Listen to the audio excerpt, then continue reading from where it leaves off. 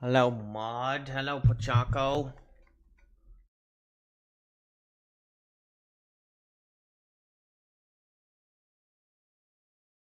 Hello, Silver Blossom. Welcome to the stream. Well, I'll be honest, I forgot to change my undershirt after work.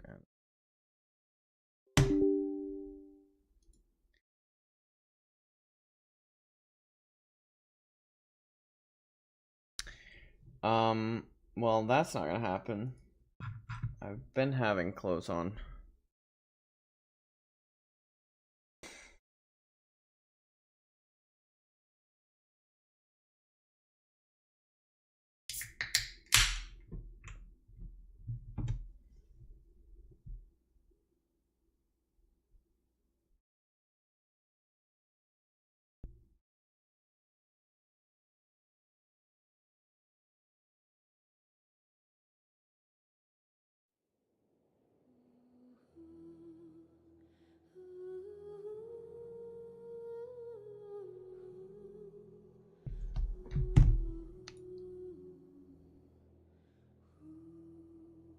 I gotta turn my headset on.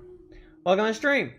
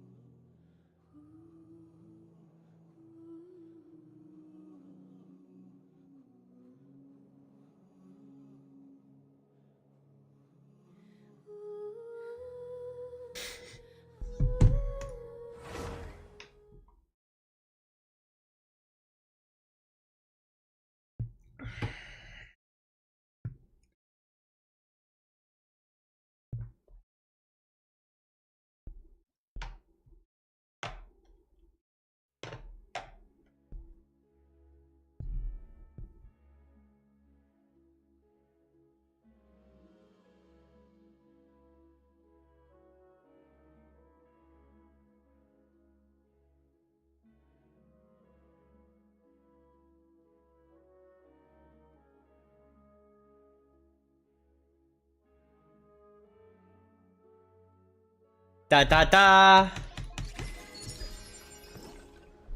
Oh, Mr. Cyno.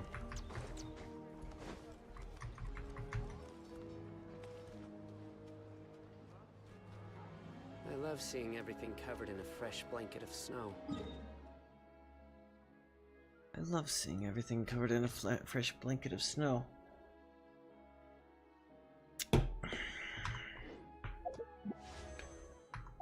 All right.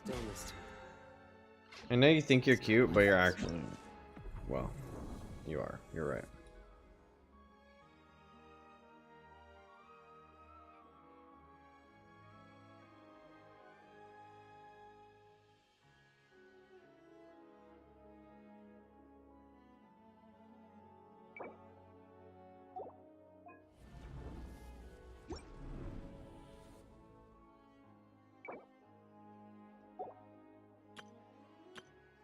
Have you done it yet, bud?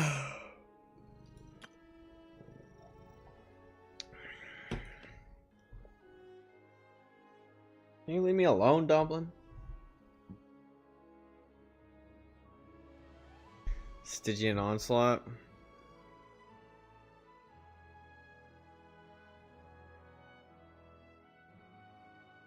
Is it easy?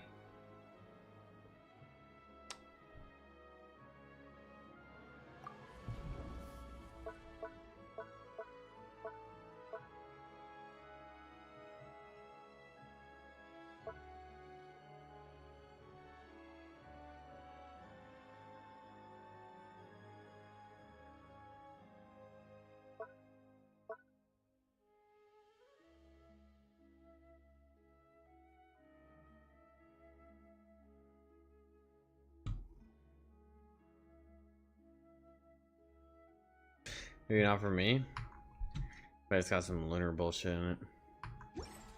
But calm and peaceful.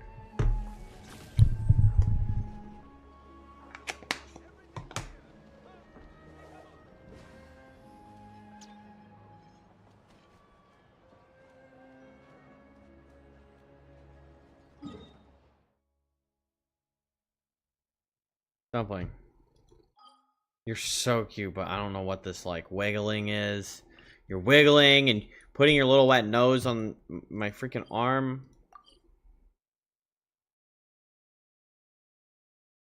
Making muffins in my freaking leg. Is this gonna stop eventually? Or are you just cursing me to...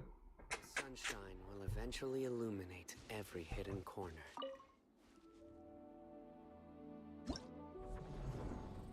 Chimeric lion.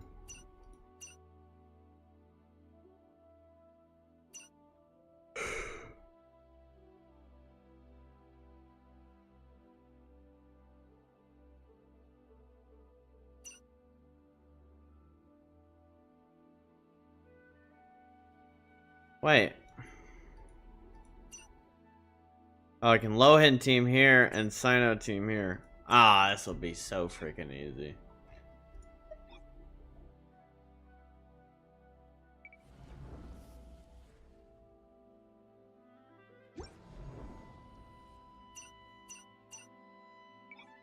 Except the question is, do you actually have...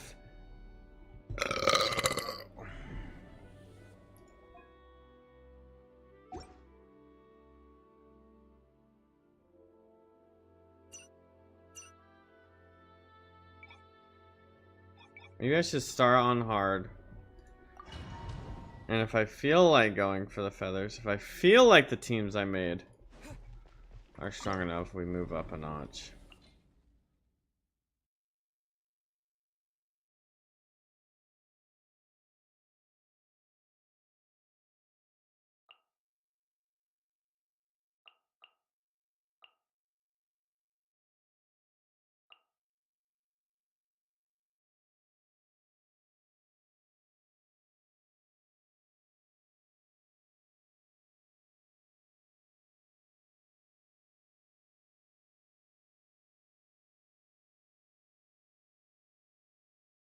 What the freak is fishy?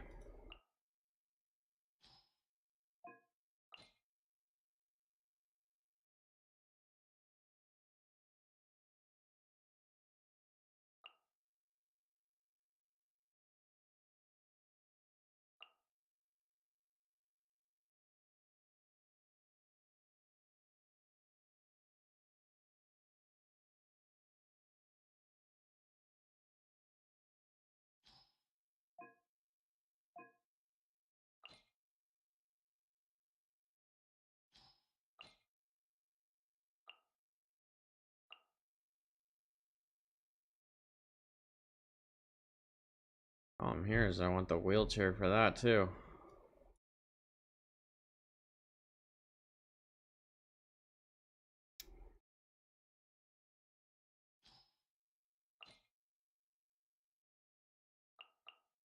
Go fucking Varka.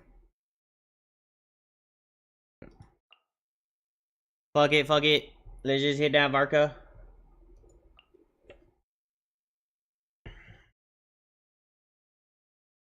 Fire, fire.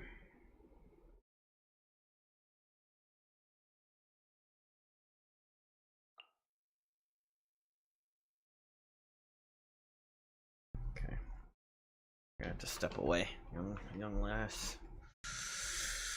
Varka, Benny, Duran, Venti. No. Wait, is Venti better than her if I don't have C6?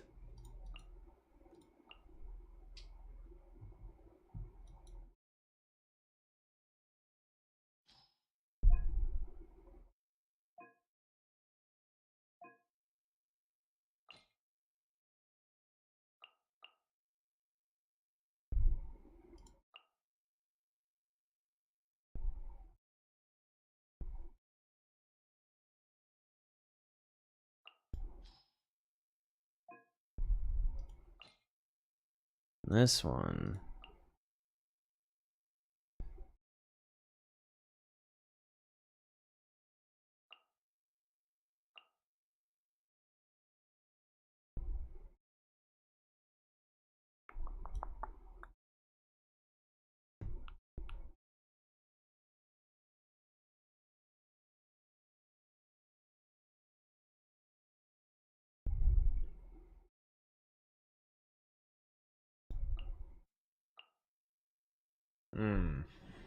This is an awkward setup for me. Maybe I just do it like this.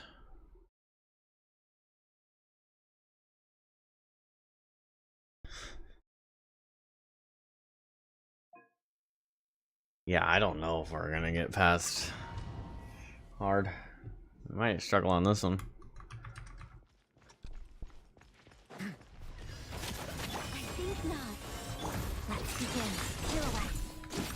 One down. We've none stand. Now our king.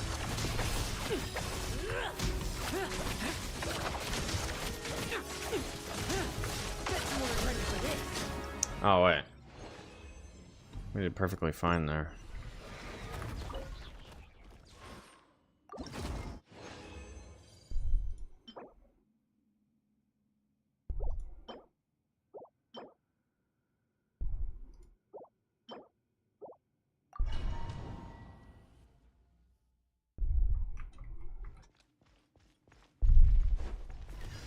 Begone.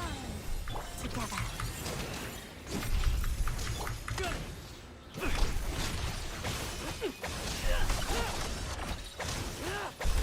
Bet you weren't ready for this. Now's our king.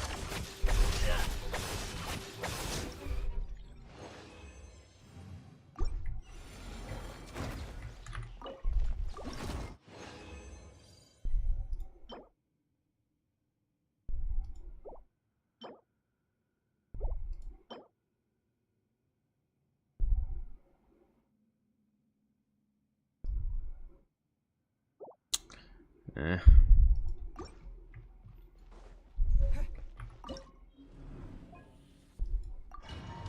Seems nice and all, but it's kind of not. On me. We meet at last, meddler. Leave it to me.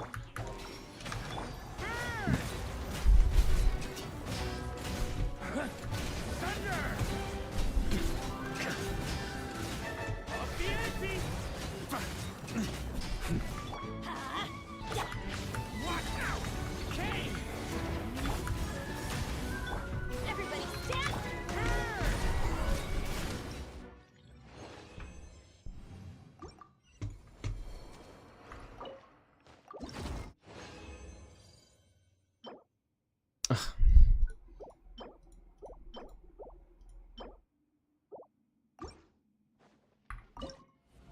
Disgusting.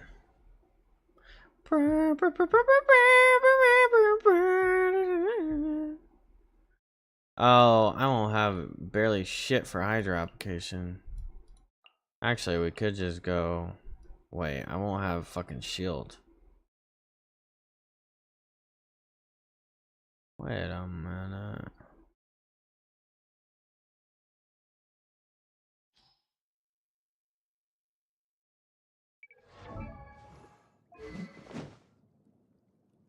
I do have Favonius on her.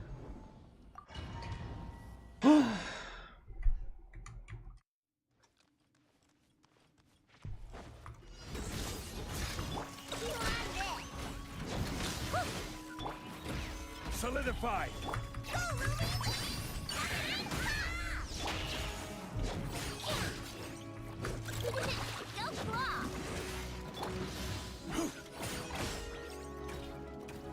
Gather.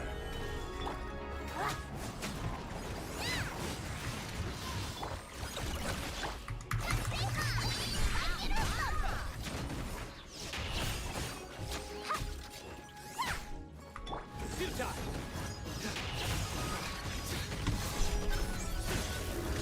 And it's just due.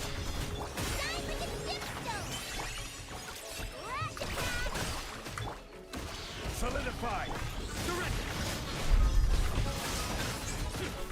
We stay condemned. Judgment is upon us.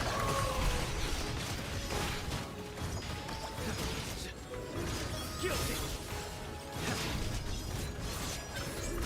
We stay condemned.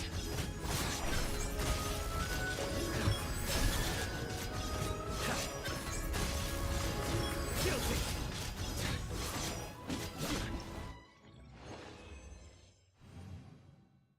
What's up, Brogby?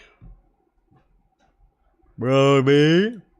You're looking mighty fine today. Thank you. Appreciate that.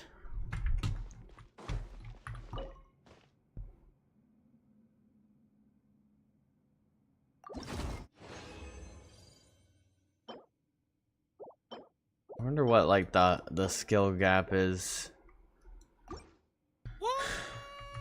Brug Take just this and smite thy subscribed. ads Take this and smite thy ads away. away. I'm calling you hot. Yeah, I received the compliment the first time. Thank you. I appreciate it. Well, thank you.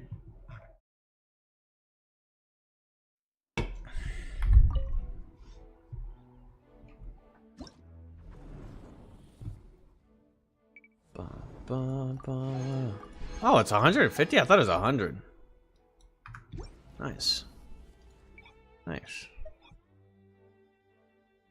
Alright, so does the hard to menacing add anything?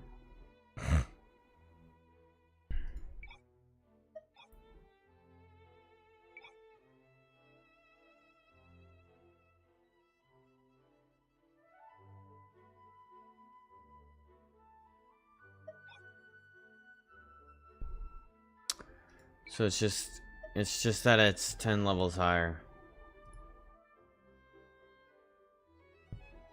Just making sure you know.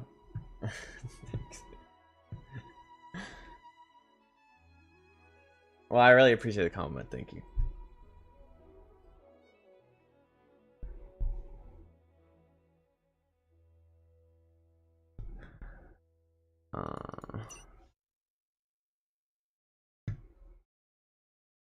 Yeah, gotta make sure I pull out this YouTube chat. I don't need YouTube chat getting upset with me for not responding.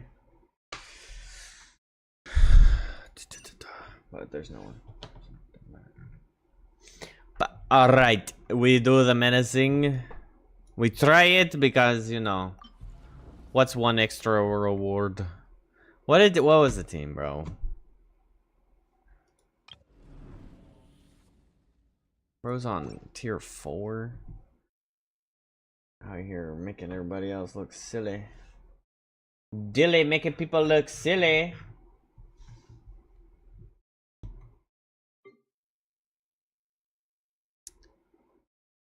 It was Lohan.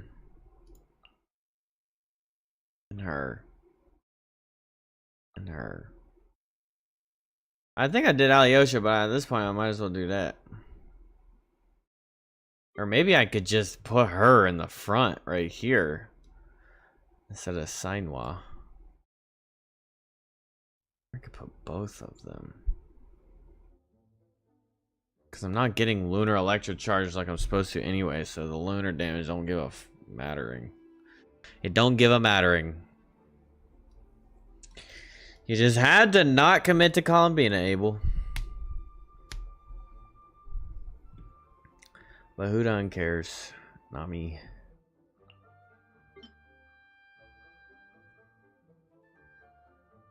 Who was here? Alyosha? Alyosha gets pretty good recharge.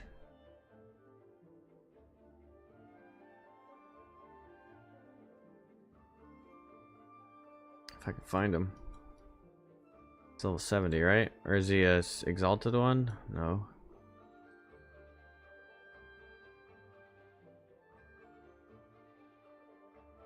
What level is my ally?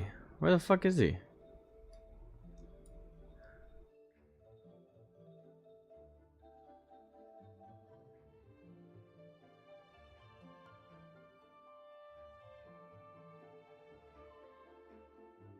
Oh, there he is. I guess I forgot that he had like white fur.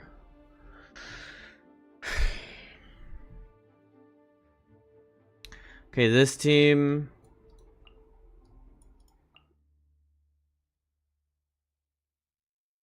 Varcolini.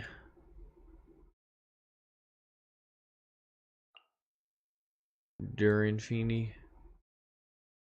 And Ventolini.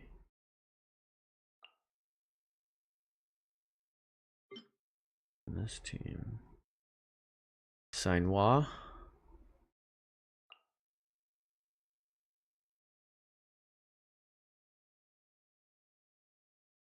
Xingchua.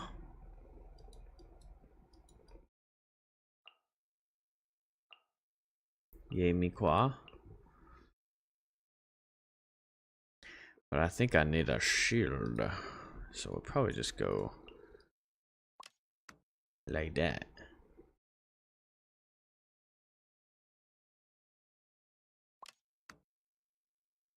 I think it's like that. Like that right there.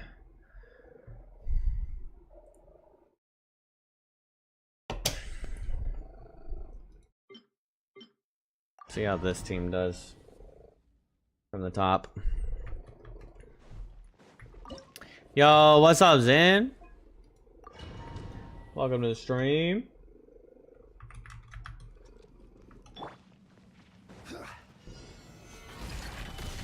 Rain outlines your fate. Emerge right now, right here.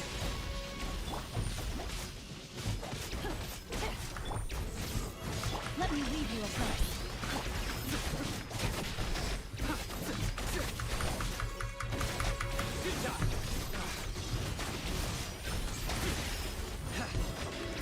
Their penance is due.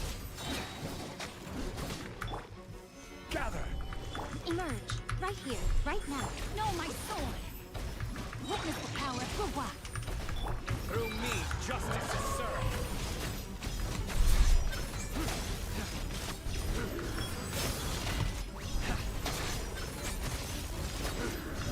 They stand condemned.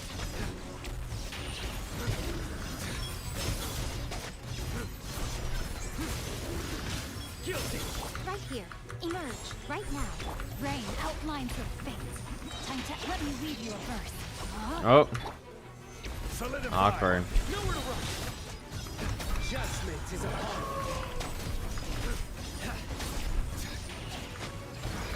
They stand condemned. Their penance is due. Guilty. No, my sword. Rain cutter. Emerge right here. Futile. They stand condemned. Through me, justice is served. Guilty. They stand condemned. We're not gonna get there. Guilty. Their penance is due. It's not enough. It's not enough. It's not enough. I need something that makes him stronger.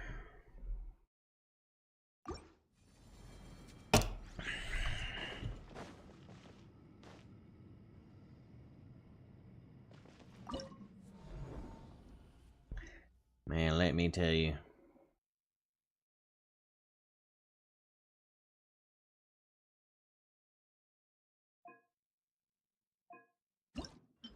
Let me tell you, I can tell you a story. The problem is like, it's gonna take too long to get her fucking ult up. Let's see in Cyno. Bro, Cyno doubters beware.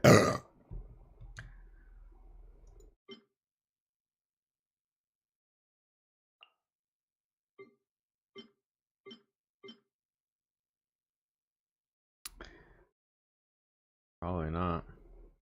I don't think I wasn't playing for the opening of Nodcry. I was playing for I mean, I have Favonius on her.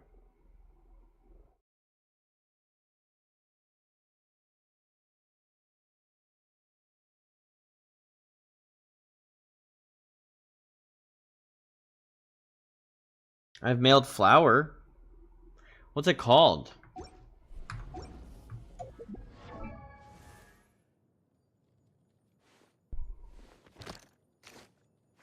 I know. I have this. I don't think this is it.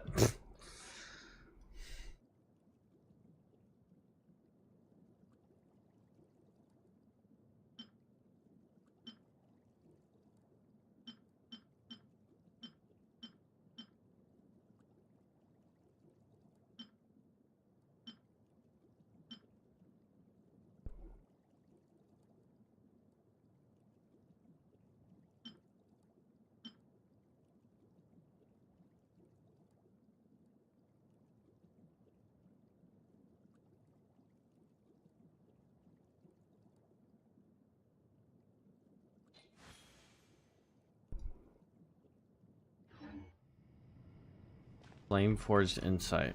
That's a stupid name for a weapon that's made for a Hydro character.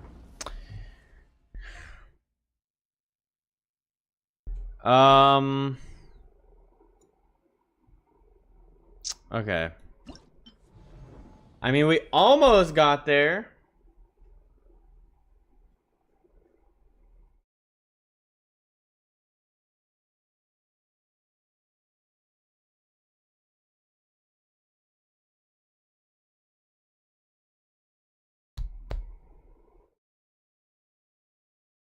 Maybe if I go back to just doing a lunar. But it's only lunar crystallite, so it doesn't matter. Lunar charge damage.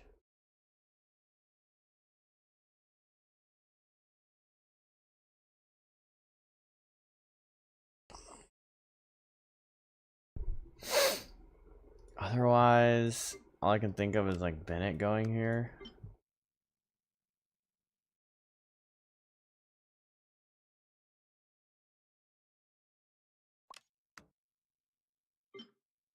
He needs someone to buff him. I don't really have much buffing going on.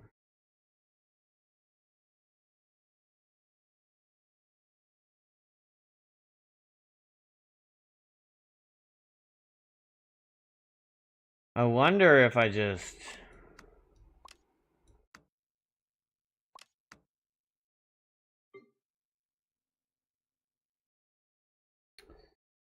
do this with Xingqiu.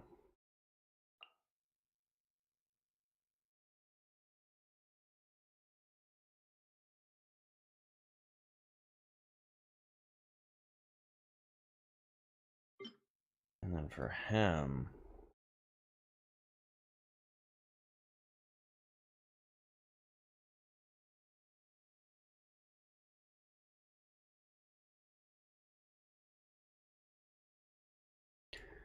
put Cryo Traveler up. Enable.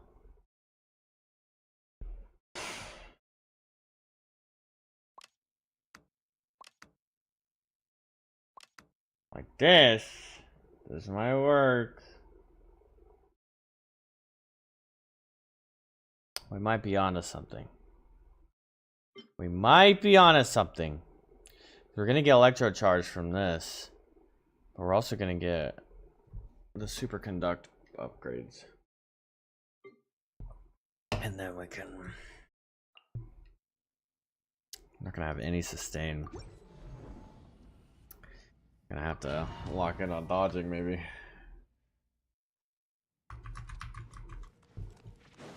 Emerge right now. Surrender! Rain outlines your fate. Know my sword. Let me weave you a verse. Cut of death. Futile!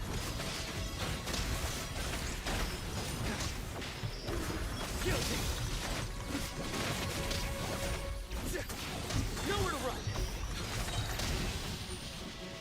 Your penance is due!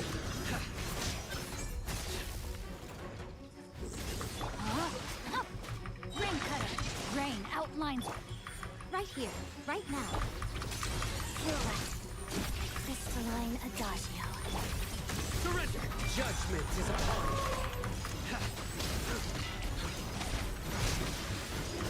Stay condemned! Oh! The damage is so... Guilty! Stay condemned!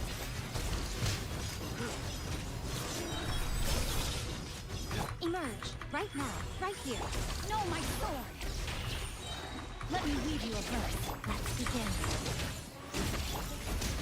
Through me, justice is served. Their penance is due. Stay condemned. My Oh! What was that punch? That's some dumbass punching shit you're doing. futile. Shadow me. Rain outlines your fate.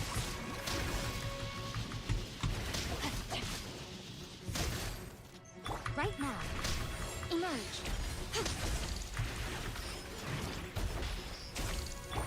Rain cutter. Let's begin. Heart of death. Surrender.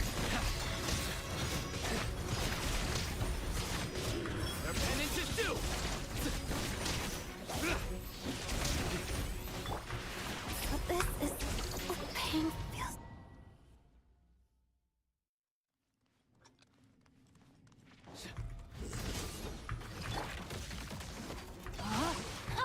Rain outlines your fate. Right now, emerge, body and mind. Let me weave you a book together.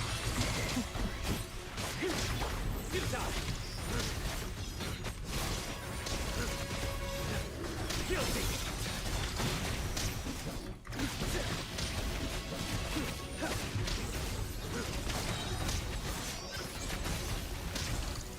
And it's a do.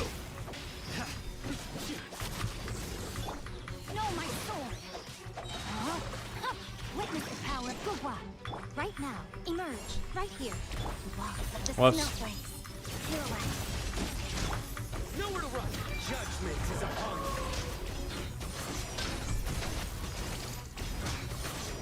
Stay condemned. Come at me again. And it's just do.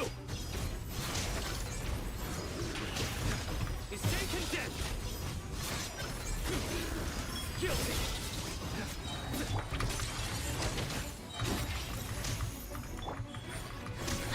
Emerge.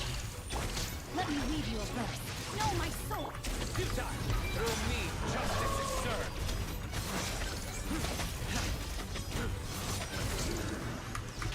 Stay condemned. Bro! He jumped over my shit. Surrender. Rain outlines your fate. Right here, emerge. Rain cutter.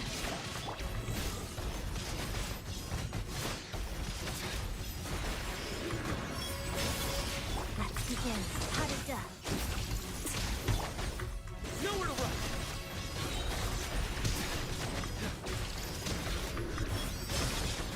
Know my sword. Rain outlines your fate. Let me weave you a verse. Futile. Right here, emerge. Right here. Your sins weigh upon your soul. Guilty. I'm struggling because I have no sustain and I get hit right at the end. Stay condemned. Clear away. Crystalline adagio. Right now, emerge. Rain cutter. Nowhere to run. Through me, justice is served.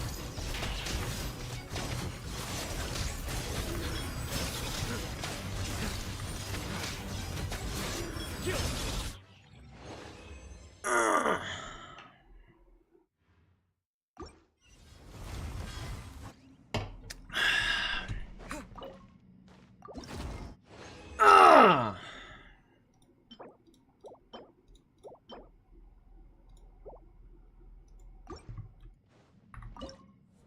All right. This might be the well, no, the only thing different is really just going to be Nicole being over here. So maybe we check this team first.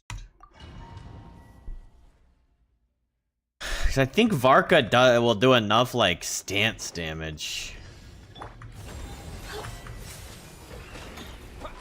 One down.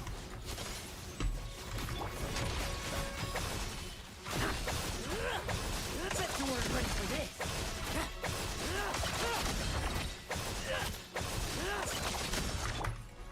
Guard, back.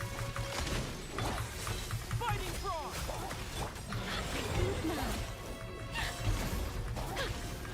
Let's fight.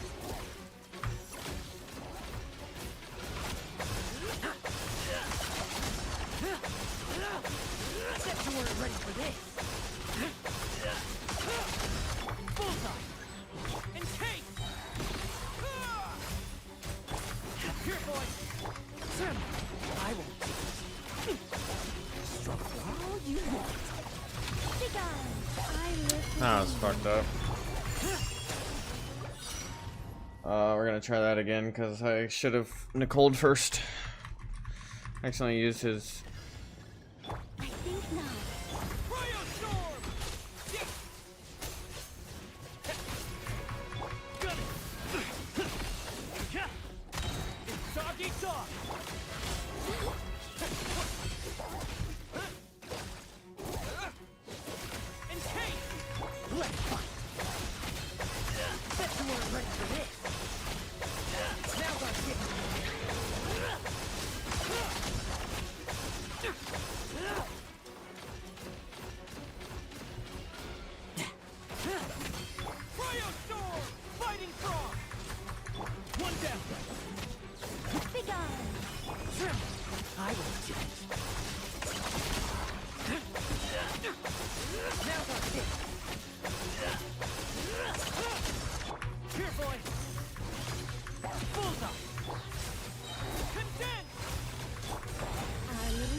courage. Now that's it. Bet you weren't ready for this.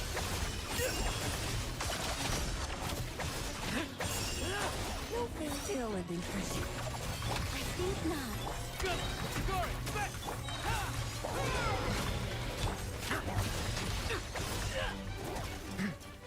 Bro, can you not run away from my dog? Now that's it.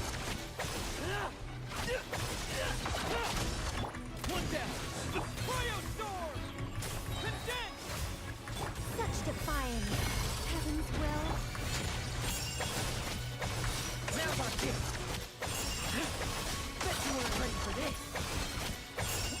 Oh! What's up, JP?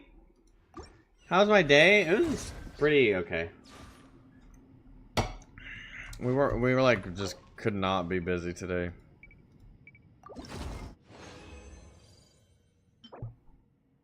Oh, hello.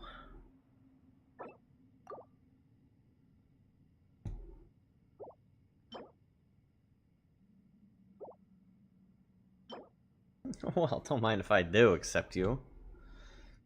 Give you a little HP person. If that ever happens. One day I'll have an HP scaling character. But, you know. Not gonna use Cyno. Cyno. I beat this team with Cyno. Or the Knuckle Duckle. So now we just have last team. And we just hope this is enough. I'm gonna test something. 13 seconds. Let's light it up.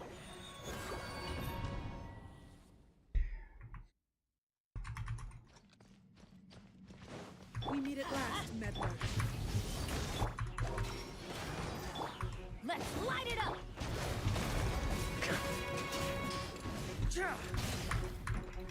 Thunder! Huh?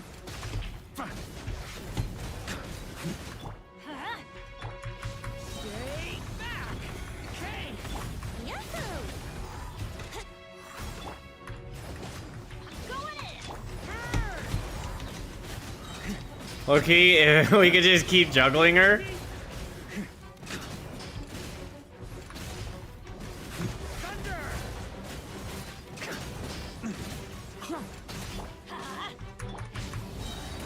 Think you can get away? Here we go. Turning point! Teamwork is trick.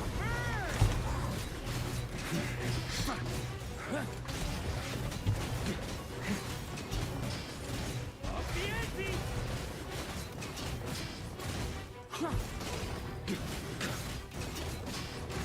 Yahoo!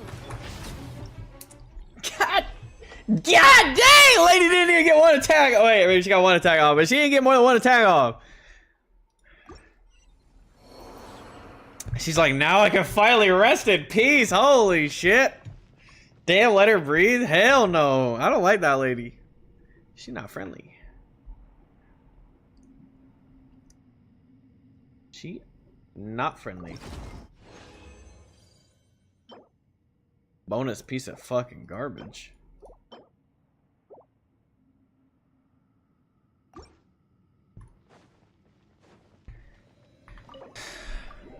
Look at that. Look at that, chat. Spin a strat with Jean. Don't see why you can't do it here. Hell yeah. Just keep beating the shit out of her until she's the HP bar is gone. That was a funny boss. Wait, 266? 228? I ain't making that. A 30-second gap?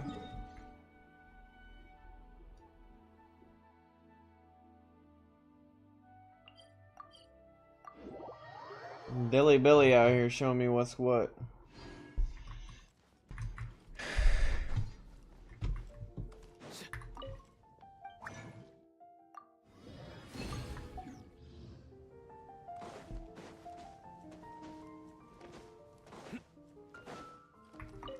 Astra.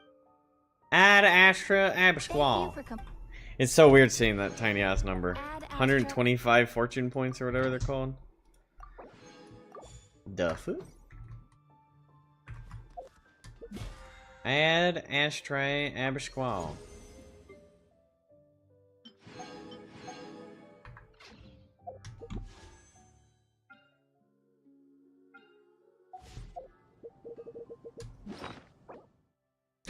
No!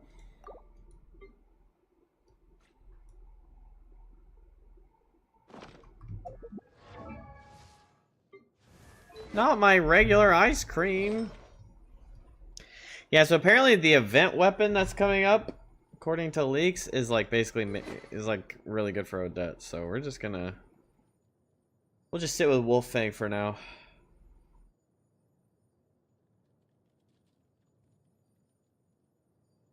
How does Cyno feel now that you have Odette?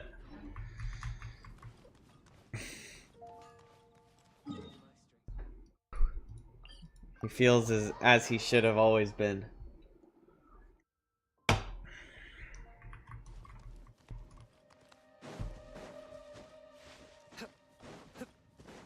He feels like the king he should have always been considered. Or something like that.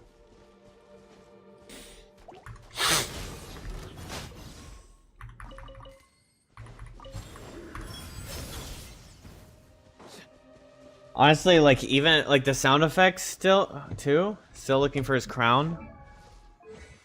Bro's got 2 crowns. Have I triple crowned anybody? Double crown.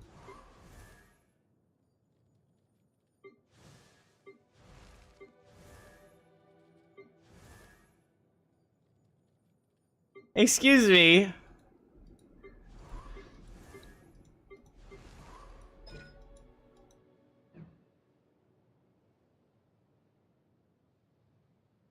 Oh, Hazo. Watch. The Inazuma buffs will roll in, and this guy's gonna be top tier. Still haven't crowned anyone? Wait, you haven't crowned literally anyone in the game? So you just kept everyone at 9? I mean, you must have like a fucking absolutely bonkers amount, because I have 36. So your crown count has got to be like in the hundreds.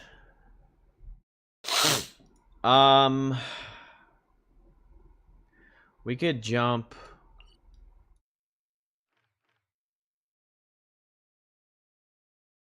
$50 or $60?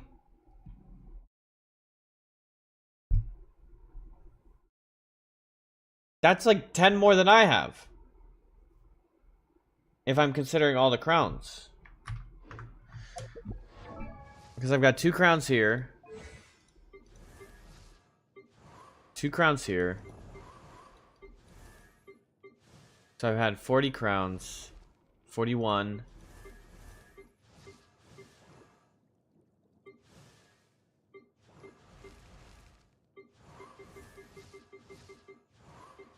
$42. 43. 44. 45. I'm pretty sure that's all my crowns. 46. I mean, I've got 46 crowns on the board.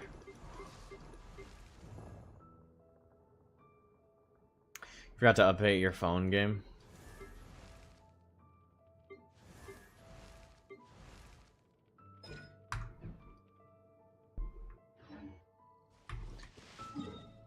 I mean, there's no way it's only like 10 more than me. 15 more than me.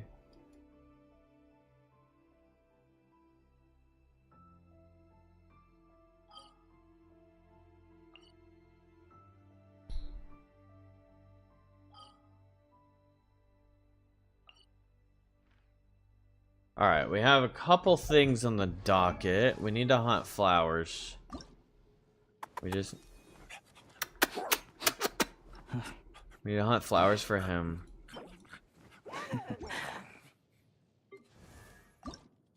Flowers for her. Oh. Oh no. Oh no. Hopefully coming here won't trigger the... Oh.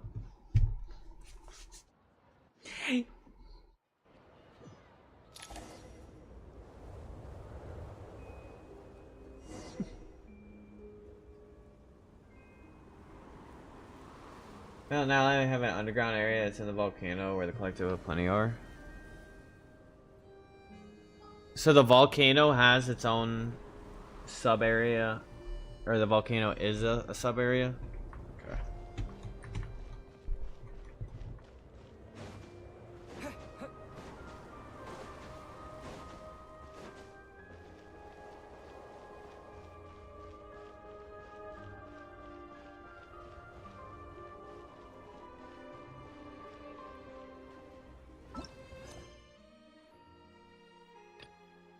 Okay, this slow pan out is getting a little dramatic.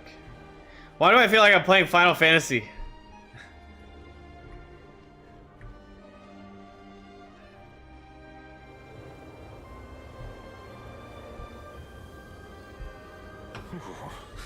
It sure is cold today. I wonder how much heavier the snow's gonna get. Here to see Odette? I just need to see your tickets for the preview. Perfect. Thank you. I'll hold on to your tickets. Come on in. It's freezing outside.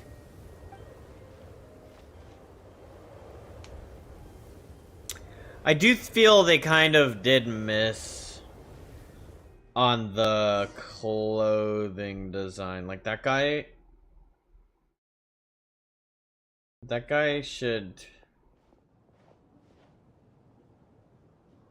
I think I'll leave the Lelic question until after the show's over.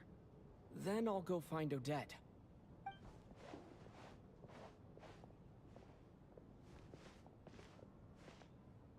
Child said he was originally going to come with Tonya. So I'm guessing Tonya's already here somewhere. Is there anyone here who looks like a Tonya? Let's see. It's a small audience. Makes sense for a preview. But wait. I do see some familiar faces. Mr. Chuganov's back again by the looks of it. Oh, and is that Mitya? And that Fatui officer, Valeri. Guess he must be playing cat and mouse with Mitya again. Oh no.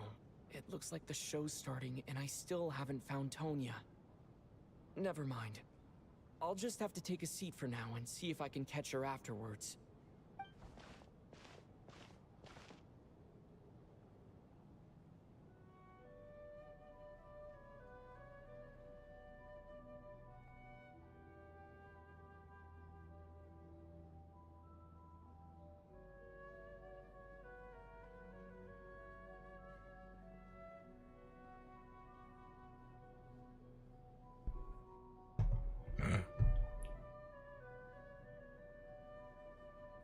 Why is there no like background music for this?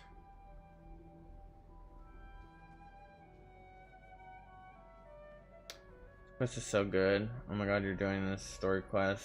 So fun. Ooh.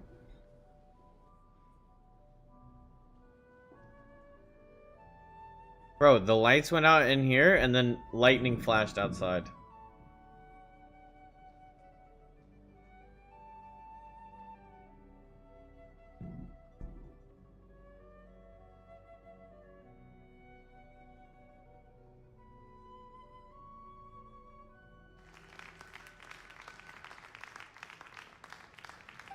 Members of the audience, I'm a staff member here at the theater. Today's performance was a very special one for us, as it marks the first attempt in a long time to revive the classic Snezhnayan ballet, Spirit Seeker. To commemorate this occasion, we would love to take a group photo of the cast, crew, and audience members present today. Could I kindly ask the audience to please come up onto the stage? I know, you're about to All right, assassinate everyone, me. huddle in a little more. Now, look at the camera. 1, Someone's about to get assassinated. 2, 3. Never mind. Who's this guy on Alyosha? Who does this guy think he is?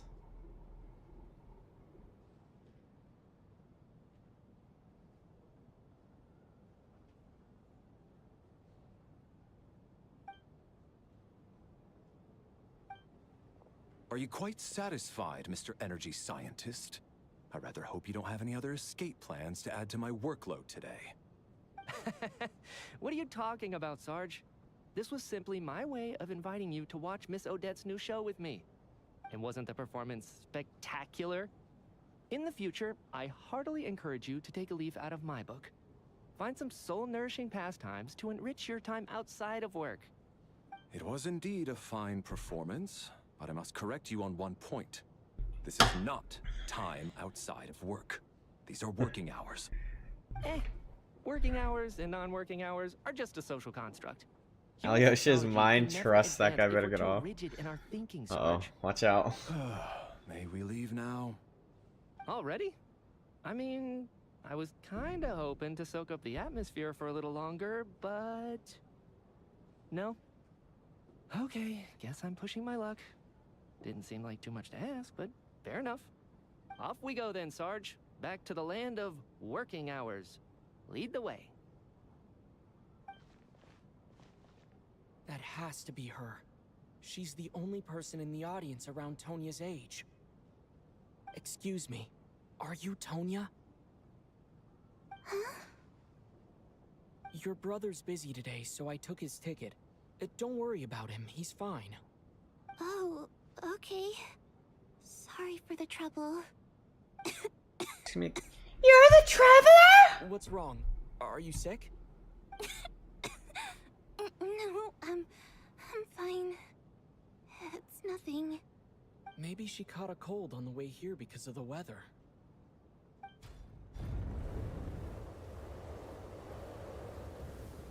I haven't seen snow like this in a long, long time. It's most unusual. I know. It's completely white out there. You can barely see a thing. I've never seen such heavy snow in my life. Let's wait it out for now. You'd be lucky not to freeze to death in this weather. I guess what he deserves. Well, look at that. Maybe we shouldn't be in such a rush to get back after all. What do you think? Let's wait and see. Why do you need to take it so seriously?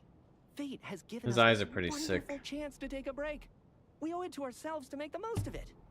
Come to think of it, there's a small inn not far from here that always keeps plenty of extra blankets on hand for guests. I know the route well.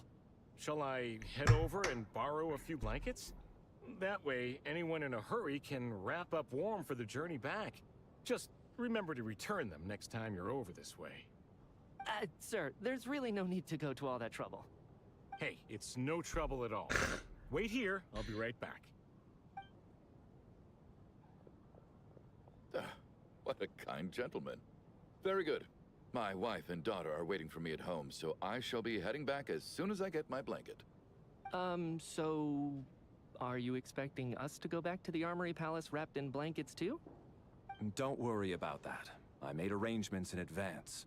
Should I not return to the Armory Palace within 3.5 hours after Operation Showtime begins, an armed squad will be sent to collect us.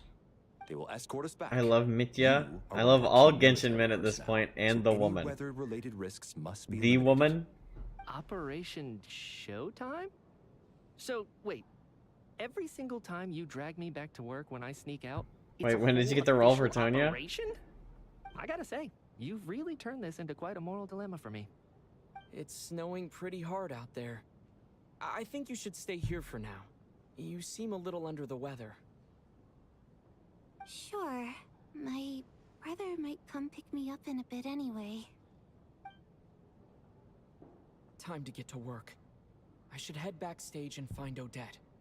I need to look her in the eye and ask her about Lelik. Excuse me, are you looking for someone?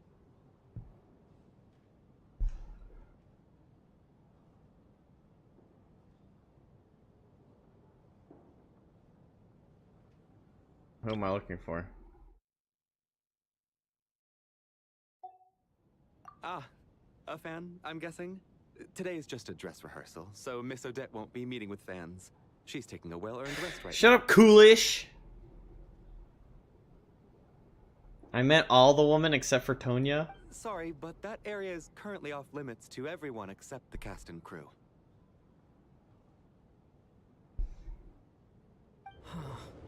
Bad timing, I guess. Well, I might as Why well did we stick leave the around. door open? I don't Doubt understand Odette will be these leaving people. Before the snow lets up, in any case.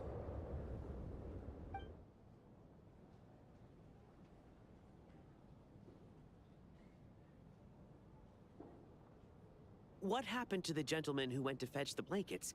How has he still not returned? I was thinking the same thing. It's still snowing very hard. Do you think something might have happened to him? Whatever the reason for his delay, I must say I hate nothing more than people who make empty promises and fail to deliver. God, the Chuganov needs to get pushed off a bridge. Well, I have to treat my employees like that on Respectfully. occasion, but that's different.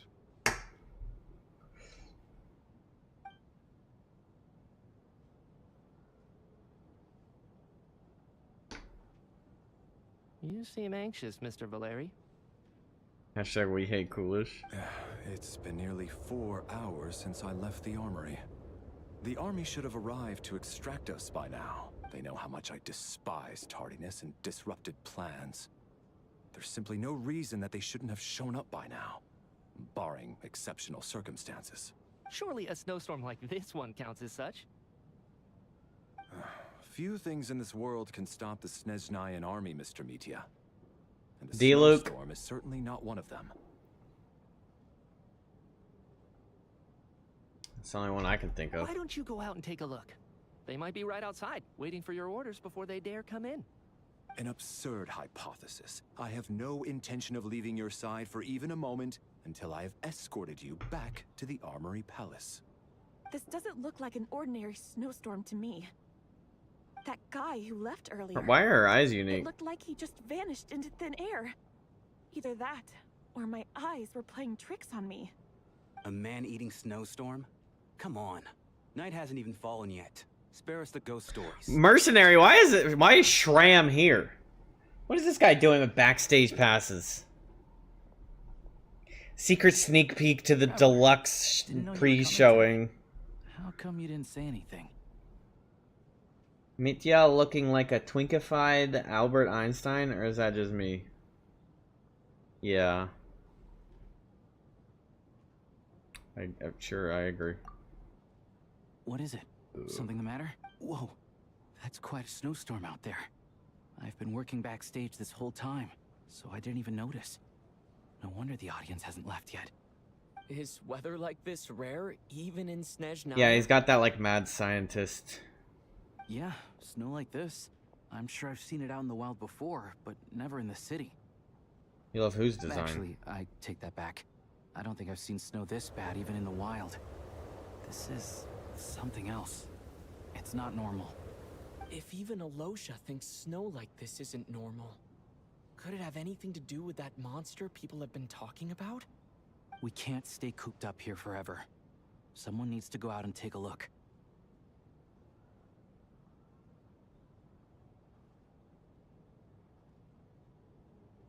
No need. I have plenty of experience with snowstorms. Besides, 72. I work here while you're an audience member. I should be the one to do it.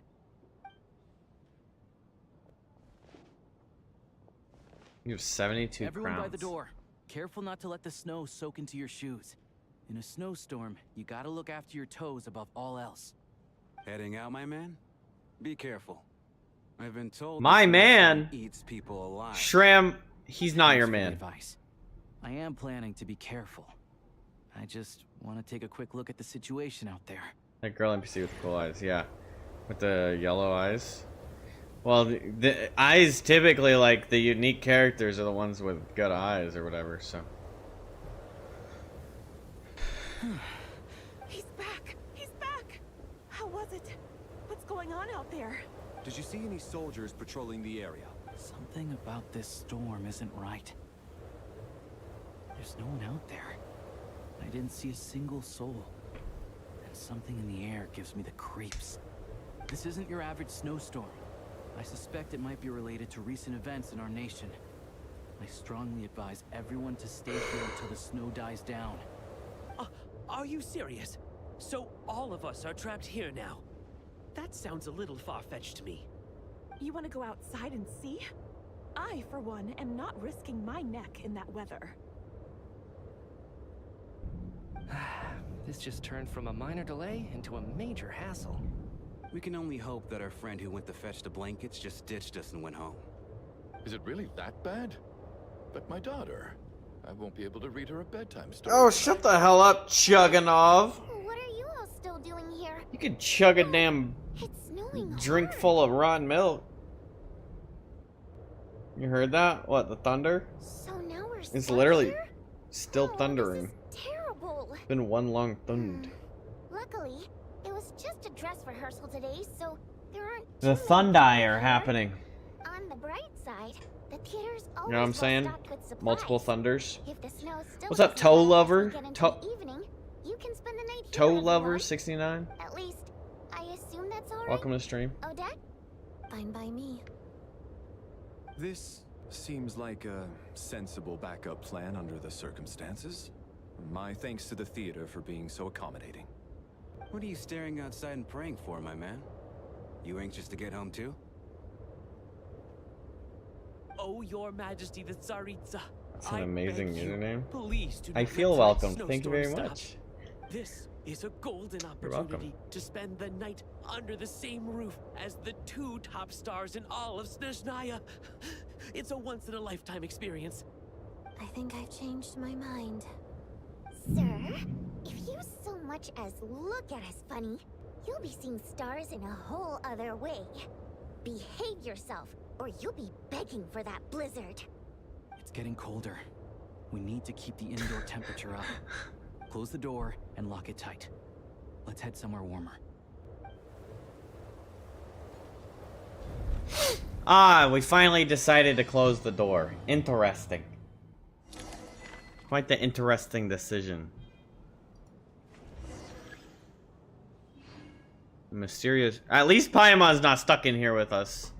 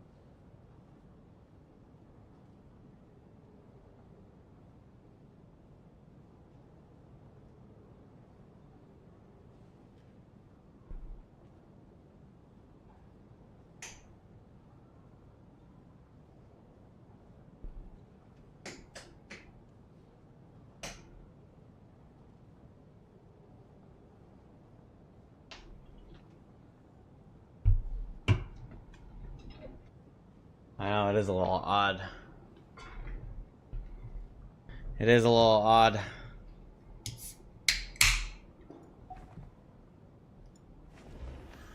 Yeah.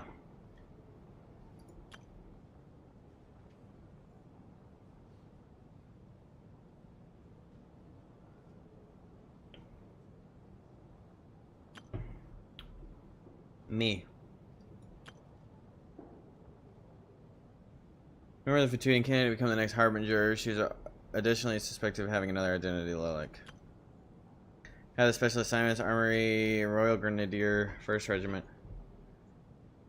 This soldier plays great importance on planning and timing. He's currently assigned to protect Mithya.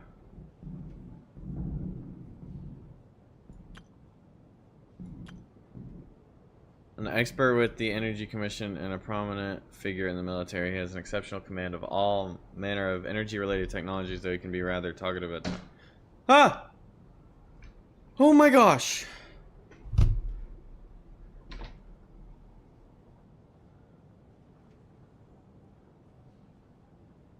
That was like a horror jump scare right there.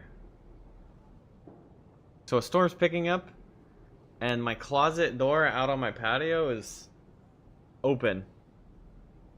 And it just got like swung into my other door, and it went knock. Scary.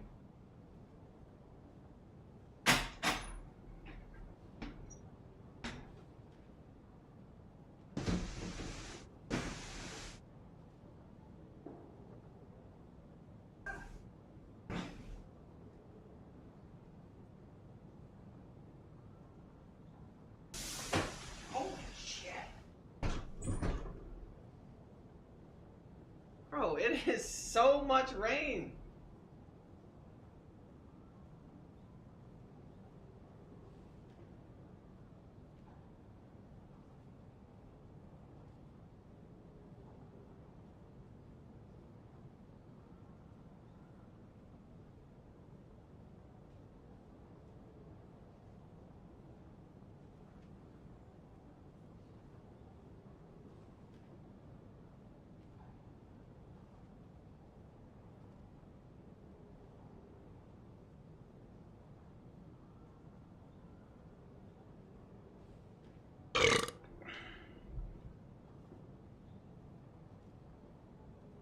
Bro, I'm like, my leg is soaked.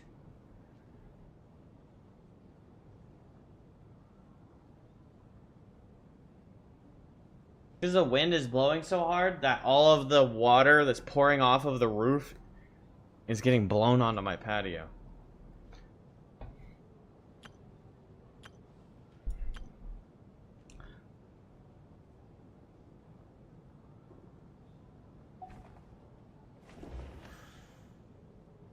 Fuck you, Coolish.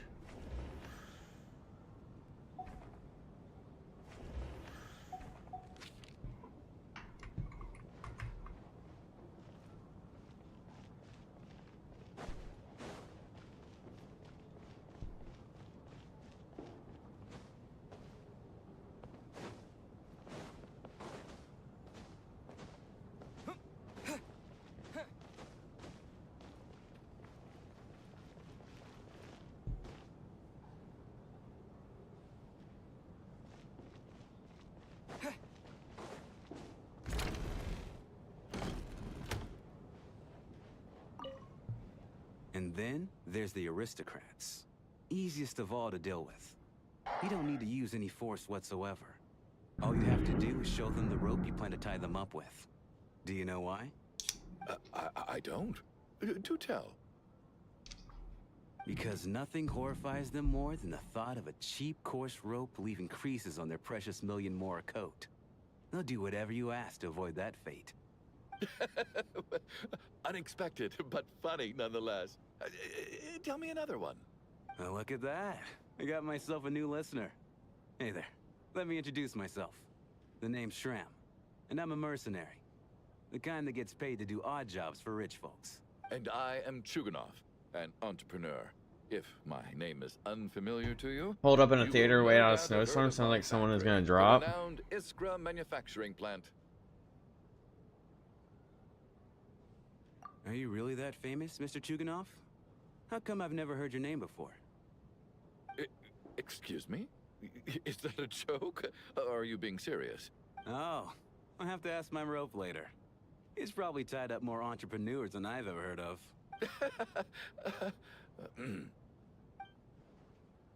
What is this weird BDSM conversation we've got going on? If y'all want to get freaky, just go get freaky, damn.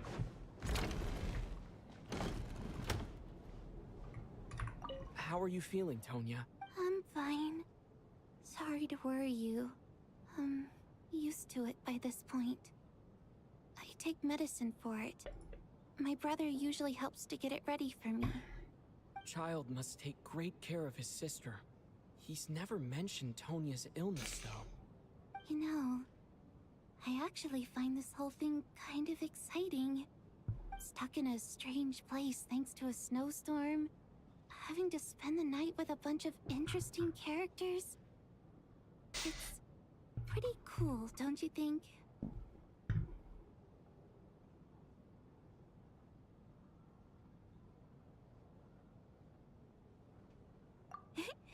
exactly. It's like one of those stories where an ordinary school trip turns into a magical adventure. I've always wanted something like that to happen in real life.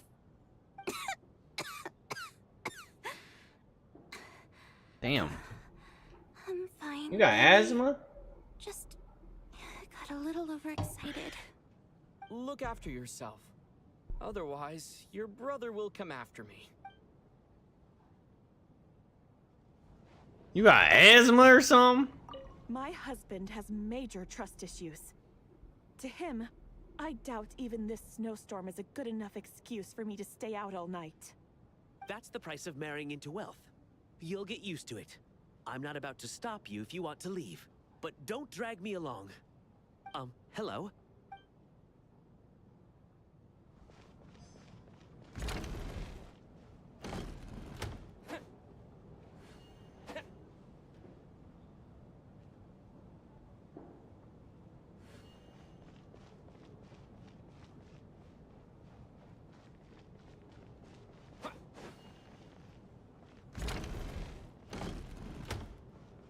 Ah, all the important people are in one room. Tonya has frostbite. I don't think it's ever been this lively backstage before. I didn't know you were coming today. You have frostbite. Have you seen Chuganov? I heard he was coming today. Have you spoken to him at all? I'm with you. This could be just the chance we need. Uh-oh. Yeah, I gotta figure out a way to coax some more intel out of him. I want to know why he suddenly changed his stance on Project Stuja. Okay, chat. This storm is getting pretty intense. Recent Vetcha vote. And it is possible that I completely lose power. So if the stream just Don't say the R word. plops out, then you know, I might have gotten struck by lightning.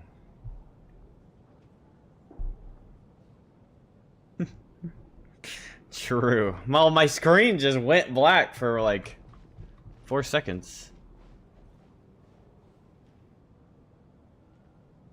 I have to say, even though today was a rehearsal and there were some hiccups along the way, Miss Odette's performance was one of the best I've ever seen. No need for these theatrics. My bad, my bad, my bad. Oh, I couldn't agree more. Especially considering the weight of the subject matter. It takes a truly seasoned professional to do justice to a theme like love and regret. I give it a lark. Do you think we were coming on too strong? Odette's ignoring us again. What about you? What did you think of today's performance? I was about to ask if you have a backup gen too. I don't know. I live in an apartment with like 400 apartments. I don't know if they have backup generators.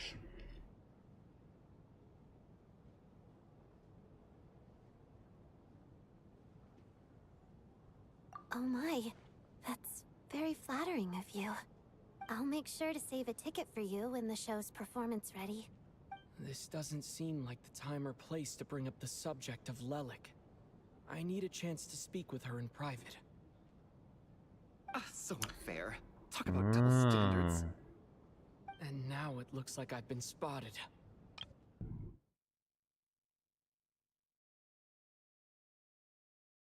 What's Coolish jealous?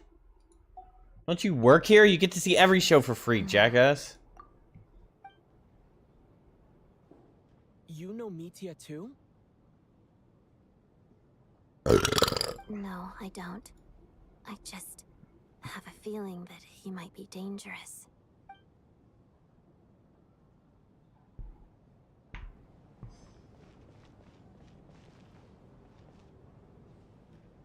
This is highly irregular. A delay of over an hour during an operation like this theoretically warrants a Harbinger-level response. I wonder what the issue is. The storm, or something else. Sarge, the day you learn to let go and just enjoy moments like this is the day you'll finally understand the meaning of life. Ah, why, hello, sir.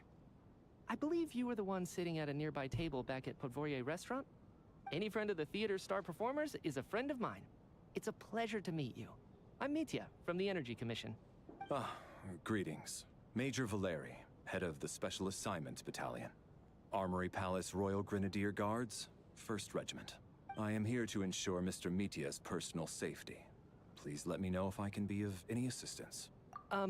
Mr. Traveler, I cannot help but notice that Miss Odette is stealing glances at me. Any idea what that could be about? I've racked my brains, but I can't think of anything I might have done to offend her. Perhaps she noticed me spacing out during her performance? You bragging those What? veins. You mean I really did do something to upset her? Well, thanks for letting me know. So, Mr. Mitya, is your work related to Project Stuja? Yes, that's right. The higher-ups in the Fatui transferred me from the Energy Commission to the Armory Palace because they wanted me to... Really? I can't even talk about that? Pretty sure it counts as part of my private life. All right, I won't say anything. Sorry, Traveler. As you can see, I'm afraid this pleasant chat will have to end here. Okay. What's this little demon hiding in his backpack? How's it looking, Alosha? No change from this afternoon. Heavy snow with no sign of slowing down. May I have your attention, please? The storm is unlikely to stop tonight, and it'll be even more dangerous outside at night than it was during the day. We at the theater owe everyone here a duty of care. So is that other guy just dead? We strongly suggest that you stay on site overnight and avoid going outside unless absolutely necessary. In a few short moments, we'll give you a tour of the theater's various quarters. You can choose to sleep in the VIP room, the office, or backstage. Or on the stage if you'd prefer. We won't mind. I'll pass on sleeping on the stage. What if the snow is stopped by tomorrow morning? The early birds in the audience might think we're part of some experimental new show. A drama about sleeping? That could be fun. Maybe we could come up with a title for the production. What? Gotta admit, I didn't get that one. Anyone who doesn't wish to sleep on the stage, I didn't either. I please just follow clicked me. it. I'll show you to the rooms. Damn it, Mitya didn't like my answer. I gotta change it.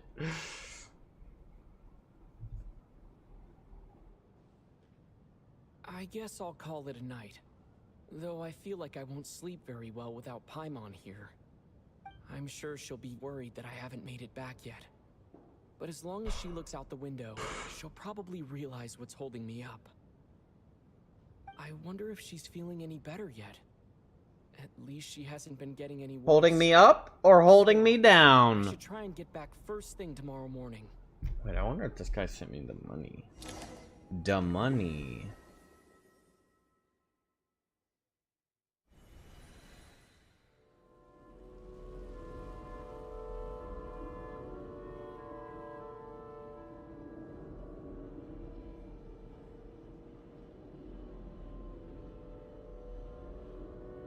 Ah, finally. Welcome back to the world of the living, lazy bones. I was about to wake you. The black mist is almost on us.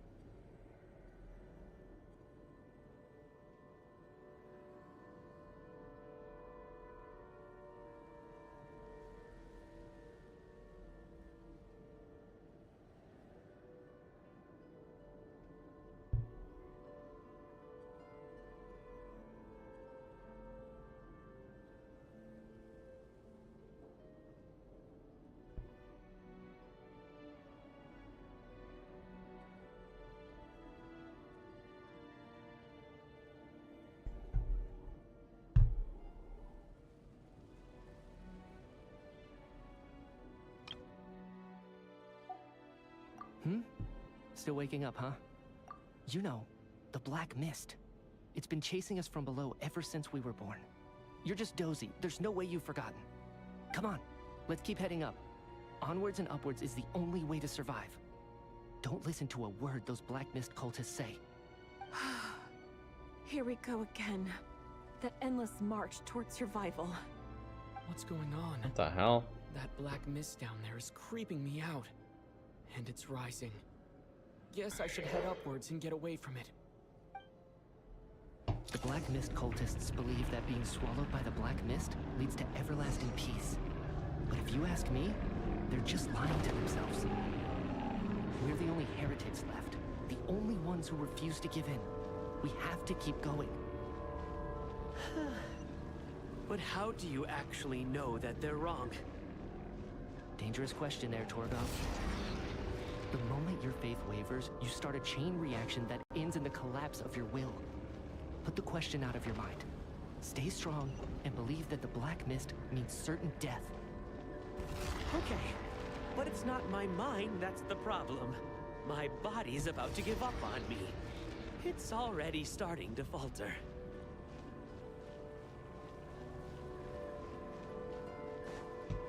I'm scared. I can't do this anymore. I've had enough of being forever on the run. What's the point of it all? All this will pass eventually, I promise. Keep fighting. It will be worth it. You accuse the Black Mist cultists of being liars. But you're lying too. There is no end to this path. It keeps going up forever. There was never any hope to begin with. The cult of the Black Mist has poisoned your mind, Sobolova. Are you thinking of giving up as well? I am. I think I'll take my chances with the Black Mist over this perpetual torture. What in the world is happening? As much as I detest the Black Mist cultists, I'm just too weary. Then I bid you both farewell. Let me put my personal opinions aside for a moment and say, I hope that you both find peace within the Black Mist. Fate always appears so impossibly complicated. But at moments like this, its raw simplicity is laid bare. Their fate was sealed from the instant they entertained doubt. From then on, the outcome was both inevitable and irreversible. Assumably this is a dream, yeah.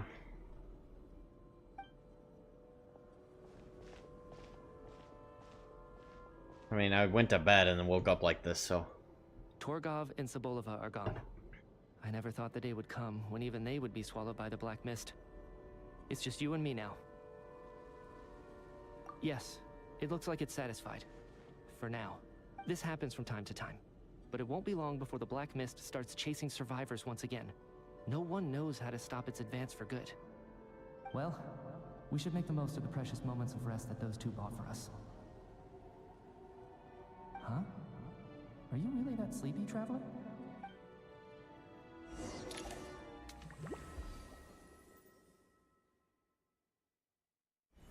Help! Somebody, come quick! Oh great, someone's dead. What's wrong? Huh? Is it morning already? What's all the commotion? Sounds like it's coming from next door. I should check and see what's going on. Mitya's dead. It was a bait and switch. Mitya isn't even a playable character ever.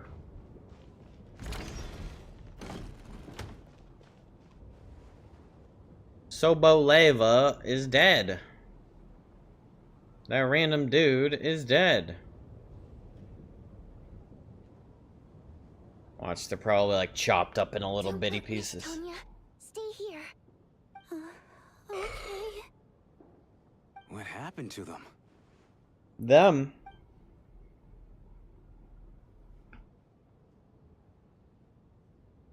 They gave in to the Black Mist. We were lying down the room completely still as if they're asleep. Your gut tells you that they're not sleeping. Somehow you can sense it in your bone. This is what death looks like. Wait, you're telling me the Traveler's never seen a dead body yet? These two people have passed away. And the strange thing is that somehow, I knew this was going to happen. I knew that they would be the ones to die. Me too. Have I seen this moment before? Or did I have some kind of premonition? I can't remember what it was. Let me take a look. Yeah, I guess that's true. There's like two canonical deaths that he was there for. One was turned into dust and the other was swallowed up by the hydro creatures No or vital whatever. signs in either of them. They're dead. The cause of death, however, remains unclear. No wounds on the bodies. No signs of a struggle. and no skin discoloration caused by the buildup of toxins. But just last night, they were chatting and joking away. This is so sudden. Could they have had pre-existing medical conditions? Even then, the odds of them both dying of sudden complications on the same night are extremely low.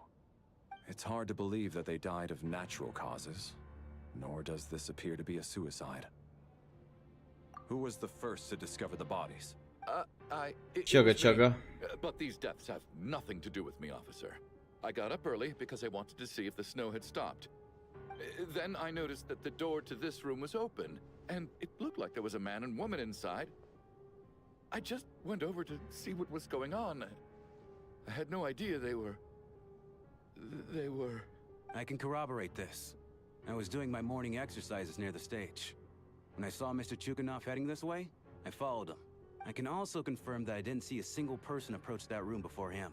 The snowstorm was raging all night, and it's still going now. There's no way someone could have come in from outside, correct? Yeah, the guy from Tatsumi that used the delusion. And the whole Natlan Abyss invasion. Oh yeah, that was pretty brutal. I wouldn't have noticed if anyone had tried to open it. Everyone, split into pairs and search the theater for It's a lot of dead for Natlan. or any signs of suspicious activity. I'll follow up with a full search of my own shortly. Go. There is no time to waste.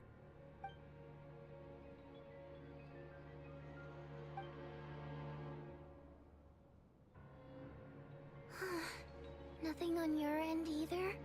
Backstage is clear. No signs of suspicious activity. We checked the basement. Also clear. I don't think there's anywhere here that a living person could hide. Are we certain that the theater doesn't have a back door? Or any tunnel or passageway wide enough for a person to fit through? No, there's nothing like that. If people were sneaking in through some secret tunnel to avoid buying a ticket, we'd have sealed it off ages ago. I also checked the windows. All of them are locked from the inside, and there's no sign of anyone entering or leaving. It sounds like we can safely rule out the intruder theory. If anyone came in during the night in this weather, there'd be no way for them to avoid leaving footprints or water stains. This can only mean one thing. It's like one of those murder mysteries you see in novels and plays, isn't it? The ones where the killer is one of us. We can't quite jump to that One conclusion of just us. yet. One of us. Could he be right? It's hard to imagine something like that happening in real life. Set in a theater during a snowstorm. A murder takes place, and the killer is among us. Among Us? Such a classic trope that it seems unbelievable. Looking at who the killer targeted, and the clean entry and exit, it all adds up. I know what this is. It's obvious now that I think about it. What is? What have you figured out? Both victims were wealthy, well-known local merchants. And the door was deliberately left open, so I would discover the bodies and witness the crime scene first thing in the morning. Such ruthless methods. This was your doing, wasn't it, Lelik? Lelik? You mean Lelik is among us? And he's the killer? Lelik. I know this code name. Member of the Rokot, anti-Project Stuja. Always works alone. I've read the case files at the Armory Palace. Walk me through your reasoning, Mr. Chuganov. What do you know about Lelik?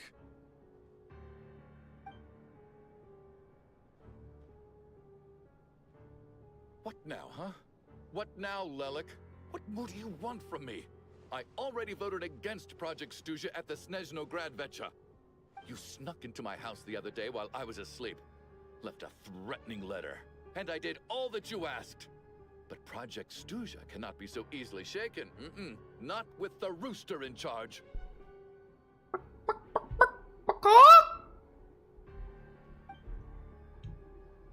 So he really was? And now you're resorting to murder to threaten me. Isn't that right? I knew it. The Rokot despises the rich. The lives of the wealthy are but refuse in your eyes. The way this is being worded has to be Show intentional. yourself! Which one of you is Lelik, Tell me! I'll do whatever you want! Just stop playing these mind games!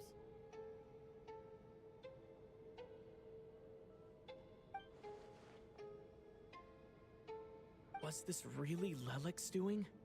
Would Odette really do something like this? If Odette really is Lelik, this seems out of character. But then again, how well do I really know her? I'm probably the only one here with a compelling theory about Lelik's true identity. But if I reveal it now, I'll be putting Odette in the line of fire. What should I do? I don't think it's likely that Lelik killed anyone. At least from the stories I've heard, he's never killed anyone before. And his name has never come up in connection with any murder cases. Besides, even if Lelik did want to threaten you, why resort to such an extreme and roundabout method? It's not his style at all. Vodyanitsa doesn't know that Lelik might be Odette, but her assessment is pretty much identical to mine. Miss Vodyanitsa, why do you suddenly feel the need to speak in Lelik's defense? Defense? Oh, no, it's just... I'm worried that we're jumping to conclusions here, so I wanted to share my point of view. Also, I don't think the Rokot is as bad as you're making it out to be. Well, if you think I'm so wrong, what's your theory then, Why don't you tell us who the killer is? The case is still evolving, Mr. Chuganov. Please do not prevent others from expressing their opinions so early on in the discussion. Even so, there's no denying that the recent threat received by Mr. Chuganov may well be an important clue. So there's still a good chance that Lelik is right here among us. Who are you, I can't do Lelik? this anymore. I don't care if it's still snowing outside. I have to get out of here. Well, at this point, everyone's suspect of... Whoa, take a beat. We all know it's far too dangerous out there. Even the soldiers couldn't get to us. Go out that door, and you might not live to tell the tale. And whoever this Lelik is, they're surely not going to murder anyone in broad daylight. Be sensible, my man. You're safer inside. As much as I regret having to say this, I'd like everyone to cooperate and refrain from exiting the premises until further notice. Because as things stand, every one of us is now a suspect. I was about to say, that's what I did say, actually. Unless anyone has further information to share, let's adjourn for now. Feel free to keep searching for clues, but make sure you don't go off alone.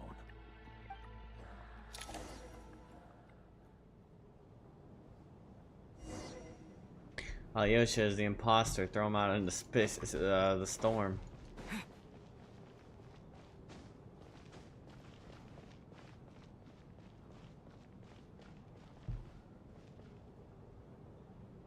Was Alyosha even there for that conversation?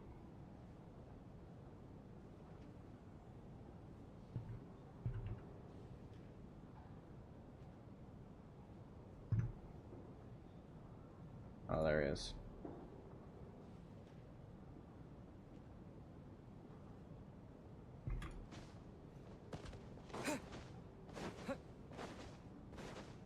He just didn't talk, yeah.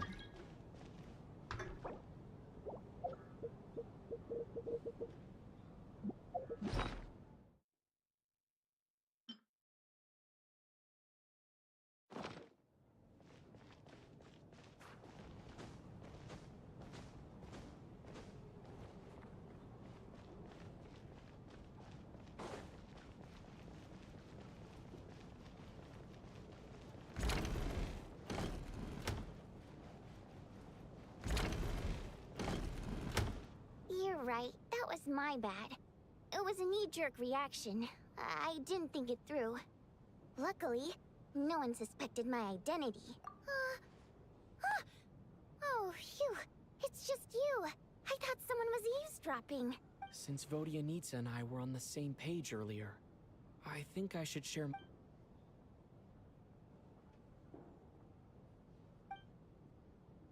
Whoa. Are you serious? I don't know if this counts as gossip, but it's definitely on track to be the juiciest this whole year. Odette? Really? Odette? Oh god, how dumb does this make me look? Lelik has been right under my nose this whole time, and I didn't notice a thing. Actually, it's exactly what you'd expect. Sometimes, hiding in plain sight is the best strategy. And now that you mention it, The more I think about it, the more sense it seems to make. What are we up to now? 1, 2, 3, 4... Odette's identities. She's my coworker, specifically a ballerina, and also a Fatous, a member of the Rokot. Now, Lelek. It must be so exhausting. I just want to give her a hug. I guess since I've always known her as a member of the Fatui, it never even crossed my mind that she could be involved with the Rokot, let alone be Lelek. I don't understand. If she's with the Fatui, what reason could she have for being so opposed to Project Stusha? Probably best if you ask her that in person. Well, since you waited until now to bring this up instead of announcing it to everyone earlier, does that mean we're all on the same page here?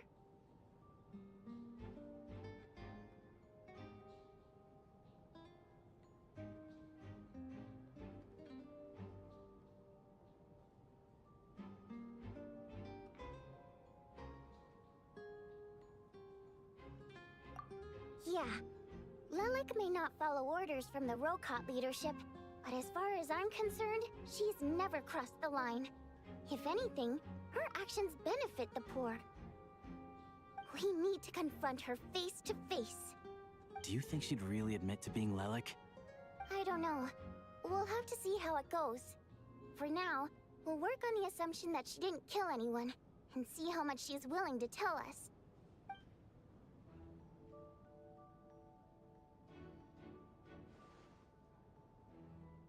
Now's her chance. Odette's alone. Let's go. Hey, Odette. What is it, you guys? Shh. Keep your voice down. We need to talk. So, you're Lelek, aren't you? Alright, fine. You don't have to say anything or explain yourself. Just hear me out first. None of us believes you'd kill innocent people. Whoever murdered those 2 people last night, it wasn't you. The Traveler was the first to figure out your identity, but he kept quiet during the discussion just now. Still, it's clear where the group consensus is heading. Everyone believes Lelek is the culprit. If your identity is exposed, you'll be in a really bad spot. We're your colleagues, and we know what kind of person you are. I don't want anything bad to happen to you. So, can you clue us in? Tell us everything. The more we know, the more easily we'll be able to cover for you. Probably not Lelek. Alright. Yes, I'm Lelek. And no, I'm not the murderer. Okay, never mind. Unless she's covering for Lelek.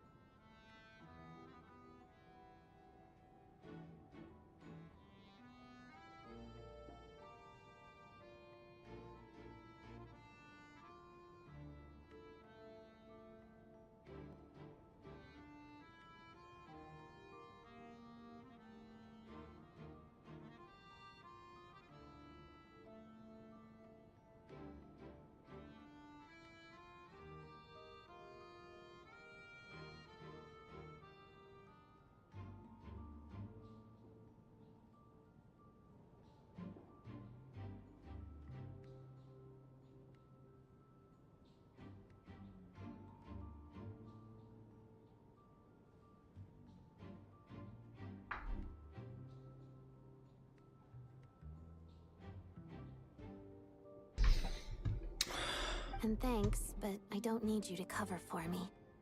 Actually, I'm planning to reveal my identity.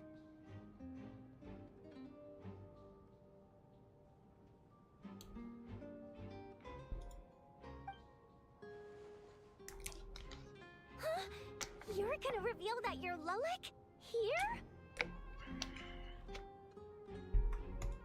That's right. I'll admit, I was surprised at first when Chuganov guessed that I was here. It was just a lucky guess, but it caught me off guard.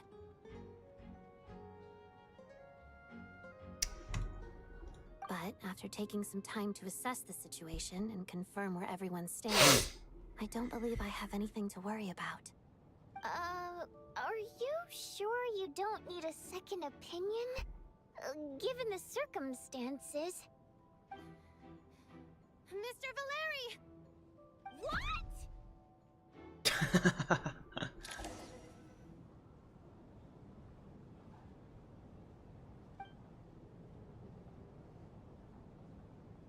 So, Odette is Lelek? I don't think Odette's I Lelek. don't know what game you're playing, but you've got a lot of nerve. It's just one identity. So what if it's exposed? I can disappear and adopt a new identity anytime I please. I made my peace with this when I chose to become Lelek. But more importantly, I promise I am not the murderer. Which means that someone else is. So, if anyone still insists that I did this, you'd best produce the evidence now. Otherwise, I suggest that you bite your tongue. Because if you really believe I killed 2 people without making a sound or leaving a trace, pointing fingers at me would surely only make you my next target. Is this really the truth, Miss Odette? That's confidence, all right. I believe you. A real no-nonsense attitude. I can see why Marionette said that she's on track to inherit the title of the Fair Lady. Are you seriously buying this? Hey, officer! She just admitted to being Lelek. Aren't you going to do something about this? I do have one question, Miss Odette. Why have you chosen this moment to come forward and reveal your identity? If I didn't say anything, everyone would be focusing all their efforts on finding Lelek. And that is exactly what the real culprit wants. I don't want to be the scapegoat who lets the murderer get away with this crime. Despite all the accusations, she made the smart choice. A remarkable display of rational thinking under pressure. Clearly, Odette's talent extends far beyond the art of dance. She thought so far ahead. Ugh, why do I always feel like I'm one step behind her in everything? Because you're a singer and she's a You've dancer. convinced me. She's always stepping. Dealing with the murder case remains the top priority right now. Let's put the name Lelek and all related incidents aside until further notice. Nevertheless, the group still considers you the prime suspect. I assume you have no quarrel with that, Miss Odette? I understand. You're welcome to keep an eye on me around the clock. I have no objections. Mr. Chuganov? Like For that, my JP. wife and daughter's sake, I'll let you off the hook for now. But don't think you're forgiven for breaking into my house and threatening me. Just wait till we get out of here, Lelek. We'll settle the score then.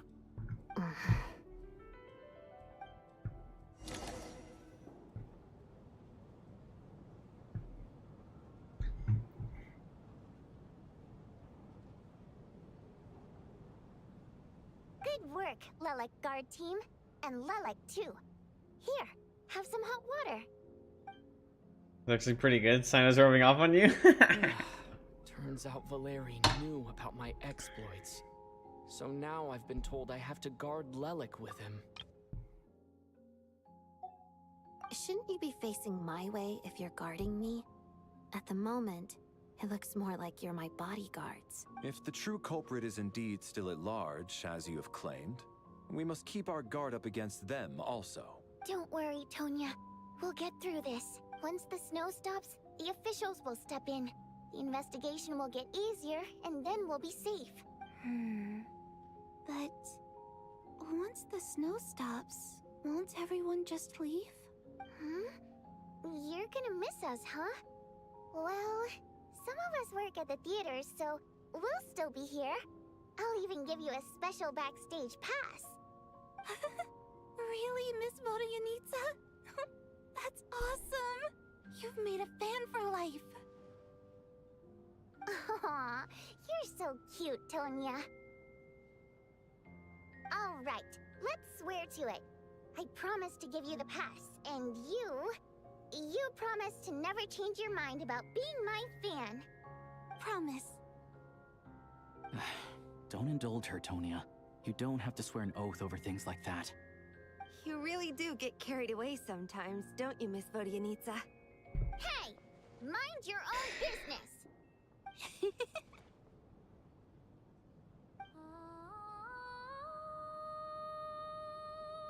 What is this?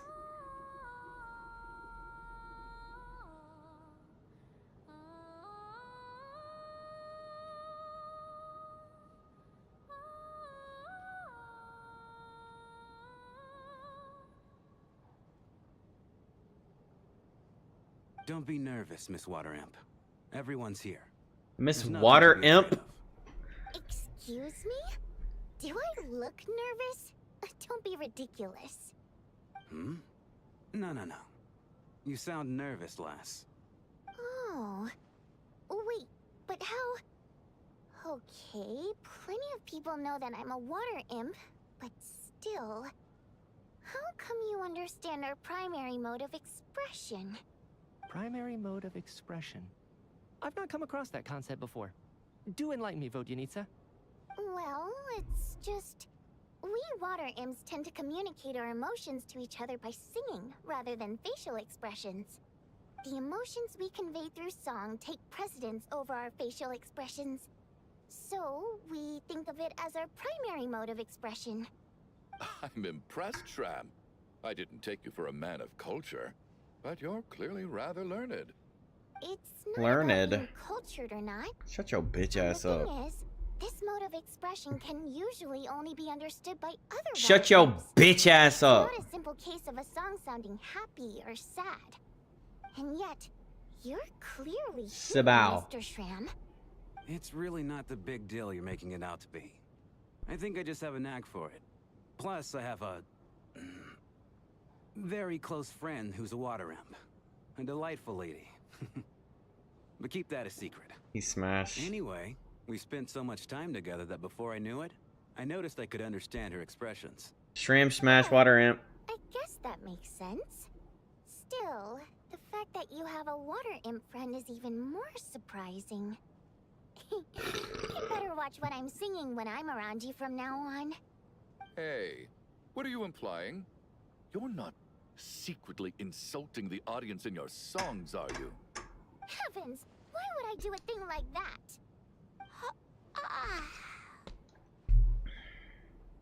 It's getting late. We should discuss our sleeping arrangements for tonight. To guard against the killer, someone needs to keep watch. I suggest that we don't sleep in separate quarters tonight. It will be safer if we all stayed together. As long as someone keeps an eye on Lelik, I'm quite sure we won't have any trouble. Are you saying that you wish to bet your life on Miss Odette being the killer? Nonsense. Of course not. Then I propose the following arrangement for tonight. The Traveler, Odette, and I will form the Night Watch. We'll sleep in shifts, but two of us must be awake at any given time. An excellent idea. This allows us to handle the night watch while also keeping an eye on Lelik. Meanwhile, the rule of taking shifts in pairs resolves the other issue. Namely that we can't necessarily trust the Traveler or Valeri either. I expect that plan took you quite some time to come up with, didn't it? Actually, our field combat manual outlines a similar approach. Although the scenario there involves guarding prisoners overnight during field operations. That being said, I must clarify that I harbor no disrespect towards you personally, Miss Odette. In fact, Lelik's numerous covert operations make fine textbook examples for military agents. I care less about respect and more about the fact that you just robbed me of 2/3 of my sleep tonight. I'm calling dibs on being the first to rest. Good night.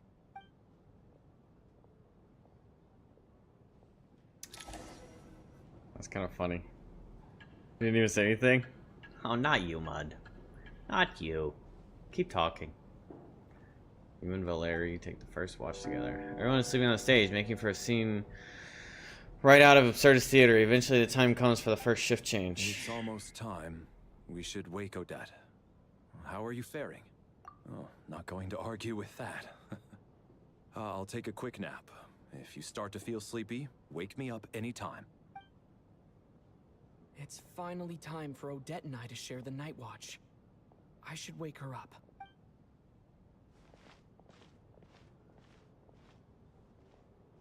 Damn, they brought out a whole bed for her? Came here to get information Oh wait, where'd all these in the beds? first place.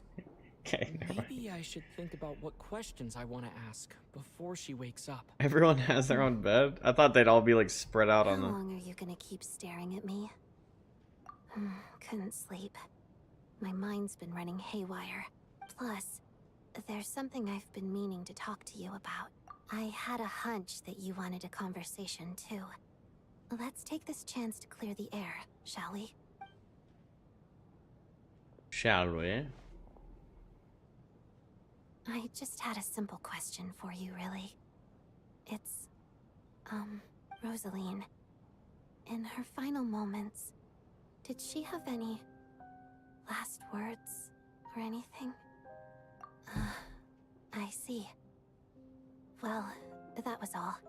I have no other questions. No, she was utterly ruthless in pursuing her goals. That kind of person should be hard to miss. And yet, even though I never approved of her methods, and she was an abrasive person, the fact remains that I am indebted to her. Oh, she told you. I guess that makes sense. I think she and Rosaline were on pretty good terms. Something like, you rats! There's a lot of yelling, I'm pretty sure. Rosaline wasn't the kind to gossip about this sort of thing.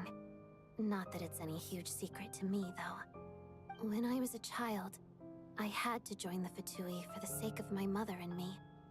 I trained under Rosaline. It was extremely grueling, and it didn't exactly come naturally to me. All I could do was try to ignore the biting cold and practice, practice, practice. I was a newcomer who'd managed to make a good first impression on a harbinger. There was pressure to live up to her expectations. Every day was a struggle against the cold, pain, and fatigue. And most nights, I struggled to fall asleep. After enduring all that, I've become almost immune to the sensation of pain. I suppose that was the cost of survival. Surely, any child who had to experience that would grow to hate her lot in life, don't you think? So, I put an equal amount of effort into my ballet. Because in my young mind, that was the only way to defy my fate. It was my way of telling her, the Fatui's demands and your expectations of me are not what I wish for. One day, I will leave. I think she probably blamed my poor performance in training on my passion for ballet. She knew my heart wasn't in it. One time, when I was secretly practicing a dance at night, she suddenly showed up. I knew she was there to catch me red-handed. I told her, "You don't deserve to watch the dance I learned from my mother."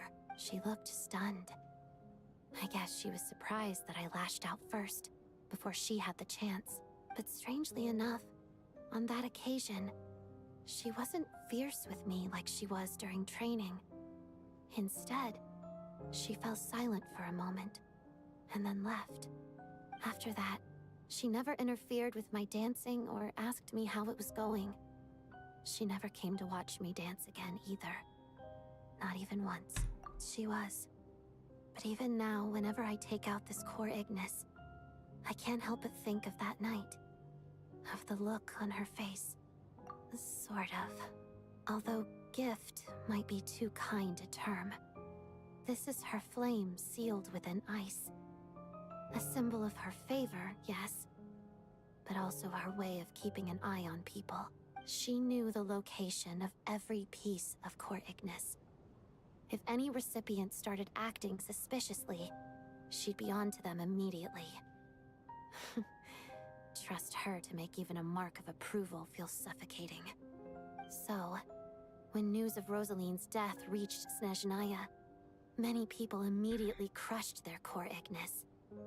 It gave them a profound sense of relief, like they'd broken free from her shackles. But I kept mine. With my sensitivity to pain being as dull as it is, the warmth from this core Ignis is one of the few things I can still feel clearly. I still wonder, did she really come to stop me that night?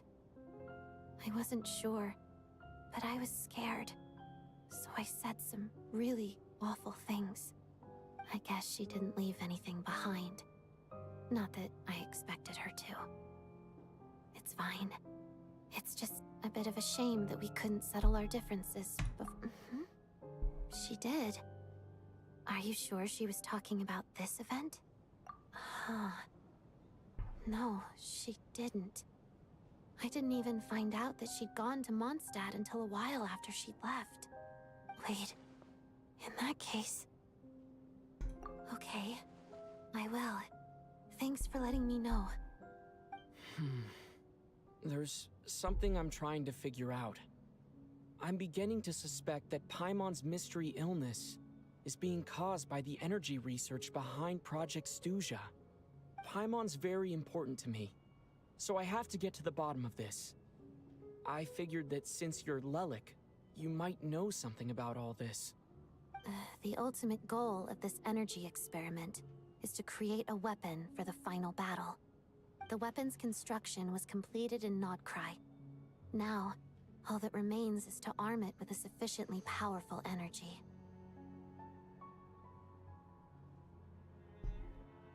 Yes, the weapon's development and all the related experiments are overseen by Lord Piero, the Jester, and the lab is located deep within the Armory Palace. I'm not sure why this experiment would be making Paimon feel unwell, though. The best way to get to the bottom of it would be to go there in person. Once we get out of here, I'll help you apply for an entry permit. And I'm hardly the organization's proudest member, as you know. You answered my question about Rosaline. I want to do you a favor in return. It's that simple.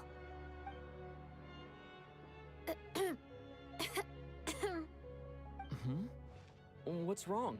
Are you not feeling well? You two seem to be hitting it off. I thought you were sleeping. Of course I was. In the Hello, military, Leo I managed Bobia. to fall asleep quickly. What's up, Even in the Pachaco? most inhospitable environments. It's vital to staying alert and energized.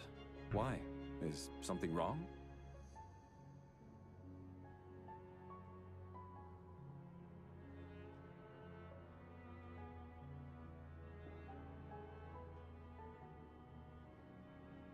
Only dropping in to say about hello because this is ended and now I have like 50 projects. Oh shit. Good luck with that. Even if he was awake, no, he can't have overheard us, right? Well, thank you both for keeping watch. Traveler, I'll take over for now. Uh-oh. It's your turn to get some sleep. We're going to sleep. Now Sure. someone's gonna die. We're gonna get chased by the Black Mist again. This is our second night here, but at least I found out a little more about Paimon's condition. I hope she's been sleeping well the past couple of days. Why do I feel like I'm being watched? Ah! Seriously? Is this payback for when I stared at her earlier? But I thought she was asleep.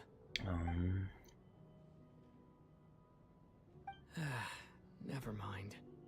I'd better try and get some sleep myself. Why is she just... Uh-oh. Uh-oh.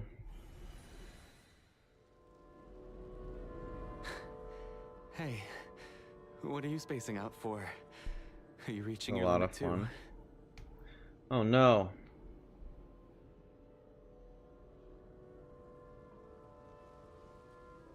How long have we been walking for? All right. Remember? Time's lost all meaning. Ever since we noticed that That thing above our heads. What was it called again? A star key? Or key star? Anyway, the person who named it was swallowed by the black mist. Whatever it's called, ever since we noticed it, we've been walking up and up, hoping that as long as we reach it, we can find a way out of this place. But it seems like no matter how far we walk, we never get any closer. Well, we've come this far. You never know. Maybe we're almost there? Come on, enough moping. Let's go. The black mist is catching up.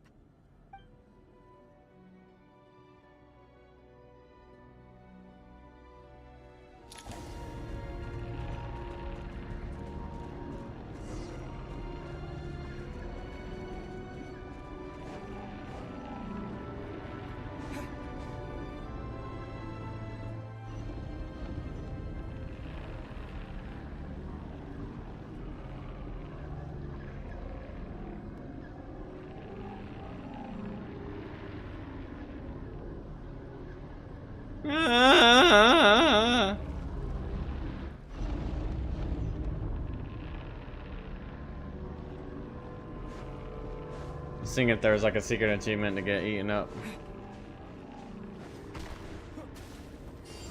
Monsters! Watch out! Not again!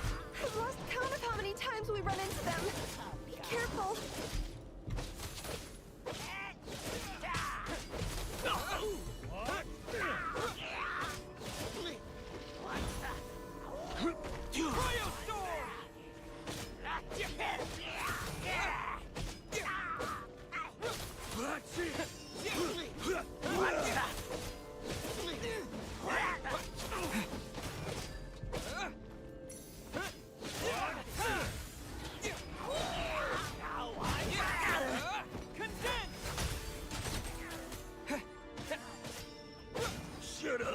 Run faster.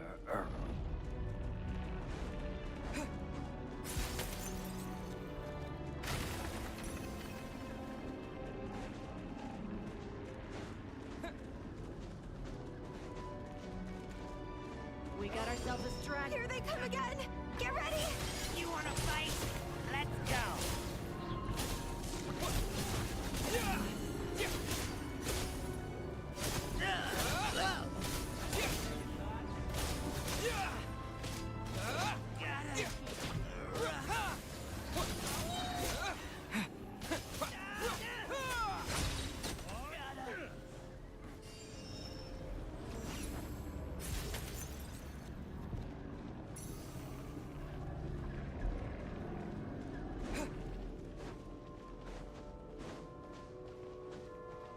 Monsters ahead of us, the black mist behind us. Feels like there's no escape.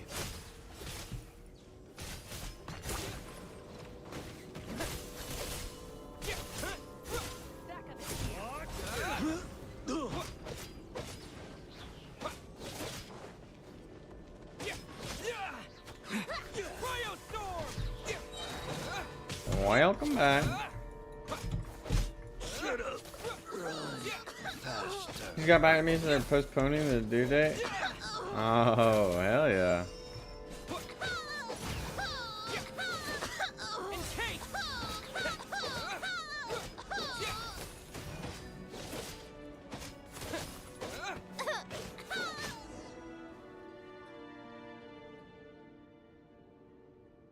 Are you hurt, Coolish? No, I'm fine. It's just... suddenly I don't want to walk any further. I get you. In fact, I reached my limit a long time ago. Sometimes it feels like there's hope where there shouldn't be. Yeah. The hope that the star gives us is the only thing keeping us going. But I'm not sure it's real at all. I have to go It might pee. just be a collective illusion.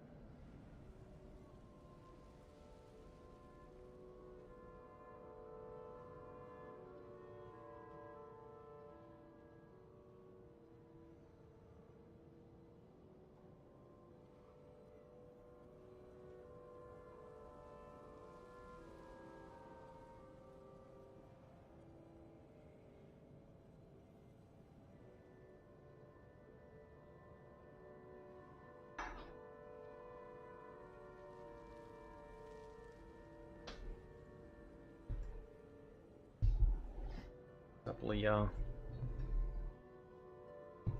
Arma. 2 minutes to watch. We'll make it work. Otherwise, Okay. why would it always be out of reach? 10 bonus minutes.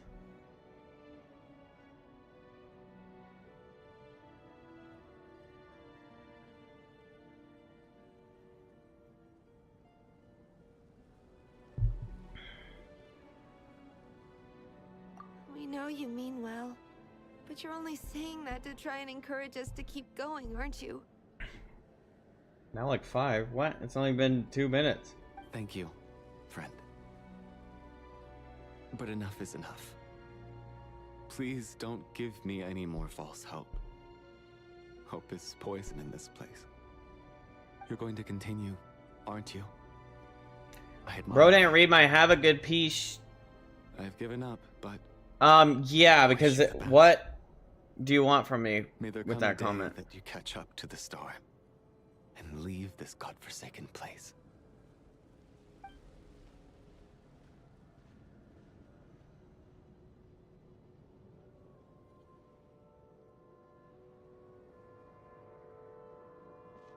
To say thank you? Don't It's yell at not me? an illusion. We really are getting closer to the star.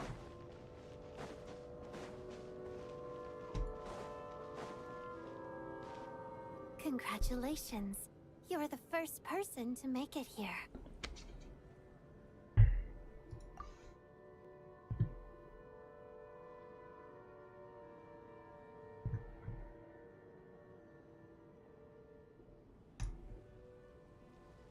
Closer, get started, more familiar it I'm looks. the star's envoy. What? The black mist has stopped rising.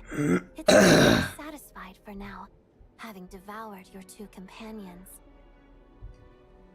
This is a good opportunity. I'll let you get some rest before we continue. I started playing Genshin from the very beginning. I'm not mad at anyone. I just don't.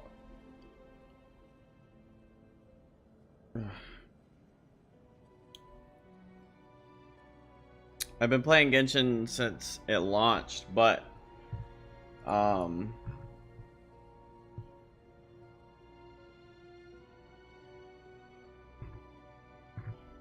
quit and then came back and then quit and came back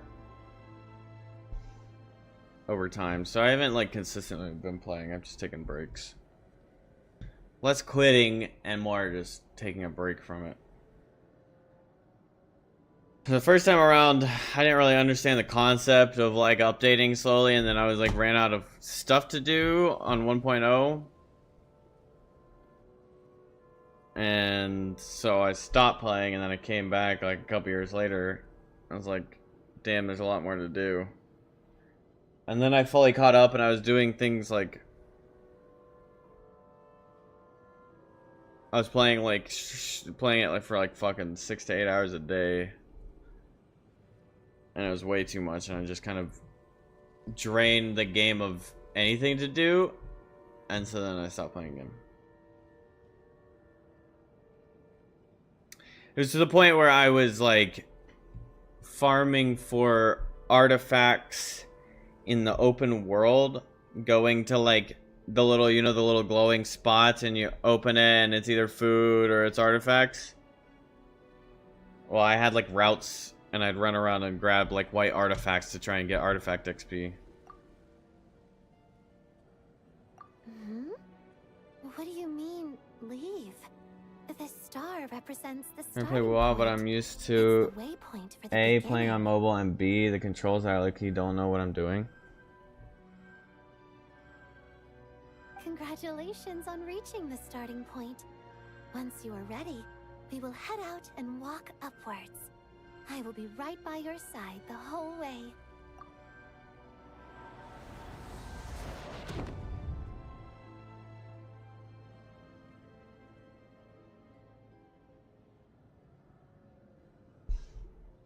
Huh? What's wrong? Hey, don't give up before the journey's even begun.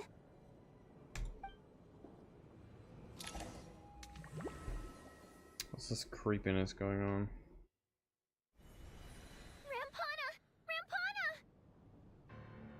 Is that Vodyanitsa's voice? What happened? Coolish, wake up! Please wake up! I gotta go. Hopefully I'll be back. Good luck with your quest. Thank you.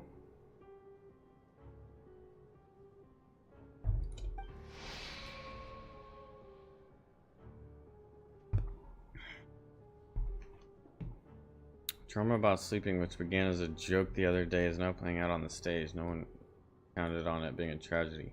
Everyone is gathered around the two sleepers in the center of the stage. Without even inspecting the scene, you already know what has happened, as if someone had told you in advance. Damn!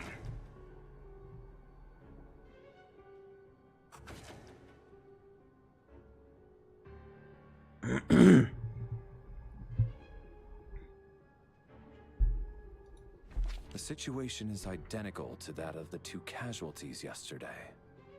We cannot ascertain the cause of death. At least there are some elements that we can rule out this time. They slept on the stage with everyone else. So I suppose the surrounding environment can't be a relevant variable. Rampana. Coolish. Weren't some of us keeping watch last night? 3 of us, in fact. How could you not notice something was wrong? I'm as confused as you are. Certainly nothing unusual happened on my watch. Likewise, and from what I've observed so far, both Miss Odette and the Traveler can be trusted. To be honest, I didn't get a wink of sleep last night. I couldn't help but think I was the target. So I just laid there with my eyes closed. I heard the Traveler and Lelic chatting, but otherwise I don't recall hearing any commotion during the night. Me too. I didn't want to wake everyone up, so I was concentrating hard, trying not to cough. I hardly slept at all. If anything had happened, I'm sure I would have noticed. Then, what could possibly be causing this? Once was bad enough. I can't believe it happened again. I worked closely with Rampana and Coolish for so long. I never imagined that one day they'd... And on the stage of all places... Vodyanitsa. 4 victims in just 2 days. And we still don't have a single lead.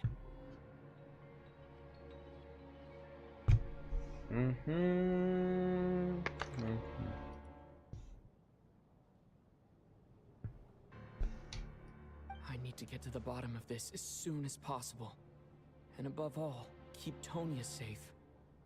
I'd never be able to look Child in the eye again otherwise. Still snowing? Yes, I just checked. Still no sign of anyone outside either. So we only have ourselves to rely on. If you ask me, this killer can clearly strike whenever they please. The Night Watch was a useless endeavor from the start. Lelic must be an expert in poisoning. Clearly she used some poison that can't be detected on the corpse. Here we go again.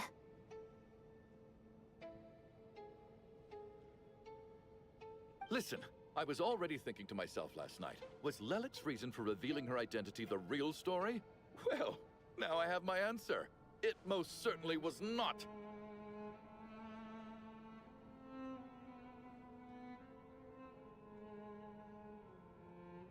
What the hell? Someone banned this bot from my chat with an ad.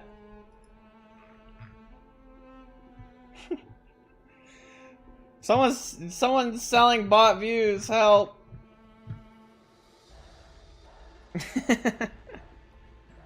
Bans himself. She's been playing us for fools. You get off the... Wait, what?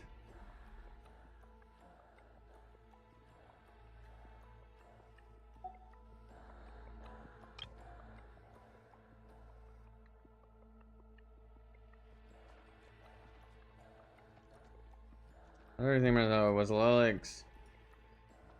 Was Lelic's reason for revealing her identity the real story? Well, now I have my answer. It most certainly was not. She's been playing us for fools. You get off on this, don't you? Revealing your identity only to carry on with your killing spree. That's a hideous thought. One that only a hideous mind like yours could dream up. How dare you! That's enough! Yesterday, you named Lelik as a suspect because the victims were both wealthy merchants. Lelik might have had a motive then, but today's victims were just ordinary people. Not to mention that they were colleagues of Odette and mine. What reason would she have to murder them? Let me guess, just to scare you? Who knows? Maybe you don't know her as well as you think. I implore you all to ask yourselves, how many people are there really in this world that have what it takes to kill another person? Not many, I'd wager. Lelik is well known to be a ruthless operator, and now she has revealed her identity. How could it be any more obvious? Everything you've said so far is still just conjecture, which doesn't constitute a concrete lead. You need to back up your claims with some evidence. How can you defend her, officer? What did she say to you while you were on night watch? Maybe I shouldn't be so surprised. You military types are always colluding with criminals to target the rich. Is that a good conjecture? Doesn't make much sense. Cannot time out yourself. Grubby paws on our hard-earned fortunes, then tell us to fall in line. The Fatui, the Druzhna, and the Rokot. Thugs, the lot of you.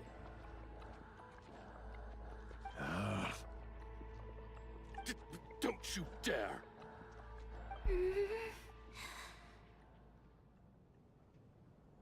Sir, but you were the one who told us not to stop other people from expressing their opinions yesterday. 4 people have already died. Only yesterday I was chatting with Mr. Coolish. Then we woke up in the morning and he's... Turning against one another is the last thing we should be doing right now. Little girl. Even if Mr. Chuganov is a puffed-up, pig-headed windbag who doesn't have a clue what he's talking about, he's still one of the victims here, isn't he?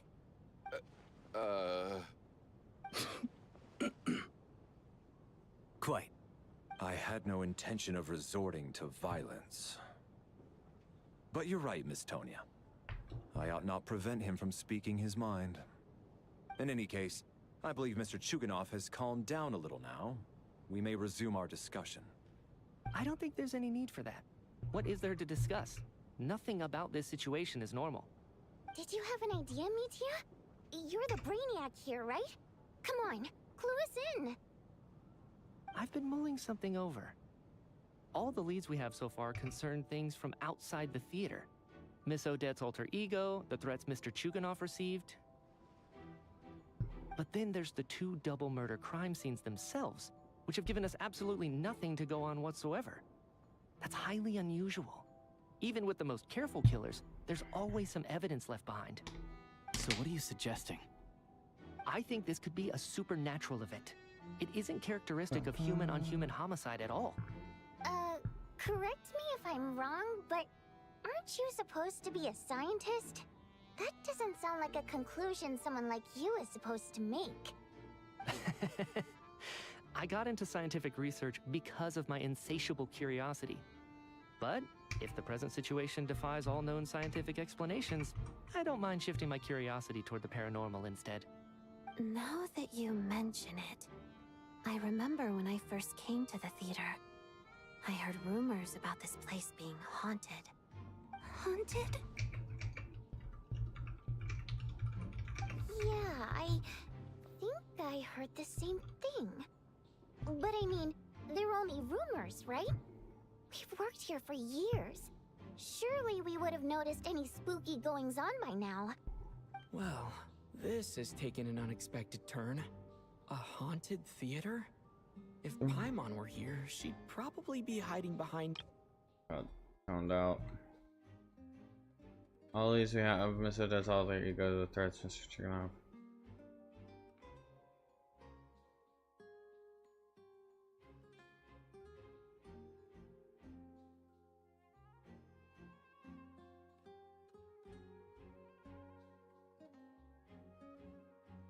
4 people have already died. Only yesterday I was chatting with Mr. Coolish, then we woke up in the morning and he's turning against one another is the last thing we should be doing right now. Little girl, even if Mr. Chuganov is a puffed up, pig-headed windbag, he doesn't have a clue what he's talking about. He's still one of the victims here, isn't he? Quite. I had no intention of resorting to violence, but you're right, Miss Tonya. I ought not prevent him from speaking his mind. In any case, I believe Mr. Chuganov has calmed down a little now. We may resume our discussion. I don't think there's any need for that. What is there to discuss? Nothing about the situation is normal. Did you have any idea, Mr. Mitya? You're the brainiac here. Oh, I'm like... I've been mulling something over. All the leads we have so far concern things from outside the theater. Miss Odette's alter ego, the threats Mr. Chuganov received. But then there's the 2 double murder crime scenes themselves, which have given us absolutely nothing to go on whatsoever. That's highly unusual. Even with the most careful killers, there's always some evidence left behind. So what are you suggesting? I think this could be a supernatural event. It isn't characteristic of human-on-human homicide at all. Correct me if I'm wrong, but aren't you supposed to be a scientist? That doesn't sound like a conclusion someone like you is supposed to make. I got into scientific research because of my insatiable curiosity. But if the present situation defies all known scientific explanations, I don't mind shifting my curiosity toward the paranormal instead. Now that you mention it, I remember when I first came to the theater. I heard rumors about this place being haunted. Yeah, I think I heard the same thing. But I mean, they're only rumors, right? We've worked here for years. Surely we would have noticed any spooky goings-on by now. Well, this has taken an unexpected turn. A haunted theater? If Paimon were here, she'd probably be hiding behind me in fear right now.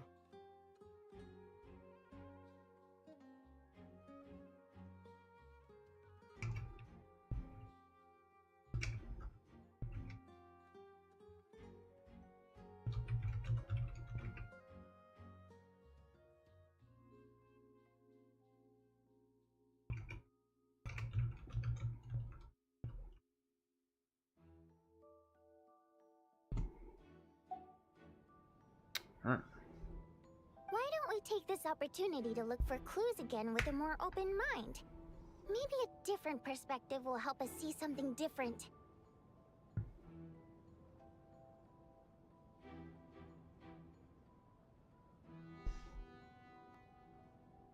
Very well.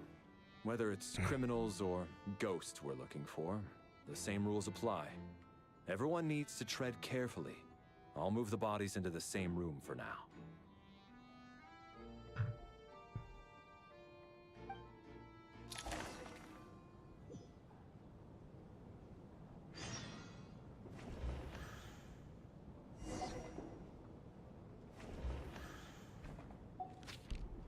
Dead. They're all dead.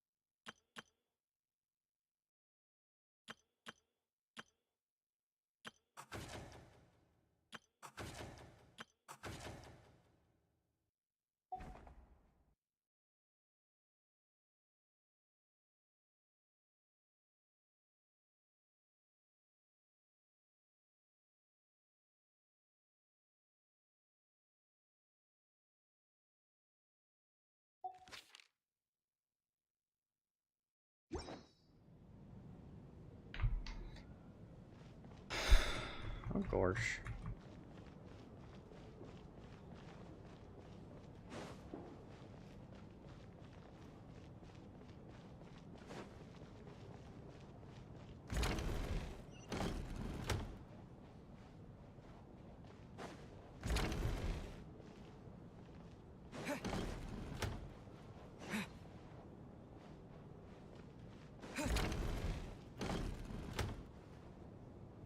Larry, come take a look at this. You too, traveler. Some sort of notebook. What is it for? It's the on-duty logbook for the theater. Coolish was the main person to use it. He mostly used it to record any unusual incidents during a show, audience numbers, exit times, and so on. Yes, he'd always have this logbook with him when he checked tickets at the entrance. This should confirm a lot of key details about the recent show. So, you find anything unusual? Yes. The numbers of people. I've checked and double-checked, but the numbers just don't match what's recorded in the logbook. It's that guy that went off into the snow. Apparently, we have an extra person among us. Are we certain that logbook is accurate? Could someone have sneaked in without buying a ticket or something? Unlikely. Coolish took his duties very seriously. I've rarely seen any Or in his work. Tonya is haunted by a demon. Not to mention that this was a dress rehearsal, meaning smaller audience numbers and tighter ticket restrictions than usual. Everything would have been well within his control. No way.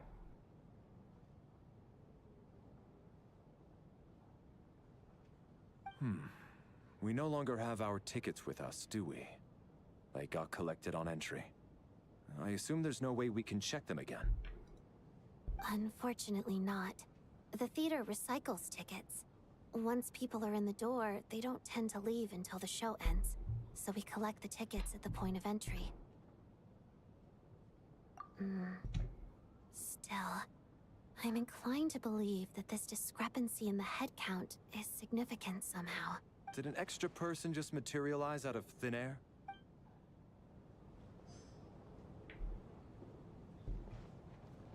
So we have an extra person versus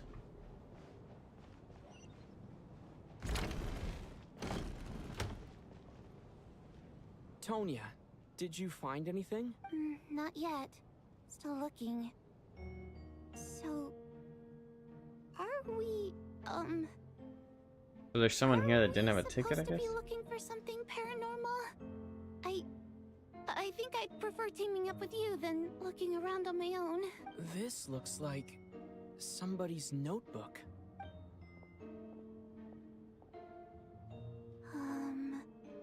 Well, it doesn't. Alright, let's read it together. You once told me I would understand someday, but even now I still don't. I don't believe anyone should be forced to abandon their homeland because of a change in power. She never considered the feelings of us water imp nobles. Every inch of this land reflects memories of my childhood. If I close my eyes, I can still hear everyone's songs echoing everywhere. I will not forgive those who drove us away, and I miss you very much, Mother. I often find myself missing that dress with the tassels, the heavy bed curtains, and the first rays of sunlight that would stream into the manor each morning. But it's alright now. If I narrow my eyes just a little, the light seeping through a crack backstage feels just like the one in our manor. I know that life is gone forever, and I can miss it all I want, but I also feel that what I have here now is no less than what I lost. Fantastical sets designed by the prop master, the many fans who come all this way just to see me, and the quiet dancing girl who doesn't talk much. These are all mine. I won't lose any of it again. Never, absolutely never. I joined a rather remarkable organization, though I can't tell you its name. Whatever that great figure intends to do this time, there should always be someone looking out for the misfortunes of ordinary people. That's what our organization exists for. Even now, I still don't understand her. Why is it that those in power always seem this way? They clearly have the ability to bring greater happiness. Some say she has her own difficulties, but what could possibly trouble someone so seemingly omnipotent? Never mind, I should just focus on what I can do. I suppose you'll hear all about our organization sooner or later. Its name is... I'll leave it for now. Huh. This has to be Vodianitsa's writing, surely.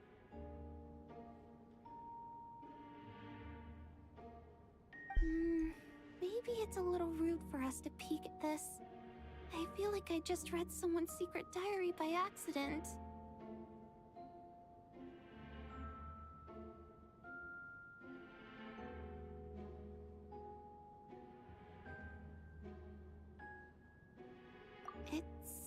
like she's writing this for her parents, right? I don't understand. Why put this stuff in a notebook instead of mailing it in a letter?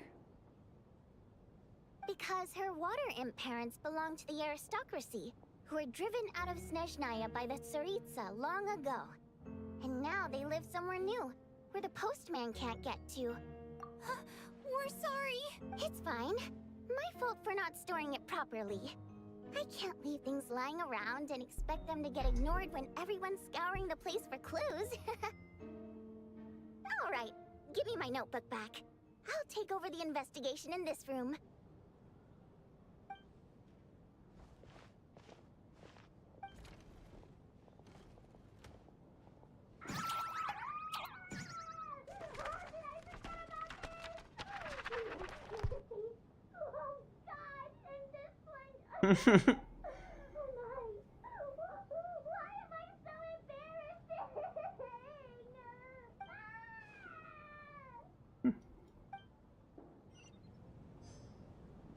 It's funny.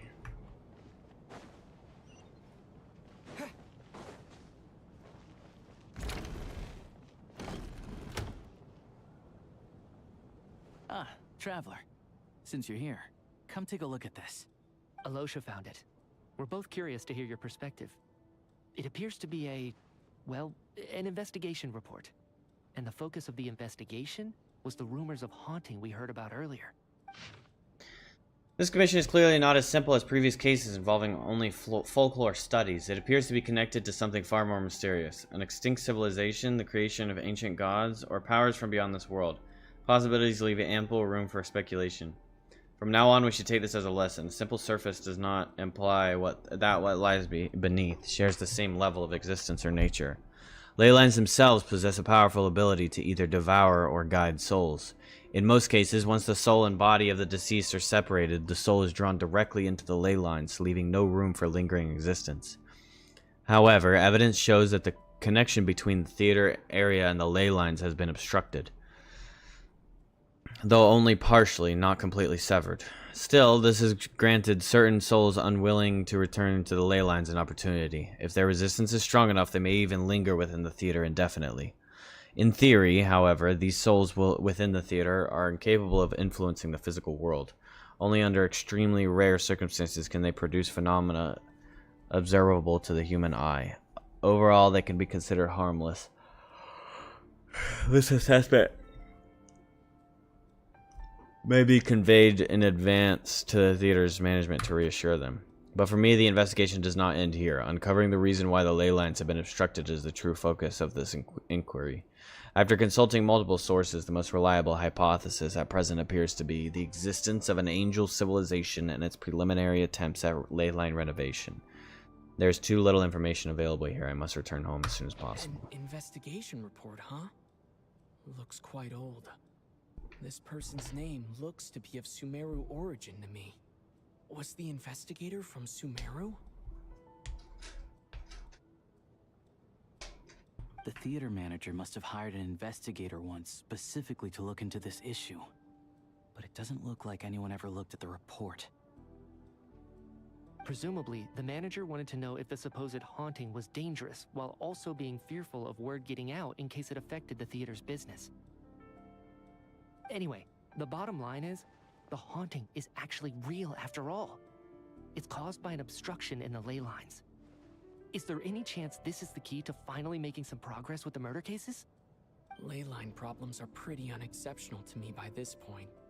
And while it certainly offers an explanation for the ghosts, it's hard to imagine what connection it could have to these two murder cases. Some of the language that appears at the very end of the report caught my eye. Angel civilization, ley line renovation? My area of research doesn't touch on any of that, so it's completely outside of my wheelhouse. Damn, still on your scavenger hunt? Huh? A piece of paper just fell out from the report. It landed right by your feet. Death is near. What the fuck? How unnerving. It was tucked inside the report, so it must be a note left by the author. Death is near. Is that supposed to be what's going on here? With us in the theater? Wish we had an app like we do with Genshin so I could know when new researchers are ready to be done. Set a timer. Tell them to visit me afterwards. So, how did the author foresee it? I volunteer. Did he predict the future somehow? I'll go to sleep right now if you need me to. Maybe things are more complicated than For we what? A timer for the researches. Start the research, set the timer. I have like 9 per character going and they all have different times. Some are 4 days, some are 9 days. Jesus. Alright. Set a timer with a name for each one. No, wait a second. I have like the report and the note at face value. They completely contradict one another. 15, 17, 22 different timers just queued up on your phone. The report definitively concludes that the hauntings in the theater are harmless and cannot affect the real world. But the note seems to be warning of potential danger. The question is, what exactly does the note mean by death?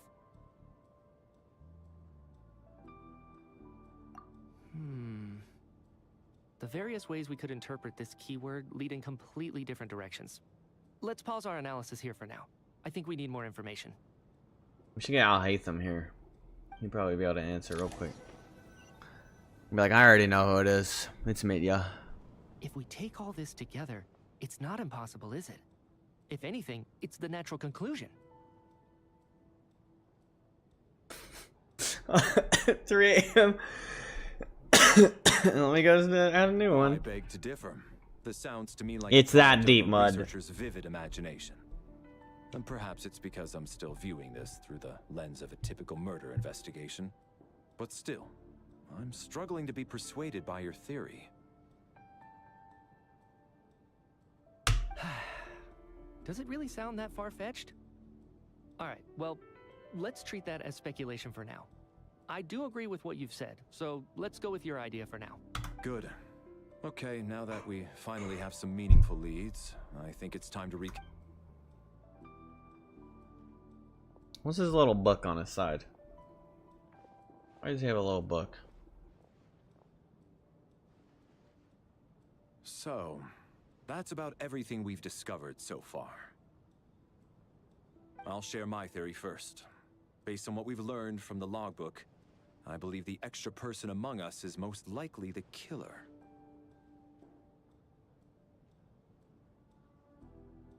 If the killer had simply bought a ticket, it would have greatly increased the risk of their identity being exposed. I expect he or she either hid in the theater ahead of time, or found a way to slip past the ticket inspection. They then... What about the note found in the investigation report? They then blend in with the group and wait for an opportunity to strike. The killer may have simply planted it there as some sort of sick joke. I've seen my fair share of psychopathic killers. They love playing cryptic mind games. So, it has nothing to do with the haunting of the theater after all. This theory makes sense to me. If we have an audience member unaccounted for, chances are they didn't come here to watch the show. Could it really be that simple? So, in other words, all we have to do is find out who got in here without a ticket, and all our problems will be solved? Then let me make one thing clear. All the theater staff should be well aware that I came here for the rehearsal legitimately, yes? There's no way I'm the one who didn't have a ticket. It's true. I hear you used every trick in the book to get a hold of that ticket, too. Everything short of throwing a temper tantrum and rolling around on the floor at the entrance. God, I can't imagine being here when I'm held in such disdain. And he's like obsessed with their performance, but they're like, we basically fucking hate you. Why are you still here?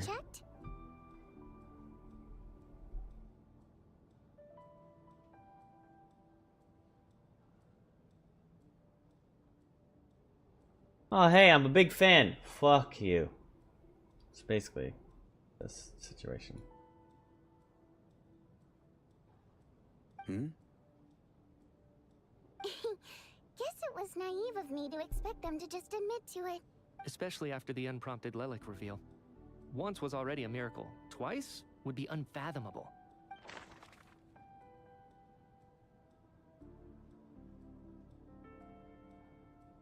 These two are a pair. Okay, we've got 4 main characters. Alyosha works here. This guy has an alibi. Little Mr. Mercenary has been the odd man out this whole time. He doesn't have like a duo. I guess the 2 of them are duos. 2 of them are duos. 2 of them are duos. 2 of them are duos. He doesn't have a duo either.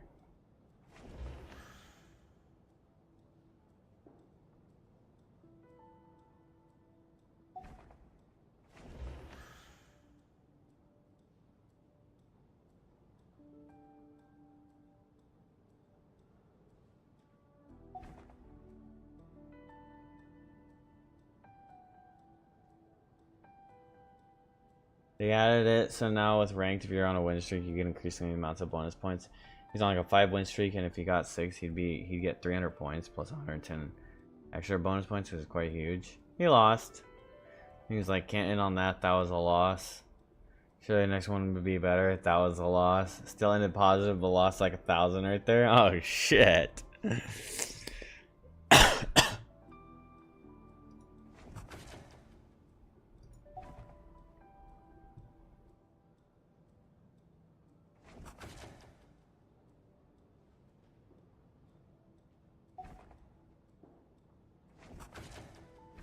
We have to catch this extra person.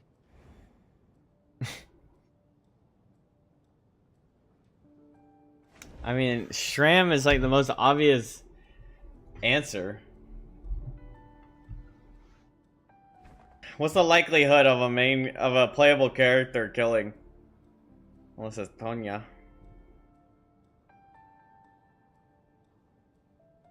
But Tonya has a ticket from Child. I don't believe any of us here knew Shram before all this. If no one can verify Shram's identity... Mr. Shram, did you really go through the ticket inspection to get in here? Huh? Me? Why am I being singled out, my friend? Do I seem that suspicious? It's not that you stand out as suspicious. More that everyone else has been ruled out as trustworthy. Okay. Well, we spent the best part of 2 days together now, so I'm sure you can all tell what kind of person I am. I'm a true gentleman. I never dream of doing something like sneaking to the theater without a ticket.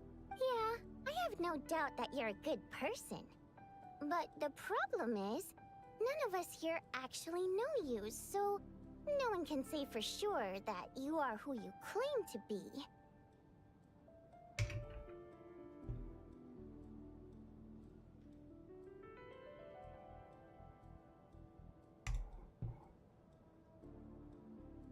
Although, actually, what was it you said last night?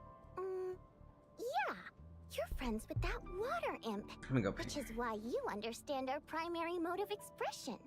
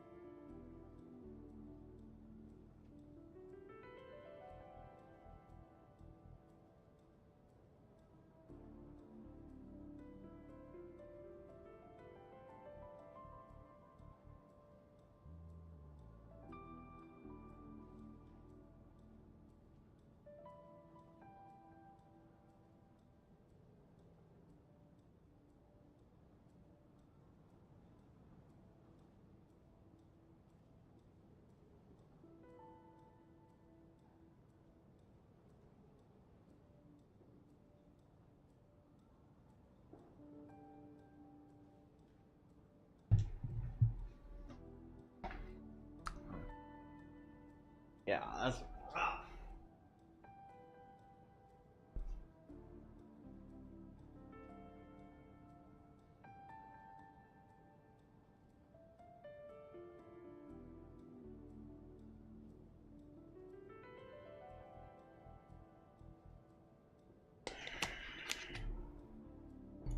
last time I checked, there were barely any of us remaining in Snezhnaya, since most of the water imps left.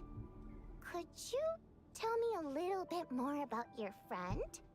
There's a good chance I actually know her. And I suppose it's also kind of a way for everyone else to get to know you a little better.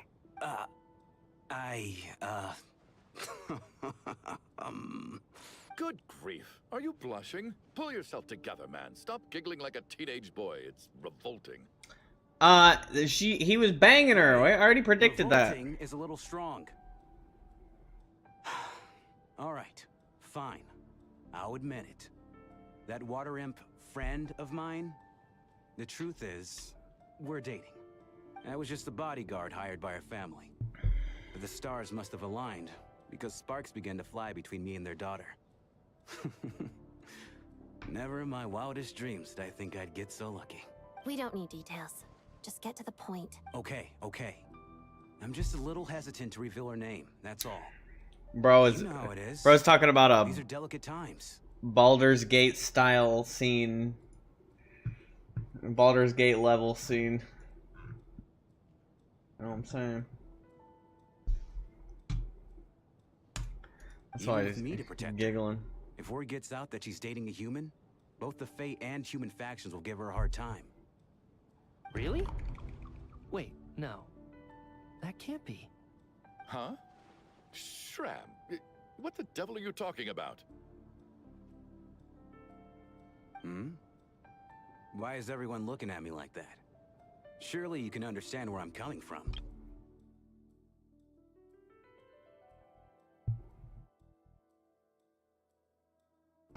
Shram is from a different time period. Delicate times? Factions? Yes. You know, the Civil War. Last time I checked, the Fae and the humans were still at each other's throats. If I'm not mistaken, the last significant civil war in Snezhnayan history was over 400 years ago, when Her Majesty the Tsaritsa had just taken the throne and was consolidating her reign. What do you mean, 400 years ago? What's going on here? Is Shram from the past? I'm weak. All right, Mr. Mitya, you win this round. As far-fetched as it is, it appears that your theory may be correct.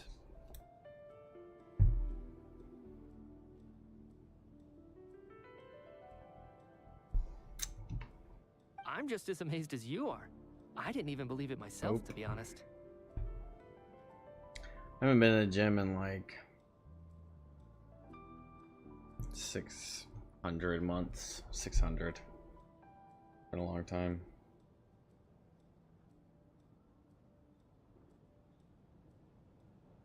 Nope.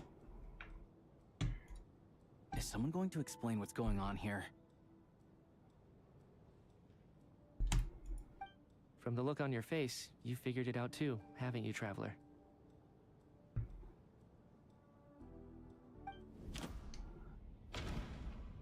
According to the theater's duty log, there seems to have been an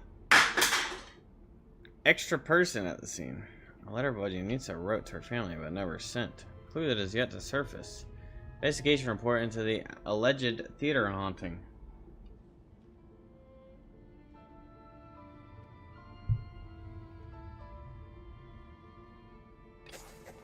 The theater's ley lines have been modified to block souls within its grounds from returning to them. Mr. Shram's statement proves he is from hundreds of years ago, and according to the investigation report on the theater hauntings, Mr. Shram is very likely a lost soul wandering the theater.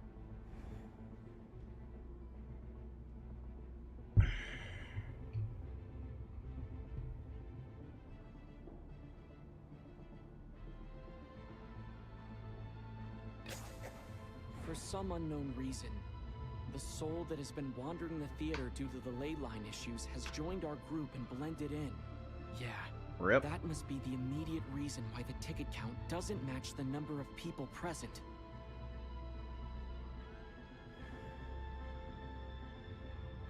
Death is near. In this case, death most likely refers to The contents of the investigation Someone who report died have been long ago. verified. There are indeed ley line issues and wandering souls in the theater. Death likely symbolizes Step the away deceased. from me. Mr. Schramm, for instance. Death is near. That must mean that there's a dead person in our midst. That's the truth, isn't it?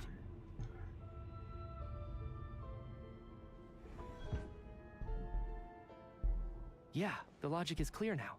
The investigation report said that there would be souls stuck wandering around the theater because the ley lines were cut off. Mr. Schramm must be one such soul who died in the theater a long time ago. In which case, that also makes him our extra person.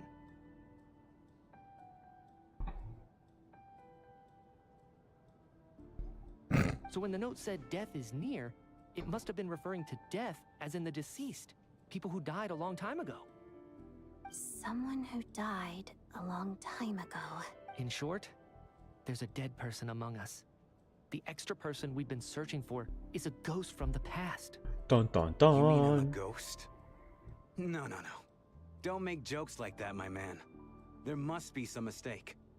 But even if I was dead, I know for a fact I didn't kill anyone these past 2 nights. Yeah, even if all that's true, the report also said the souls inside the theater can't affect reality, right? Then what if the problem isn't the souls at all, but the ley lines themselves? The ley lines have a powerful ability to attract and devour souls. Let's say that the ley lines are like a black hole, constantly seeking to engulf souls. But the souls that don't want to return are trying to avoid being sucked in. Huh. Whoa. Why does this analogy sound so familiar? What happens when the black hole can't achieve its goal? I'm only speculating here, but what if it ended up swallowing innocent souls by mistake? Or intentionally taking other souls to compensate? That could explain why we weren't able to determine a cause of death. If you're right, and their souls were devoured by the ley lines, it does make some sense. It does seem to explain a lot of the things we couldn't make sense of. Does that mean it's true? Except there's no concrete evidence. Mitya's relying on a lot of logical leaps. Still, it seems like the best explanation we have under the circumstances. Alright, so how could Schramm not know that he's dead? Seems a little unlikely that he hasn't noticed anything unusual even after several days interacting with us. On the contrary, it's perfectly normal for a soul to wander the theater for centuries without questioning their existence or reason for being there. It's simply what's natural for them. You know what, Mr. Brainiac? I think you might actually be right after all. I'm trying to remember and... even though my head feels like it's going to explode, I think... it's all coming back to me. I was the one who didn't want to remember my own death, so I forced myself to forget. Well, I'm sure those are painful memories. My lady and I snuck out to go on a date one day. We bought tickets for the theater. It wasn't really my thing, but I was just happy to be together.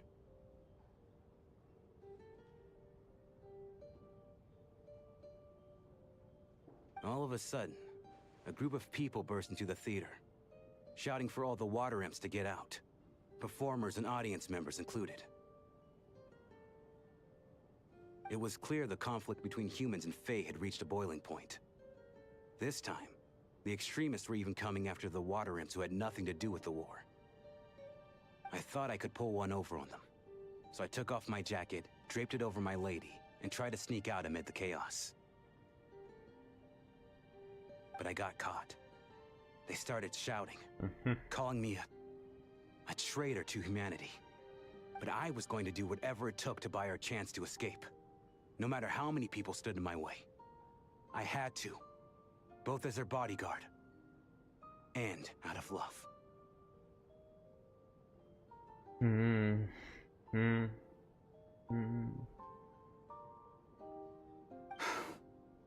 It's all right, friend. You can stop there if you want. You don't need to dig all that up again. It's just... even now, I'm still struggling to accept the truth. How could I be dead? I'm sorry, everyone. If I'd known I was a dead man walking, I wouldn't have dragged you down with me. If I'm the cause of all this death, then punish me however you see fit. Yeah, I did. But, Mr. Shrim... Odette's our idols are sick. No. I refuse to be a burden. I know what I have to do. You said I've been wandering the theater for centuries, right? I guess it's high time I got a breath of fresh air. Out there, I mean. I'll leave this place and take all this death with me. Go out on my own terms. Mr. Schramm, I'm sure we can figure out a different course of action. My good sir, we both know I'm not supposed to be here. I should have accepted my death long ago. One way or another, this has to end. Unless you're saying this goes against another one of your military principles somehow. No, I'm speaking on a personal level this time. Let it go, man. Oh, wait. One last thing. Miss Wateramp. My lover. Her name was Litia. Litia Ozarova. Do you know what happened to her? Ozarova. Oh, Auntie Ozarova. That's what we all called her. I remember her as a very kind elder. She had a bunch of kids, too. I'm so glad she survived. And she had lots of kids? Good. That's... good. I could hardly expect... Damn, bro, why'd you tell him? What happened to me, right? Bro, she moved on while bro has been holding on to his love for 400 years? As long as she went on to be happy. That's all that matters. Besides, I'm dead. My soul's been wandering around here for so long because I was worried about her. It'd been nice if she had one kid. I can go without regret. One half-human kid. Where's the... No need to see me off, my friends. I've enjoyed our time together over these... Can we not have given Shram a nice little exit? Now he has to leave being like, damn, some other dude banged my Litia.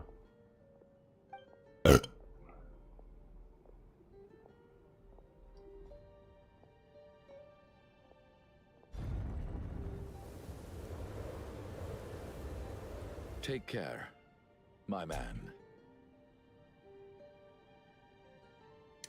The epic burp. I knew Mr. Shrim was already dead, but... I still feel so sad. Death is cruel, no matter how we might try to make sense of it. So, was the conflict between Fae and humans really that bad back then? I was only little, so I don't remember much. It's terrible to think that so many innocent people had their lives turned upside down. Even the historical records about that time period don't say much about it. All people know is that the Tsaritsa founded the Fatui, drove out most of the Fae aristocracy without explanation, then used her terrifying power to suppress the humans. It seems to me like the Tsaritsa chose to make herself the enemy. Duh, She downplayed the conflict, directing whatever animosity both sides had for each other at herself instead. That's also why, despite how brutal the conflict was at the time, there hasn't been much lingering tension between humans and Fae since. Things have been fairly harmonious for the past few centuries. So, the Tsaritsa banished the Fae to protect the Fae living in the city? She offered herself up to be hated in exchange for peace. Maybe it's not quite as bad as it sounds. I don't think Her Majesty is too concerned if mortals hate her or not. And besides, there are very few who truly do. All this time, I had no idea.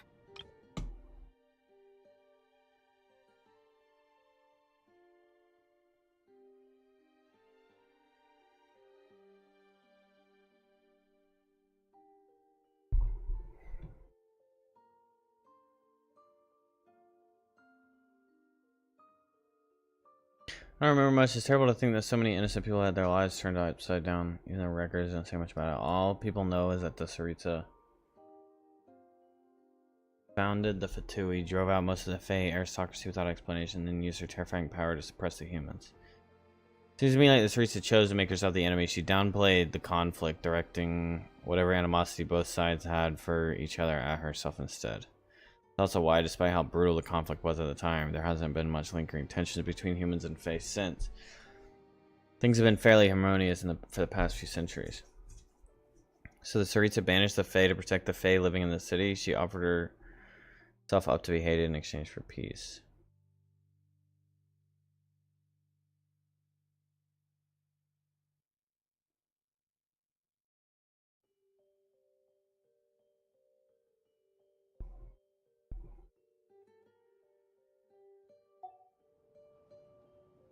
All right. If Mitia's theory is correct, then I think we can consider this matter settled. Let's all take a break. Ugh, if only this blasted storm wasn't still raging on.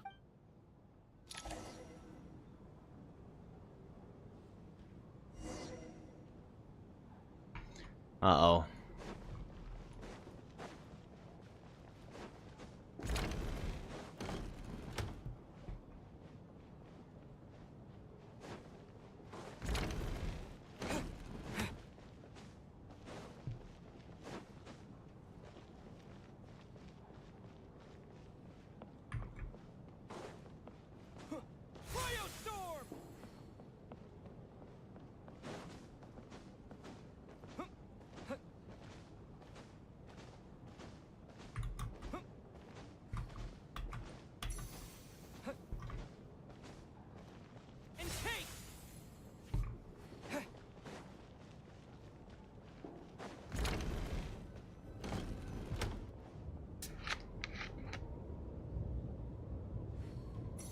Looks like now we can just rest until the snowstorm stops. I still can't believe Shram turned out to be a ghost who'd been in the theater for hundreds of years. To think he was dead this whole time. What a strange turn of events. Knock knock. Huh? Knock knock. You know the door isn't closed, right? You don't have to knock. Think of it as a signal then. When I'm entering someone else's room and I knock, I'm here as Odette. Thanks.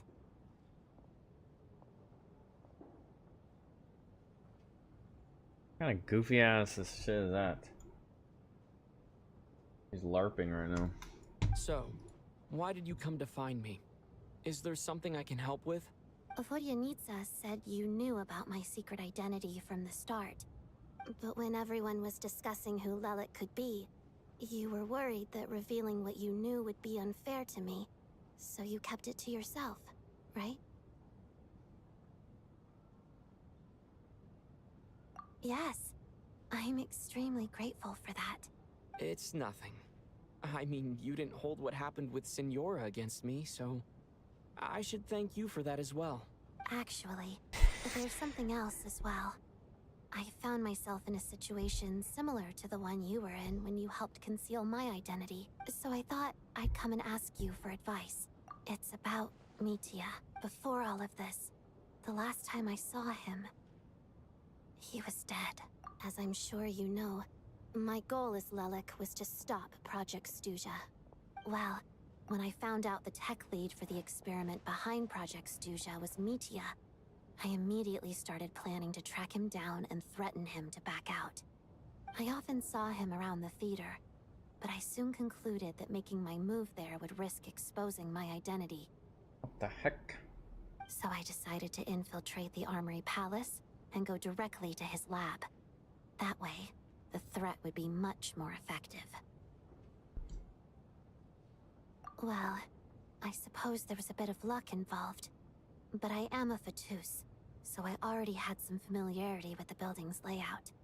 But when I finally made it to his lab, Mitia seemed to be dead. I checked his breathing and his pulse.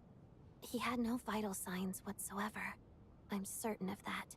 Hmm. I thought maybe another anti-Project Stuja activist had beaten me to it, and chosen a much more brutal method. So I made myself scarce. That's why you were so on guard around Mitya that first night here. Yes. When I saw him sitting in the audience during the performance, I could barely contain the shock. To me, it was a miracle. Somehow, he'd come back from the dead. But then, the murders started happening and things got so complicated that it wasn't really at the front of my mind. That is, until Mitya himself said there must be a dead person among us. Then, I couldn't ignore it any longer. And yet, you thought that bringing it up right away would single Mitya out. Just like when everyone was suspecting Lelik. Exactly. I thought there could be something I was missing. Besides, we soon figured out that Mr. Schramm was a ghost. And we knew there was only one extra person. So we thought he had to be the one.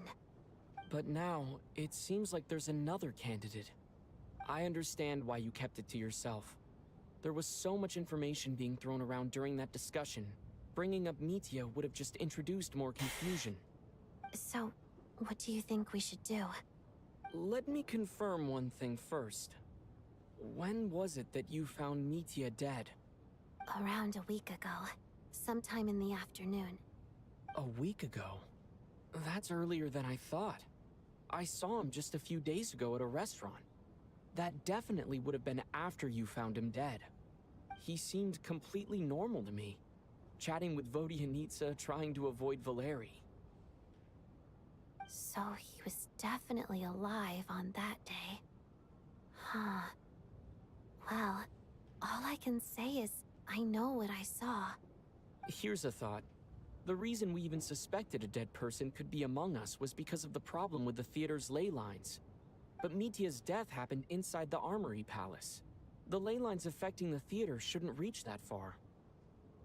You're right. I guess he doesn't fit the profile of the person we were searching for. I think the chances of it being him are very low. Surely he can't have died for real in the Armory Palace. Unless... Unless what? Unless he really did come back from the dead. You're right. Do you think we need to disclose this to the others? Huh, what's this? A private meet and greet? Where do I line up? That's not what's going on here. Well, I was just making the rounds. Thought I'd try to lighten the mood a bit. Vodyanitsa's handing out food if you're hungry.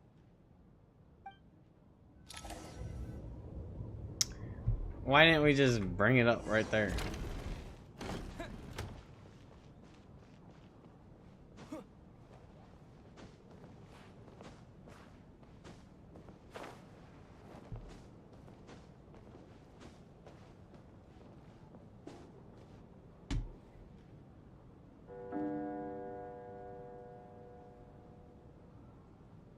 What is going on with this storm? Could it be connected to that monster that just arrived in Snezhnaya? I almost hope it is. Her Majesty the Tsaritsa left to vanquish that beast herself. We just need to wait for her triumphant return. Do you think people still feel the cold after they die? I'm wondering about Schramm.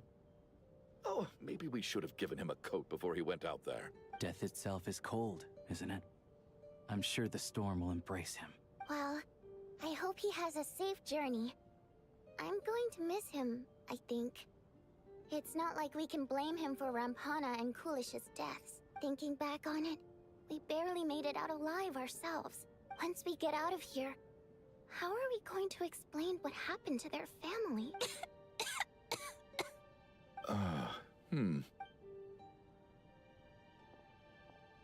Are you okay?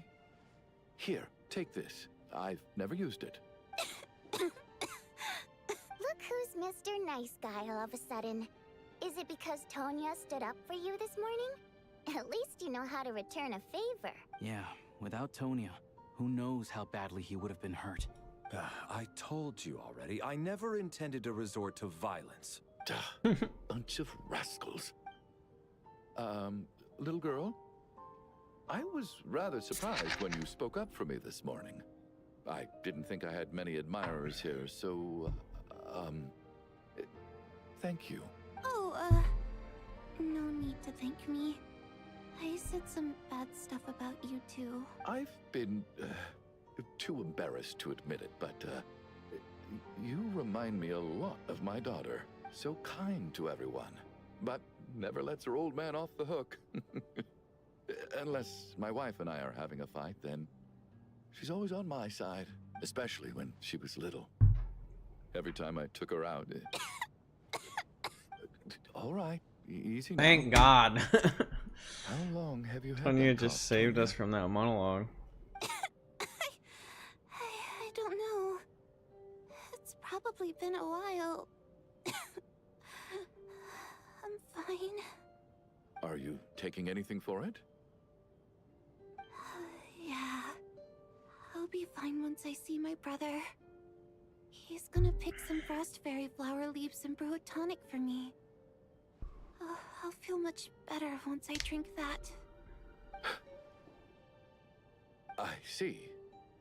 That's good to hear, then.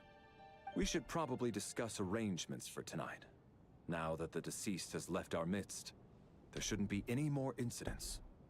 However, out of an abundance of caution, I'll keep watch. Shouldn't we take shifts? How about I can take one. how about just no one goes to sleep? No need. Just I to be managed safe. to get a nap in earlier, so I have plenty of energy right now. After all the tension of the past few days, everyone else should just focus on getting a good night's sleep.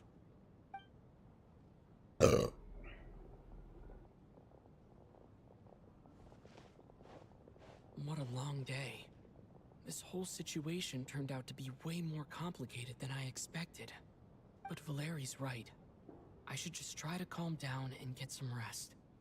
The last thing I want is to give myself nightmares. Oh no! Chuganov is done for. He's awake. He's awake! Get over here, you big lug, and take a look. If you must call me something, call me Mr. Door. The Black Mist is coming. You need to go. Are you all right? Can you walk? We just got attacked by monsters on our way up. That Mr. Door fellow protected us. He just seemed to come out of nowhere. Not much of a talker, but when it comes to taking down monsters, that man doesn't hold back. Curses! The Black Mist is catching up to us. We need to keep going. Mr. Door, I don't believe I've ever seen you around here before. Why is that? There's no need to try to get to know me. I'm just Mr. Door. I have to... Mr. Door! Looking for trouble! Get rid of them! I can just push these ones off. Oh, well, anyway, we're lucky to have you here. Thanks for saving us earlier. No need to thank me. This is where my duty lies.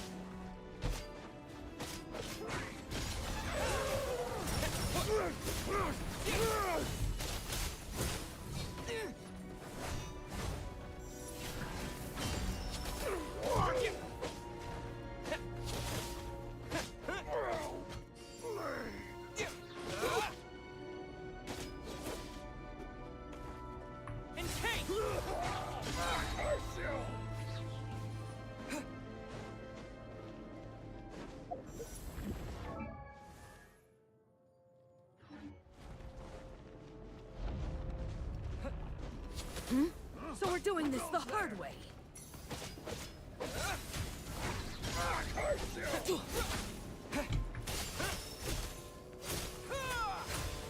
Oh, remarkable work, Mr. Door. If I had your muscles, I'd do the same.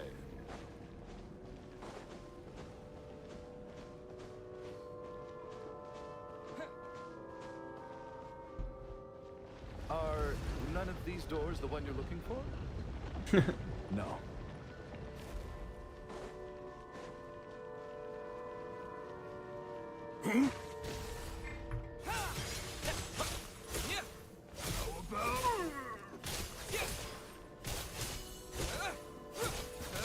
Come no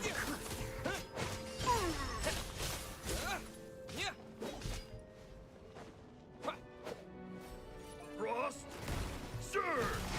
Oh, goodness me!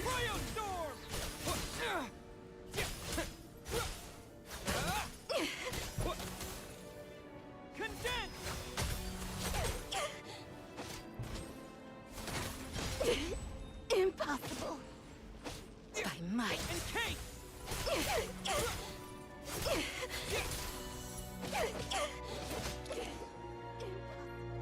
Got him. So exhausted. And the black mist is still rising. Wait, look! There's more monsters down there. Are they coming from within the black mist? No, no! They're gaining on us! Quick, keep going, or they'll be at our heels any second! Mr. Door, what are you doing? We found it. This is my... What? You mean you're going to stay here? I am a door. This is where my duty lies. No! You saved us. We can't leave you behind. You must keep going.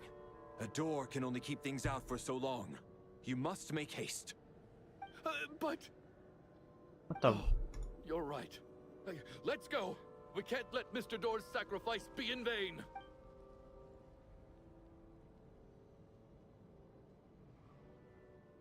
The black mist isn't moving Mr. Door is dead? Looks like both the monsters and Mr. Door Shirt change. are gone. I didn't just imagine all that, did I? Surely I wasn't so scared out of my mind that I hallucinated a door as a human being. What does this get? A shirt change. Just...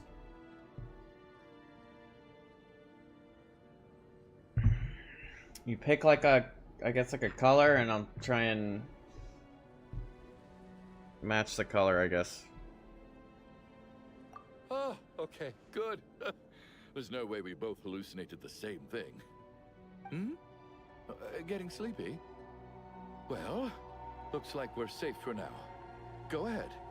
Let's get some rest.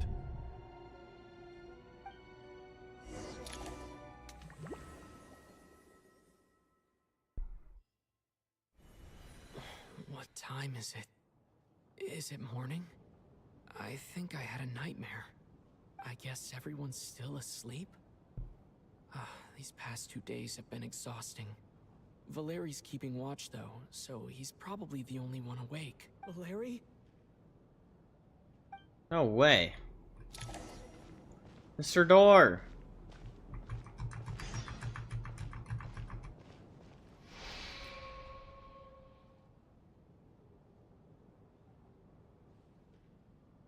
Around him, time seems to stand still as if the gods in their mercy finally granted him a moment of respite. Wake up! Everyone needs to wake up!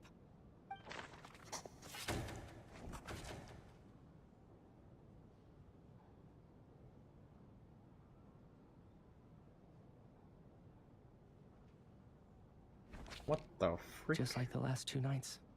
No clear cause of death. I've been a real thorn in your side, haven't I, Mr. Valeri? Now you can rest in peace. But for me, life will be all the duller for not having to run away from you, my friend. How's Tonya? Is she okay? Yeah, I that's just kind of checked on crazy. her, and it doesn't seem like anything serious. I was suspecting She's Mr. just Chuganov to exhausted be from the dead past couple of because he's an days, extra. and she's still recovering from her illness. We should let her sleep a bit longer. That means Valeri was the only one who died last night. If Valeri was awake and keeping watch, it would have been impossible to kill him without waking everyone else up. That much is certain. This is so frustrating. Why has nothing changed since yesterday? I thought we already dealt with the dead person causing all this. Actually, one thing has changed.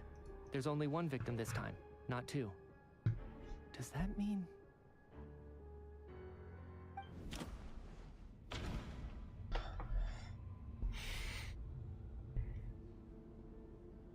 Valerie died twice in a single night.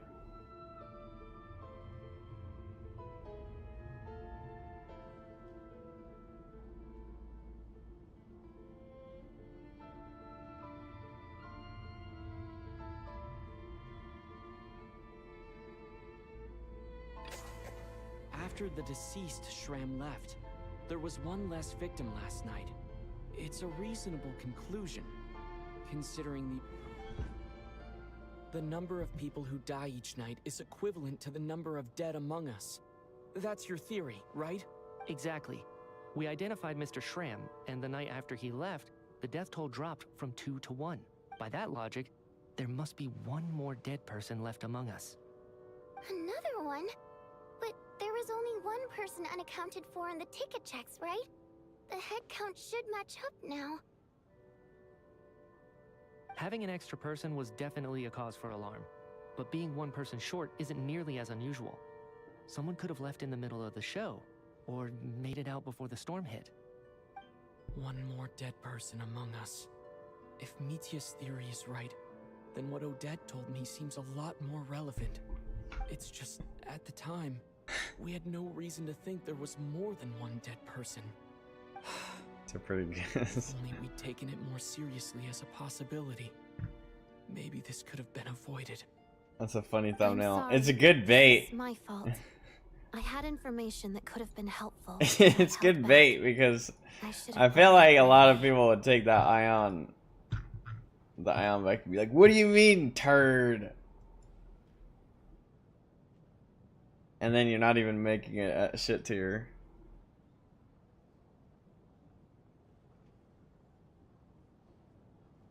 And then there'll be people that don't think, that would be like, why is Smite S tier? And then they have to watch it. That's a really good thumbnail.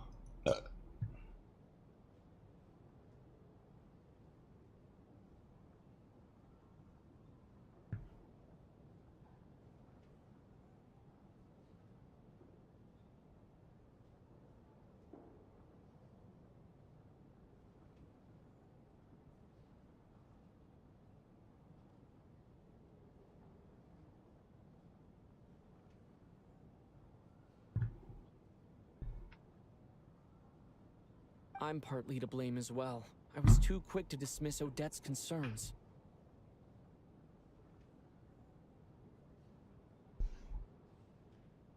What is this about?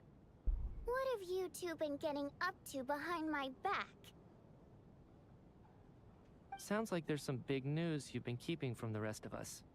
Well, we're all ears. It tells a group about finding media dead in your discussion, mister. I'm the dead person?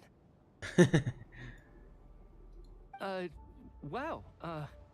That's certainly news to me. Odette and I talked about it yesterday, but we thought it just wasn't possible, so we left it at that. Yeah, I don't blame you. If I'd been there, I probably would have reached the same conclusion. It just sounds too unbelievable. Let me just try and verify this. I just scoured my memories trying to think back to the afternoon Miss Odette mentioned, but I honestly have no recollection of dying. That's where I'm different than Mr. Shram. Having seen Mr. Mitya a few days ago myself, I also find it hard to believe he could be the other The Soldier Boy of Valorant? That's insanity.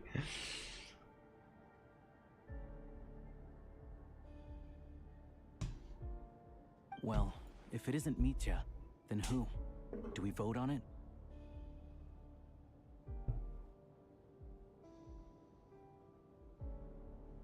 If you don't mind me asking, Traveler, I believe you mentioned that you know Tonya's brother.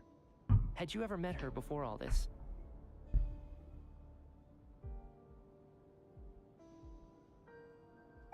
No, never. Wait, are you saying...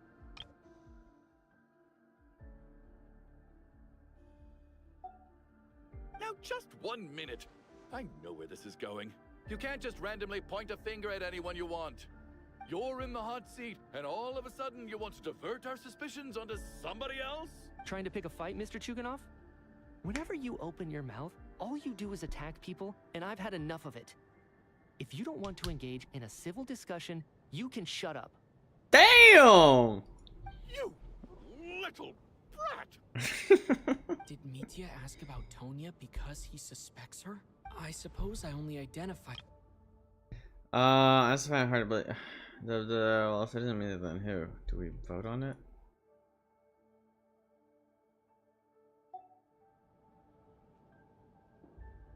I'm just saying, you're going around casting suspicion on people for no reason. How could Tonya be dead?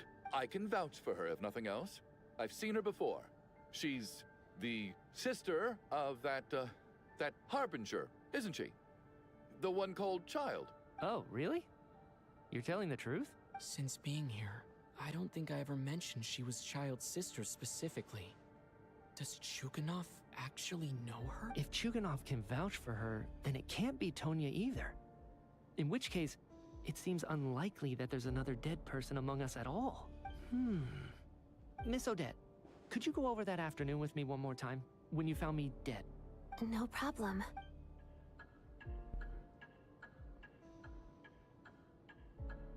Damn, we just sitting here by Valerie's body discussing shit.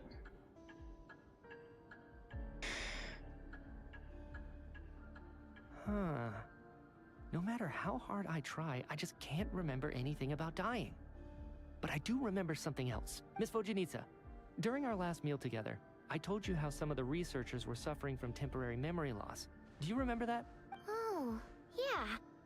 You said it was hindering the progress of your experiments. You thought they were just under too much stress or something. Yeah. Right. And even though I don't remember dying that day, A good extension. I'm pretty sure I experienced something like amnesia.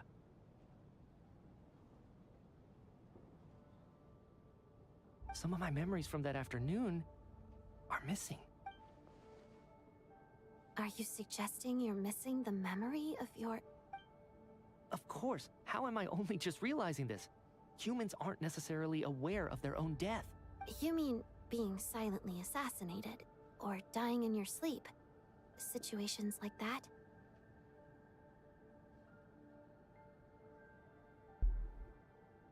Oh, okay, nice. The researcher's amnesia. Suddenly it all makes sense. I must thank you, Odette. I think your perspective just helped me reach a breakthrough on a series of issues that have been troubling me for quite some time. All right. It's decided then. I'll be the one to leave today. Oh, leave? Hey, wait a minute. Aren't you rushing into this? What if you're wrong? You'll pay with your life. Come on, kid. Aren't you gonna fight for your life? This seems like a rash decision. Good night, Kenny. Have a good life. Hope work goes well. I have other reasons beyond what's been discussed. Stream tomorrow? Alright, bet. I'll back, be home late. I remember during Miss Odette's performance, while I was sitting in the audience stalls, a brilliant new idea for my research popped into my mind. But then, my train of thought suddenly cut off. I can't remember it now at all, and I didn't take any notes. I guess that must be another instance of temporary amnesia. No. Hold on. I see where you're going with this. You're suggesting that each instance of temporary amnesia is a death, right? There's a glaringly obvious flaw in that idea, no? How can one person die so many times? I believe Miss Odette's account. During the period where my memory is blank, I must have been either dead or in a similar state. All it would take is for the same thing to happen in the theater, and I would come under the effect of the ley lines in this vicinity. This increases the likelihood of me being the deceased, does it not? But... There's no evidence to suggest that anyone other than me is a candidate for the deceased. So allow me, as a scientist, to treat this as an experiment. Please relax, everyone. I don't think things are as bad as they may seem. If I really am the deceased, then to leave the theater will be a relief for me. If, on the other hand, I'm still alive right now, well, apparently you've all witnessed my resurrection recently anyway. Who's to say I won't return from the dead again this time? Mitia's right. This is the only... I mean, there's all these beds. You can bring some blankets with you. I think he's deliberately downplaying the gravity of the situation, though. He probably doesn't want to burden everyone. What is a scientist if not someone who gambles on experiment after experiment in an attempt to obtain the truth? With this snowstorm, the ley line phenomenon, ghosts of the dead, and my amnesia, we've been paralyzed by not knowing and powerless to do anything about it. But if I do get resurrected, you can be sure that I'll come back with the truth of all this. Just you wait.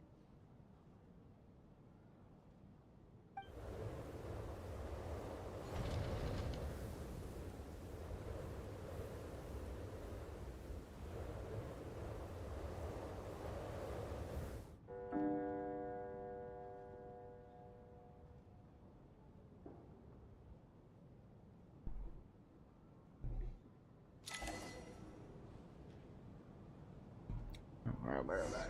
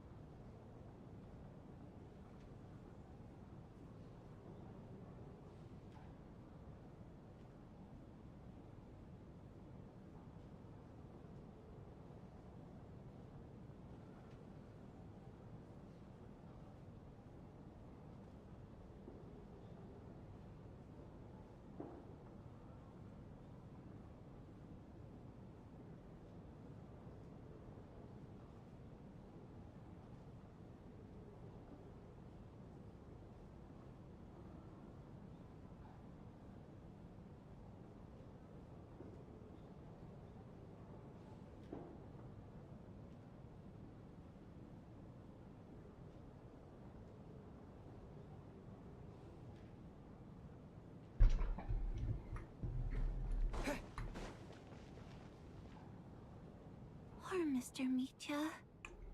I didn't even get to see him one last time.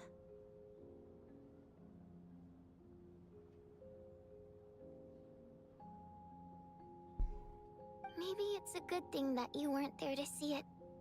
It was a hard thing to watch. I hate goodbyes. Why does it feel like everyone around me is slowly disappearing? Not just in here, I mean. In the outside world, too. Maybe it's the realization that, at the end of life, everyone has to face it alone. Come to think of it, the main reason we're still alive right now is pure luck. Each morning here, for every one of us, there's the chance that we might not wake up. You could take it a step further and say that the same is true outside, too. Who can never be 100% sure when they drift off to sleep that they'll open their eyes again in the morning? If I make it out of here, I'm going to cherish every moment that I'm awake and live without any regrets. Without regrets. I feel like a strange sense of anxiety has been quietly growing inside me over the last 2 days. Are you okay? You look really glum. If something's bugging you, let's talk about it. There's only a few of us left here now. After everything we've been through, what's the point in keeping things bottled up? I have a travel companion named Paimon. Alosha and Odette have met her before. She's been feeling unwell recently. You're worried about her, aren't you? That makes sense. We've been trapped in here for days. To be honest, I used to feel like I was just a spectator in this world, watching everything that happens from the sidelines. Maybe it's because I'm a descender. A descender? But with Paimon by my side, over time, I slowly felt my connection to this world growing stronger. She loves eating, sleeping, and having fun, but she's also a great guide. It's her authenticity that makes this whole world feel more real for me. Over the last few days that we've been apart, I've often caught myself wondering, what would Paimon say if she were here right now? She say stop being a bitch. Ah. But by the time I snap out of it, the conversation has already moved on, and I'm still in my own little world. I'm trying to overcome this sense of detachment, but I really miss Paimon. I guess, in a way, she means the whole world to me. I bet she misses you when you're not there as well. Maybe you're her entire world too. I don't know if this will make you feel any better, But back when the water imps left Snezhnograd in droves, I also felt like the whole world was suddenly empty. I could be surrounded by people all smiling and having fun, and still feel completely separate from it. Later on, I started to think, maybe accepting the fact that our loved ones won't always be with us is something that takes a lifetime. All we can do is cherish their companionship from moment to moment. So, once we get out of here, you better hurry back to our side as fast as you— Thank you. That's But Vodyanitsa, if you hate goodbyes too, why didn't you leave with your people? That's just the choice I made. I used to regret it, but I don't anymore. Like I said before, singing is a water imp's primary mode of expression. Our songs have echoed through this theater for hundreds of years, each one a story pieced together through moments of joy and sorrow. But does a story exist without someone to read it? To me, the answer is no. So I made the choice to stay. That way, there would still be someone left to sing these songs and listen to their stories. Otherwise, they could have been lost forever. Could you teach me how to understand your people's songs sometime? I want to be able to truly hear them, like Mr. Shram. A fan after my own heart. Thank you, Tonya. How about I sing something for you, and you tell me what you hear? Okay.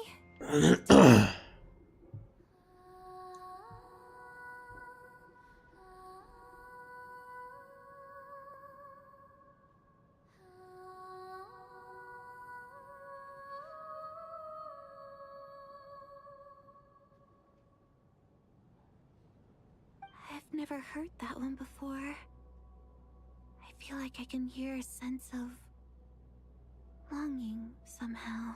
Color me impressed, Tonya. You're a keen listener.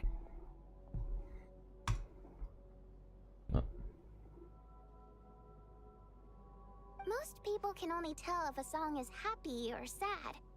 I didn't think you'd be able to pick up on such specific details.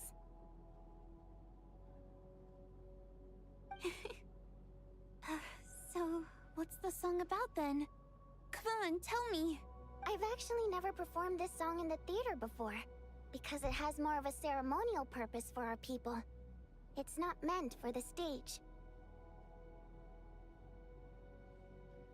It means something like, may those we have lost watch over us, and follow this song back home in the night, so that we might be reunited once more.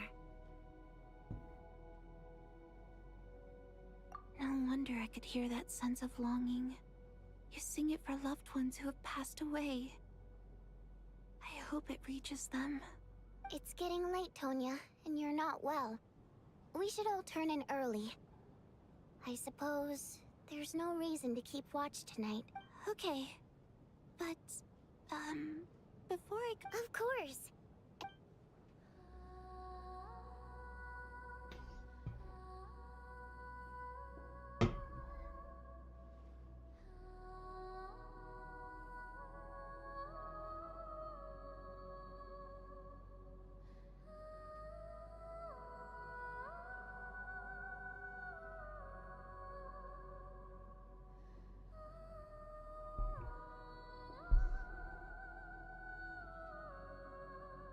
Once I get out of here, I definitely don't plan on ever coming back.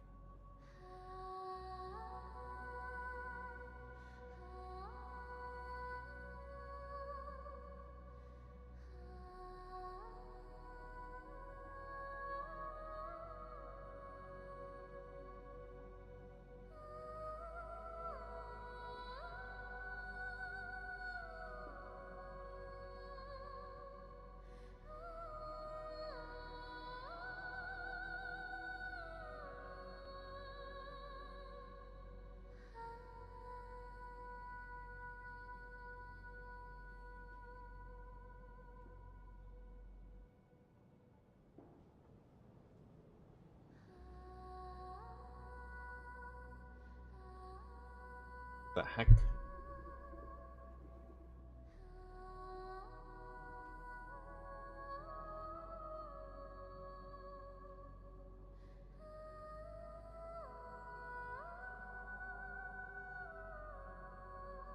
She didn't answer. There we go. But I guess that means I'll never get to hear Vodyanica sing again. That's a sad thought. Before I fall asleep, I should cherish this moment of companionship while it lasts.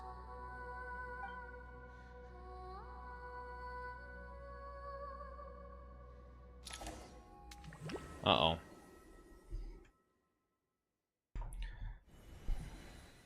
Where am I? It's so dark in here, and I feel kind of dizzy. Am I alone? Huh? What was that noise? Yo, what's up, Karam? I'm good, how are you?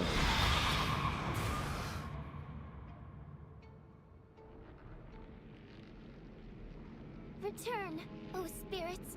Fulfill your oath of protection.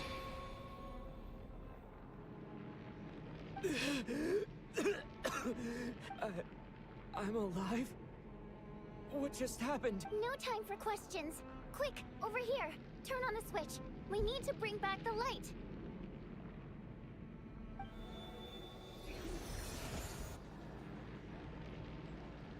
Looks like I will get spoiler. We're safe. The spirit just now is called Night Prayer. The light subdues her, but she'll attack without a second thought in the dark. Sort of. I know it's hard, but you can't let this place go dark, or she'll kill you again. Yep. Luckily, I was here to resurrect you. Otherwise, that'd have been a real bummer. A bit more than a bummer, I'd say. Wait, so you have the ability to resurrect people? Sure I do. I'm your guardian spirit after all.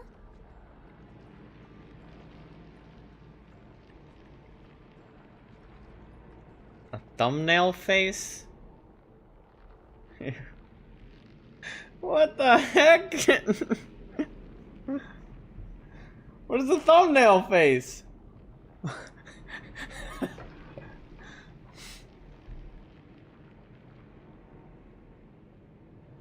Like that?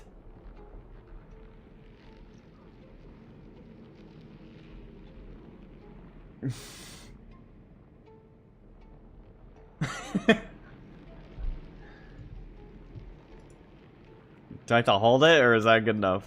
I specialize in soul recall. Oh, it's nice to meet you, Favorite by the Bucky way. skin?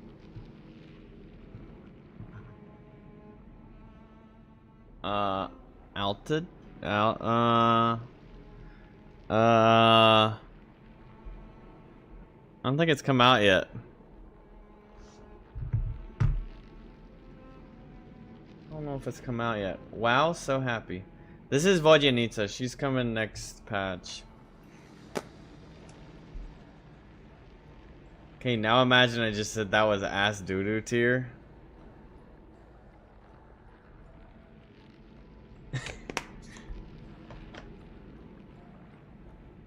Ew, I look so bad. No way, don't use that.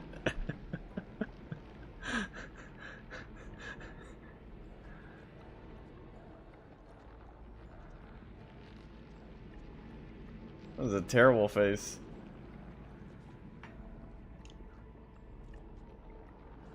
It looked cute. Oh, thanks. Like someone farted. It was Vodyanica. My favorite Bucky skin?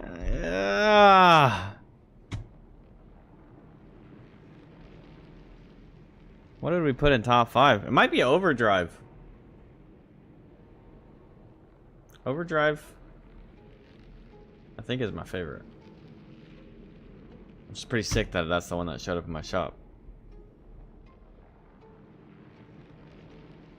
I guess Prime. Overdrive, Prime, I think, are top 2. Thanks. It's nice to meet you too. Is that all you needed? Just bad face and good face? Alright, there's no time to waste. The black mist is already catching up. We need to avoid it and Night Prayer at all costs. Come on, let's go.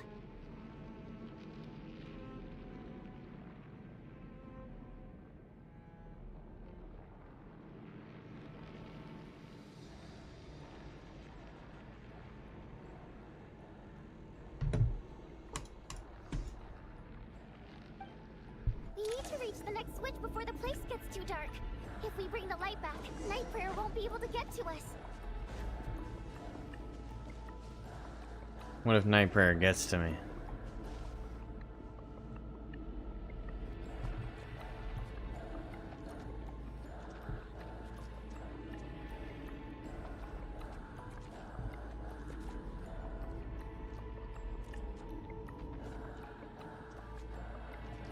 Okay, not sleep yet.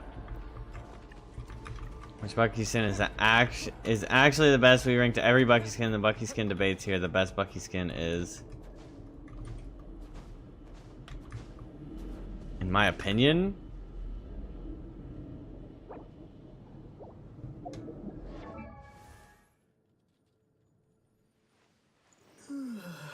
I really feel like I'd have to hold them all. It's hard to say. My answer to Togue was Overdrive or Prime, I guess. Or is that your, like...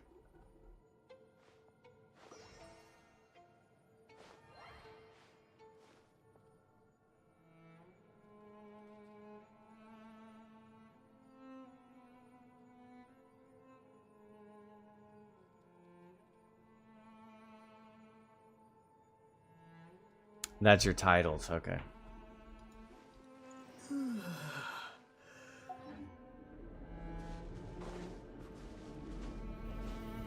Prime, Mage Punk, Overdrive, and Horizon. Sweet light! It's back! Now that's a sight for so... Shh! It's Night Prayer. We need to move quick, but don't let her notice you. Look out! Return, O spirits. Fulfill your oath of protection.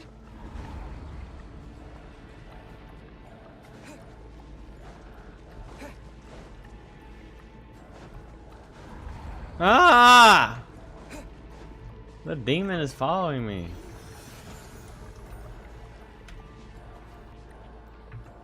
Okay, but the thing is, we don't end with Smite being the best Bucky skin.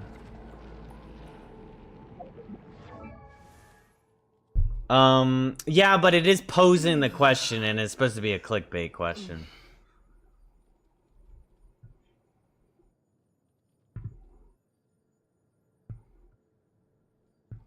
Oh yeah, Kenny sent me that.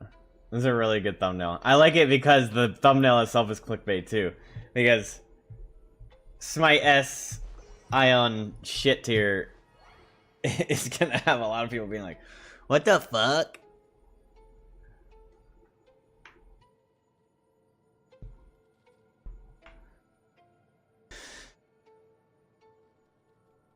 But I mean, there is like a level of integrity that you can maintain. And if you want to maintain that, then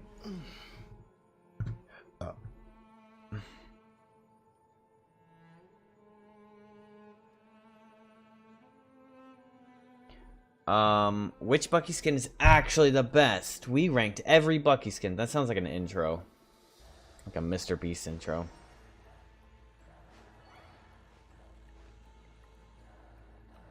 For 2 hours straight, we sat in our offices, mulling over every Bucky skin currently to date. Which one is the best? Find out now for $1 million.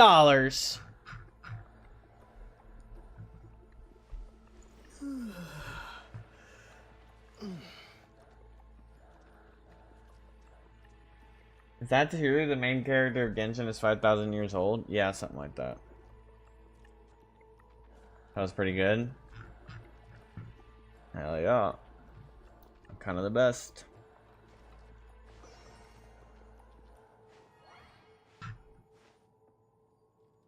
I think is Smite the best Bucky skin? It is quite clickbait. I think it's kind of funny though. But it is posing a question. It's not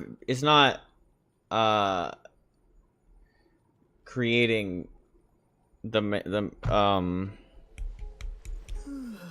it's not like saying something definitive and then backing off. And the best Bucky skin is...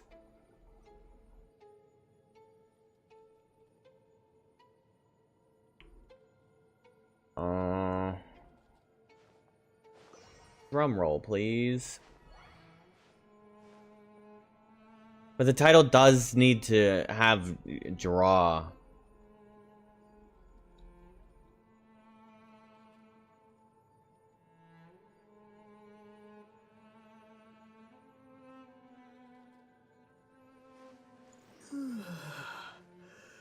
I don't know. Yeah, well, okay. Also, the title of that causes people to, instead of investing in the beginning, you're basically like, no, I don't know. I think the bait of the thumbnail is fine. I don't think the title is going to conflict with the thumbnail. I think the bait of the thumbnail is fine because it already goes Ion shit tier. You could put question marks.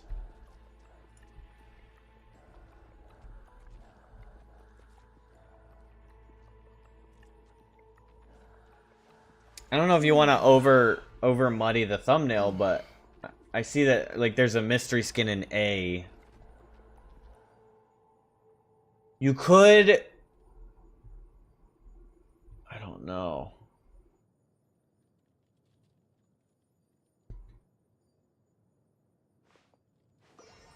What? So my thought is you could still have Smite over Ion and it be a good bait, but then still have a question mark for the mystery Bucky, and the mystery Bucky is at the top for S tier. Does that make sense? So like, instead of being like, oh, we're saying the Smite is top tier, we're putting Smite over Ion, which is a bait enough of itself. And then you're putting the question mark in the S tier, which is the, what do we put as the best skins?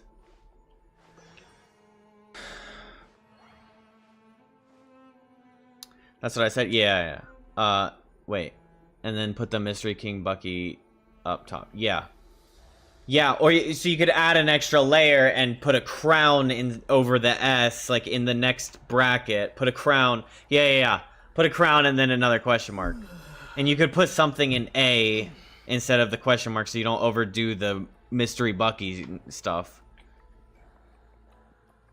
So you could go, Smite is S tier, altitude is S tier. You could put like a mid-tier skin in A and then put Ion and shit for a good bait. I used a background remover and it cut out your headphones. Probably looks weird. I don't think we need to redo an entire thumbnail I made when we can just make a better title. Oh my god! Alright, delete. Delete this, I'm reporting it. That is awful. Tope, we don't send that picture anywhere.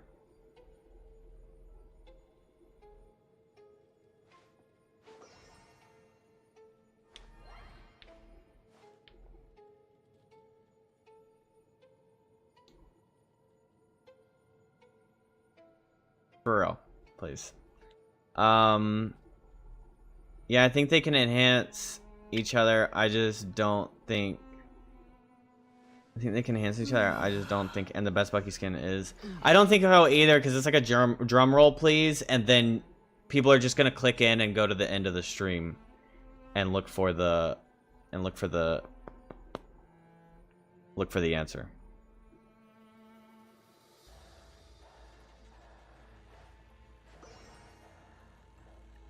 That's how I feel about that title. I think we ranked every Bucky skin, and this is what, or whatever, allows people to be intrigued by how did the discussion go. I think it sets up that, like, psychologically. Does that make sense? Like, hey, we did a process. This is what the video is on, is this process. And that kind of poses a better, like, viewer retention.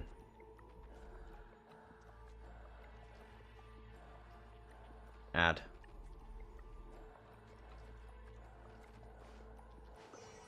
Wait, you have two Twitch accounts, Kenny? I just noticed. I just realized.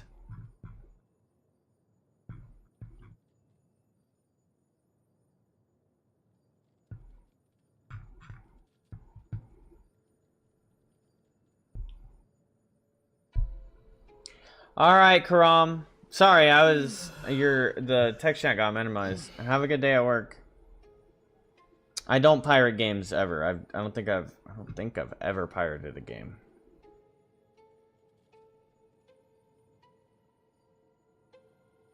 Good luck for the live stream. Have a wonderful day. Thank you very much.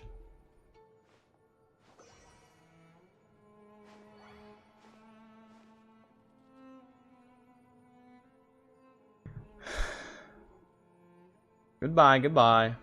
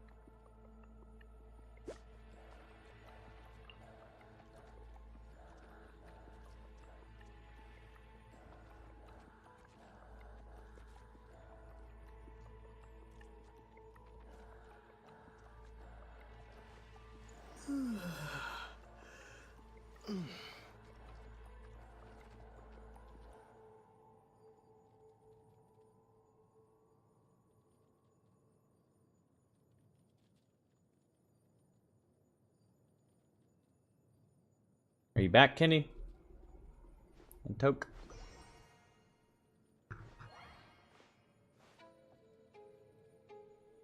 Toke is subbed.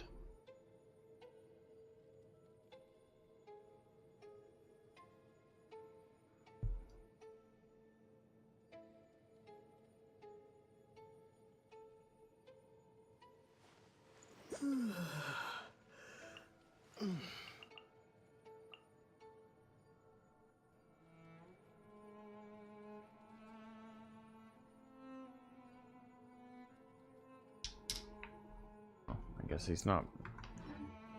Looks like he's never coming back. Alright, GG's. The next switch is over there.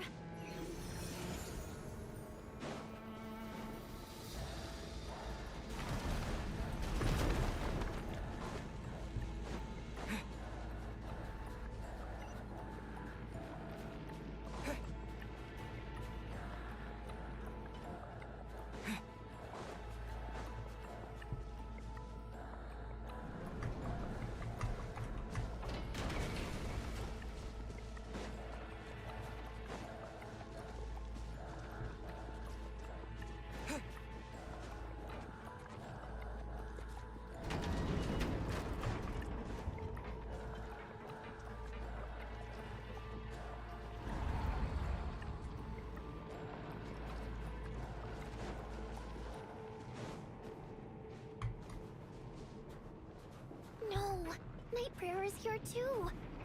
This can't be the only path. Let's head up there and take a look. The switch is just up ahead. Hurry!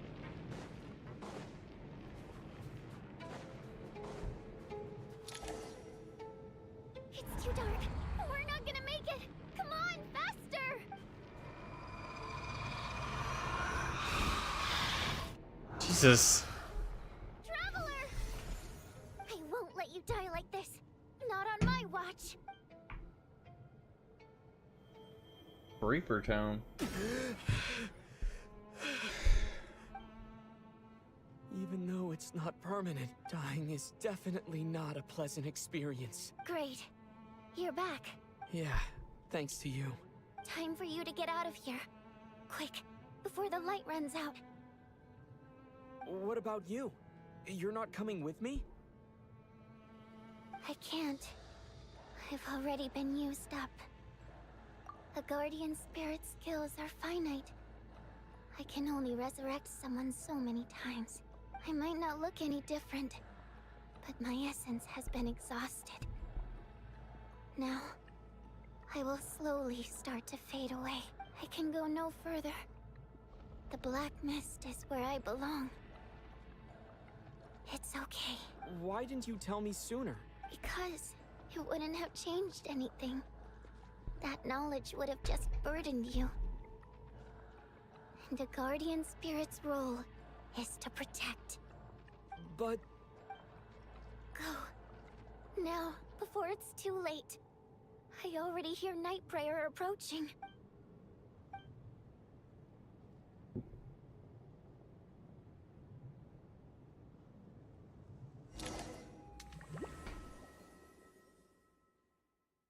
Right now, what you need is dead. What do you need, sir? How could this happen? What do you need, sir? Well, I guess there's no need to inspect the body.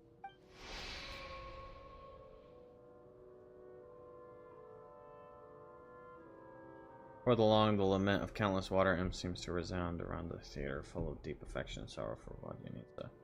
Your emotions begin to respond in kind, leaving a heavy feeling in your chest. This wasn't supposed to happen. You lied to us, didn't you, Chuganov? You've been lying from the start. Take a long, hard look at yourself before you go around accusing other people. I suspected you on day one, Lelik, and now look where we are. By some strange coincidence, you've never been targeted. You just happen to have survived this long?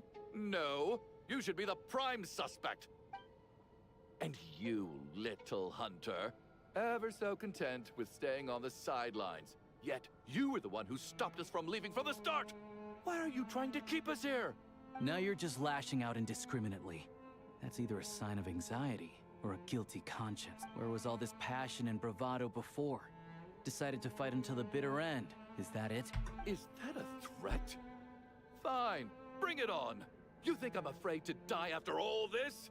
You want to kill me? Go ahead. I'd like to see you try. After all the trauma of the past few days, everyone's been pushed to the breaking point. Valeri and Mitya aren't here anymore. Someone else needs to step up and take charge. But first, I need to think this through. Considering everyone left, who's the most likely candidate for the deceased?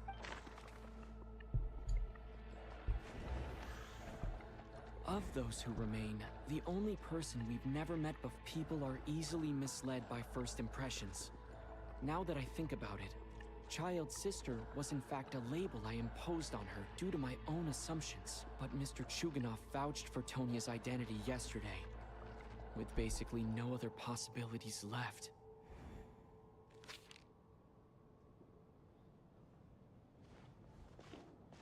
Tonya, how's Tusser been lately? Your brother Ajax must have mentioned me in his letters home, right? Did he say anything about a blonde traveler? No. And my brother's name is Razik, not Ajax. Oh. Chuganov, looks like it's your turn to do some explaining. Yesterday, you said you could vouch for Tonya.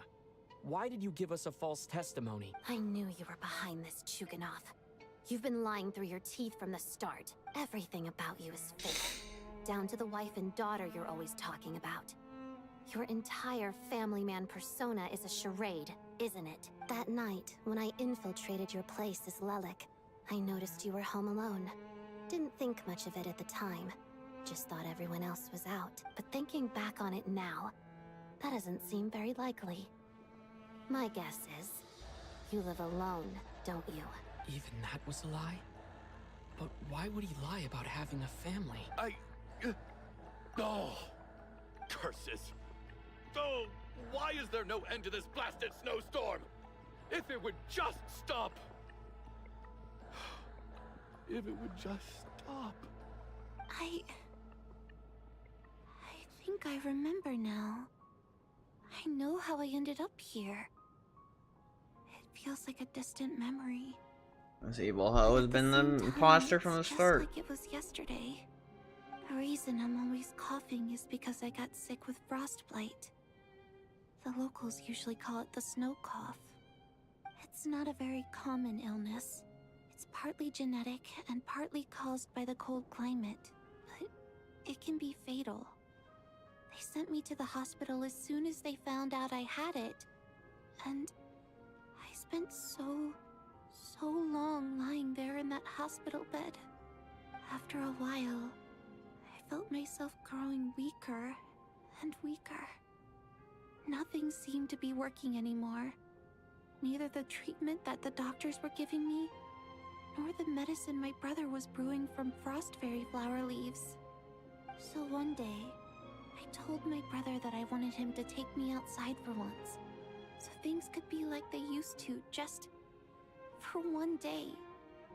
I wanted to meet loads of friends, experience new things. He agreed. He snuck me out of the hospital, and we escaped. We got to the theater, bought tickets, and went inside. Oh, it was all so exciting. I remember the show very clearly. It was amazing. But I found myself getting sleepier and sleepier. Oh, Tonya. When I woke up, I couldn't find my brother anywhere. So I guessed he'd already left. But there's no way he'd leave me behind. So I decided to stay here and wait for him. At the time, I figured he'd probably gone to brew some more medicine for me. I was planning to chew him out for abandoning me when he got back. Tonya, it sounds like by then you'd... Yeah, I know. I understand now. Dead, aren't I? This cough and the feeling weak, it's probably just my body's memory. After all of that, it turns out I can't blame my brother after all. I was the one who abandoned him. I'm sorry, everyone. I realized this much too late. It seems like death skewed my perception. And now I've dragged you all into this mess. Your name probably isn't even Tonya, is it? Didn't that ever strike you as odd over the last few days? Well, when I was little, my brother and I read a storybook, and Tonya is the name of one of the characters. When we escaped from the hospital, our family and the hospital security were looking everywhere for us. So when you first approached me and said my brother had sent you, and called me Tonya, I thought he must have chosen a fake name that only the two of us would know. Because he was afraid of getting caught. No. It seems like that was just wishful thinking. At least your memory of death isn't painful. That is a small comfort. Now it's your turn, Chuganov. Talk to us. I believe no lie is ever told without a reason. You're right. I was lying. I happen to know that the Harbinger child and his sister Tonya met, and yes, I was lying about my family too. The truth of the matter is, I lost them a long time ago. I just refused to accept reality. And now I've spent the second half of my life living a lie. I'm a joke. My daughter's name was Iskra. And before you ask, yes, Iskra, as in Iskra Manufacturing Plant. She also died from the snow cough. She was just 6 years old. If she were still alive today, she'd be around the same age as little Tonya here after Iskra passed. My wife couldn't bear to face those memories either. So she chose to start a new life without me. One day when I came home from work and saw the empty room, I felt like I couldn't breathe. Subconsciously, I started to imagine that they were still there. I soon discovered that this was the only thing that made me feel any better, so I just embraced the delusion. Nothing more than a pathetic means of escapism, I know. But at least it's not a crime. So explain your false testimony then. The night before last, when I was chatting with Tonya, she mentioned that her brother would brew medicine for her from frost fairy flower leaves. Combined with her various symptoms, I suddenly understood everything, including the fact that she was deceased. The snow cough used to be an incurable illness. I would pick frost fairy flower leaves to brew medicine for Iskra too. took hours and hours on the stove. But the year after my daughter passed away, the jester of the Fatui announced that a cure for frost blight, also known as the snow cough, had finally been developed. It turned out that all previous treatments were completely ineffective. No better than random concoctions. That was the final straw for me. I just couldn't take it anymore. Just one more year. One more year, and everything would have been okay. So, yeah, that's really sad. More than anyone, I know full well that in this day and age, no one in their right mind would still be using frost flower leaves to brew medicine for the snow cough. Poor Miss Tonya, therefore, had to have been from an era when snow cough was still a terminal illness. So, you projected your daughter onto her? Even though you... That doesn't make any sense. You knew she was already dead. What did you hope to achieve by protecting her? I just don't believe in your crackpot theories. Nor do I approve of your actions. How can you just declare a living person dead and throw them out into that snowstorm? Nitia's gone. My good buddy Shram's gone. And now it's Tonya's turn, isn't it? The others I can make my peace with. But little Miss Tonya, here she is, standing right in front of us, alive and breathing, and fighting her own battles. Yet you're quite happy to say she's dead? I just want her to live. Once this snowstorm is over, the very moment it stops, I'm going to march out that door and find someone who can fetch the very best medicine for her snow cough. I'll be damned if I'm gonna let you cast her out into the snowstorm before I have the chance to cure her. Not again. Not this time. Not when the cure is right within our grasp. I'd never be able to forgive myself. Mr. Chuganov, stop.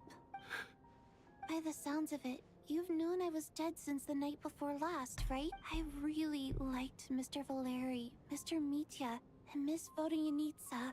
I'm not happy about that. The reality is, you've been trying to fight your own demons through me. But all you've really done is trap me inside your delusion along with you. No. Listen to me. I want to save you. I do. Well, at this point, I'm quite sure that I'm dead. I don't need to be saved. The time I got to spend with all of you is more than enough for me. Despite all the bad things that kept happening, I got to meet so many interesting people and spend so many days and nights by your side. Since the day I escaped that hospital until now, this has been an adventure I never even dared to dream of. I'm very fond of you all.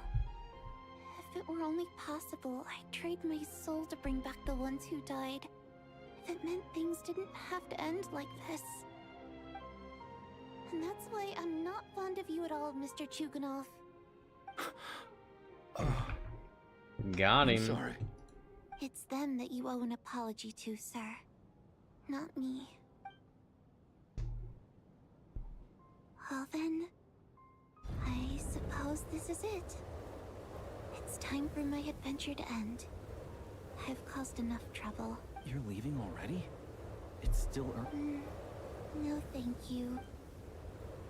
My name is Patashka. It was nice meeting you all. Feels strange that we're only being properly introduced now that it's time to say goodbye. Patashka.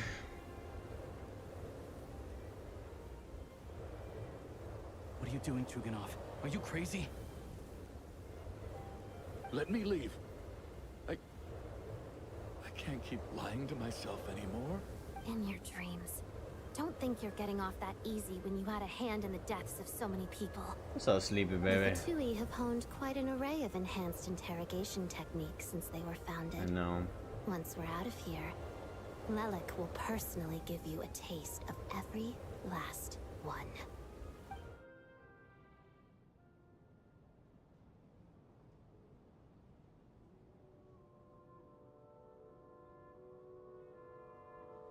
People have been dying every night. Sleepy. I doubt this snowstorm is ever going to stop. For all we know, this storm might have destroyed all of Snezhnaya by now. Maybe even the whole world. Wait, we finally solved the mystery of the haunted theater today. Maybe let's at least try to enjoy tonight? Fair enough. I don't particularly feel like dying in Chuganov's company anyway. And yet you won't let me die first. Hey, Chuganov, on a serious note, if we do make it out of here, you should close down that factory of yours. A lot of people are freezing thanks to you. Is this really the time to be discussing my factory? All right, fine. I'll shut it down. Doesn't matter to me anymore. Am I hearing things? Or was that a knock at the door? Who won the tourney? I think There it is again. submissions just finished. Is that I what you don't mean? Like the best understand. clip of the week or The whatever? snowstorm hasn't stopped, has it?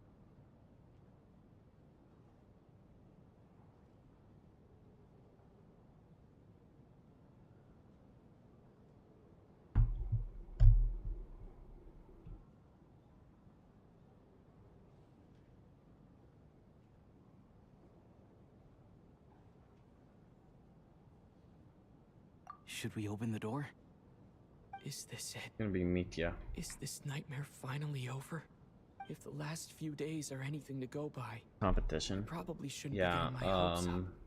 Whatever lies beyond that door at this moment, it could be something even more terrifying than everything we've been through so far. It's probably just Mitya. Came back.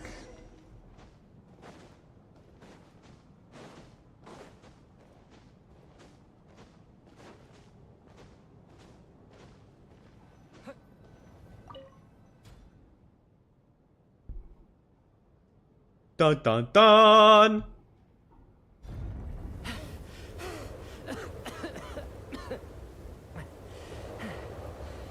Hey everyone, I'm back.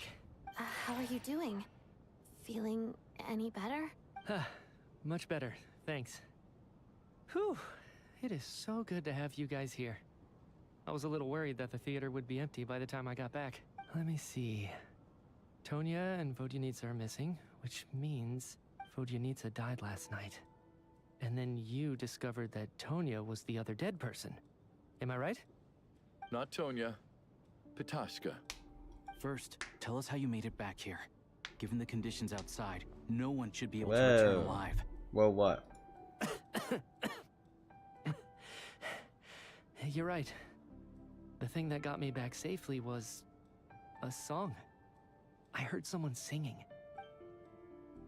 After walking into the snowstorm, my mind grew hazy. I don't know how long I walked through the storm before my mind completely slipped away. Then, suddenly, I heard the sound of singing. The voice instantly brought me back to my senses, and I regained consciousness. So I followed the voice, searching for the source of the singing.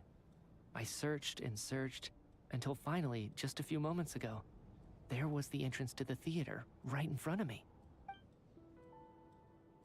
I've actually never performed this song in the theater before, because it has more of a ceremonial purpose for our people. It's not meant for the stage.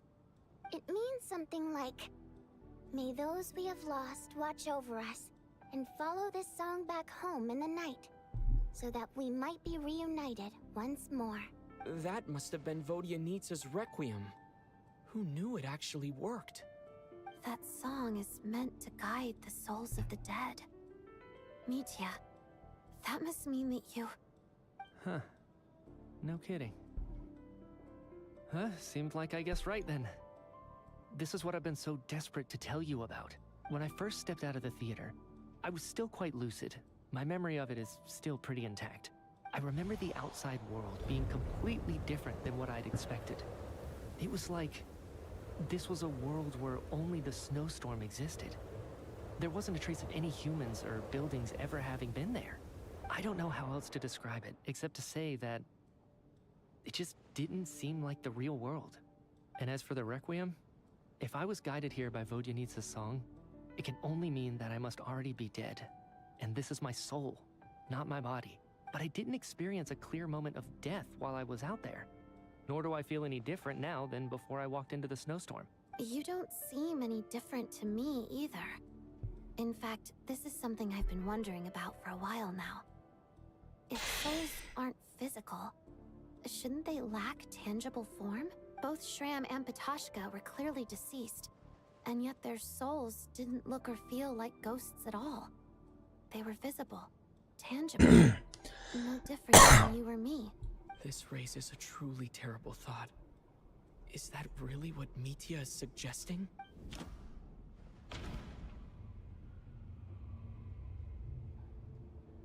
Everyone in the theater had been dead all Mitya's soul along. was summoned back by the Requiem, confirming that he is indeed already dead. And yet, he looks no different from us. Of course, if even the long deceased like Mr. Shram can blend in with us undetected, then maybe we've all been dead from the very start. And all of us are now souls wandering the theater. Oh, shit.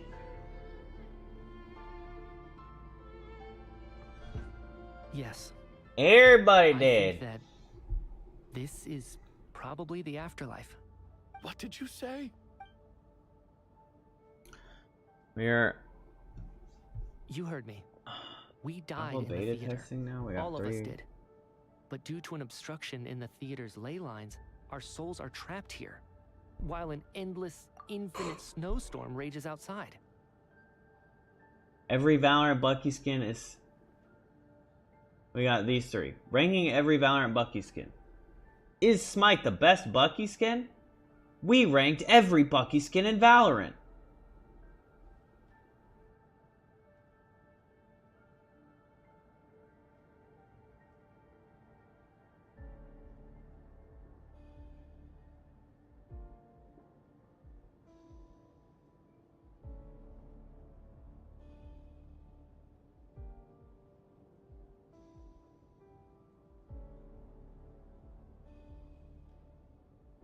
Wait, so you can release the video and it have those 3 different titles and give you like a test run on the video?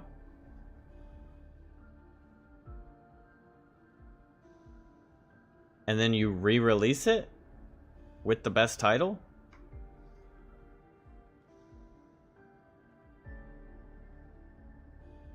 So it just shows different groups, different titles, and then you make one title official after like a day. That's insane. I didn't know you could do that. So you can like shop titles, see the best stats, and then confirm it for the for like past a couple hours or whatever. It's ironic, really. All that time, we were working so hard to figure out who the deceased among us were, when the truth was, we were all deceased. The only difference being some of us died more recently than others.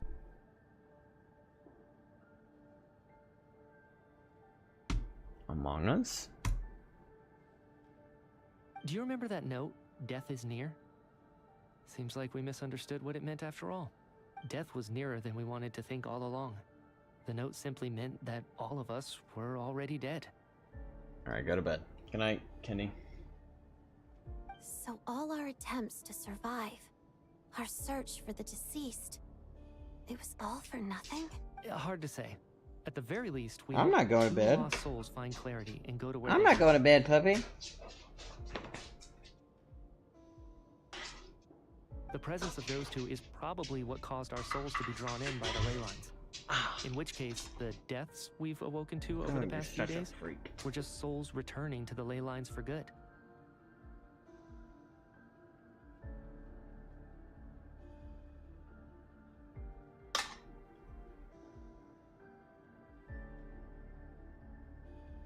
If what you're saying is true, doesn't that make us the lost souls now?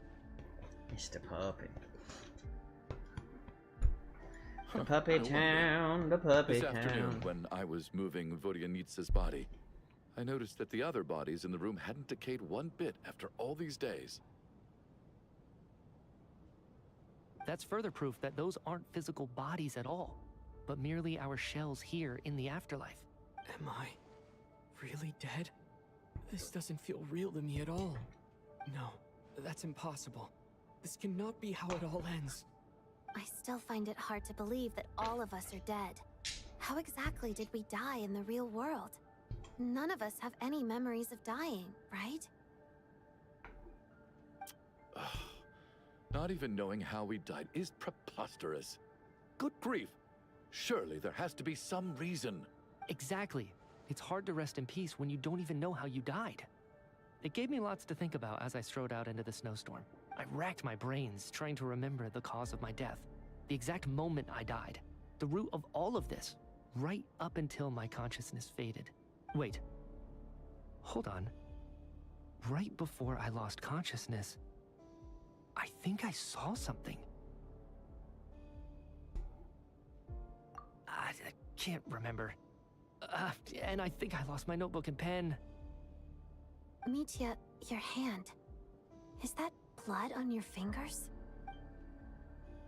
Huh? You're right. There's blood on the fingertips of my right hand. Looks like it's already dried. When did that happen? What the? I guess this was what I saw. I must have desperately drawn it in my own blood right before losing consciousness. What's wrong? Do you recognize the symbol? It's Renova, the ruler of death. Huh? Alosha, do you still remember that Snezhnayan folktale you told me about? It was about the Grim Reaper. When someone's about to die, he appears as an incarnation of someone familiar to guide their soul into the afterlife.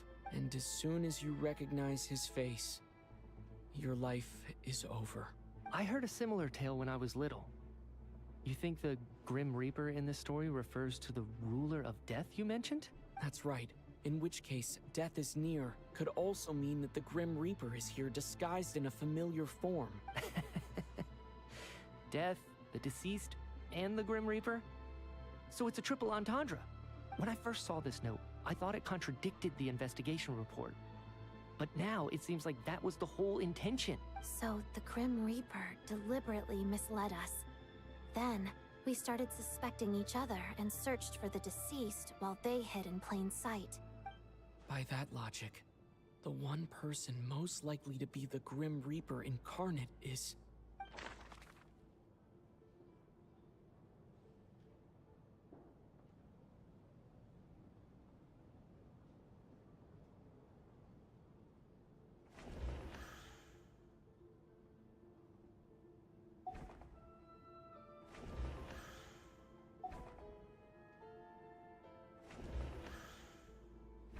Identifying the Grim Reaper is a major decision.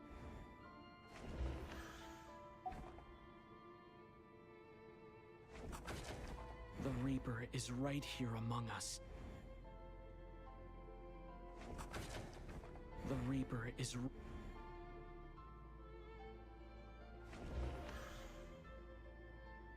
Wait, it's...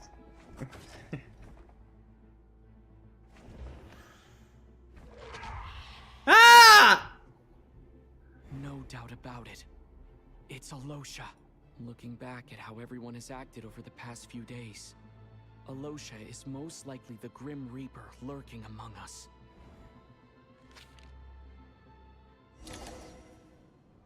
Is it you, Alosha? You were the first to discover the investigation report, and you had plenty of time to slip the note inside to mislead us. So? Surely you can't suspect me based on that alone. What if someone else found the investigation report first, slipped the note inside, and then put it back without telling anyone? There's no denying it. The note could easily have been slipped in much earlier than it was discovered. That's not all. I've also noticed that although on the surface, Valeri, Mitya, and sometimes I were the ones taking charge of the situation, looking back now, even though you didn't say much, you were always subtly guiding everyone from the sidelines. What do you mean? You were the one who emphasized how dangerous it was outside and insisted we all stay here. It was also you who suggested that we all sleep in the same place. And earlier today, you tried to convince Patashka to stay. I don't understand why, but it was out of character. So, you didn't understand my intentions, and now you're assuming the worst. Seems pretty unreasonable if you ask me. He still won't admit it. Fine. Let's see how he responds to the most damning evidence of all. The biggest question I have right now is, if the Grim Reaper is impersonating Alosha, then where's the real Alosha?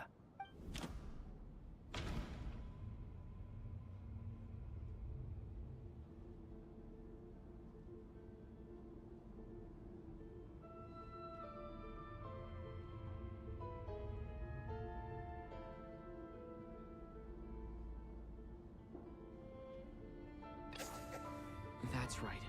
This was the moment, right at the start. Before any victims had even emerged, Alosha was switched with the Ruler of Death while everyone's guard was still down.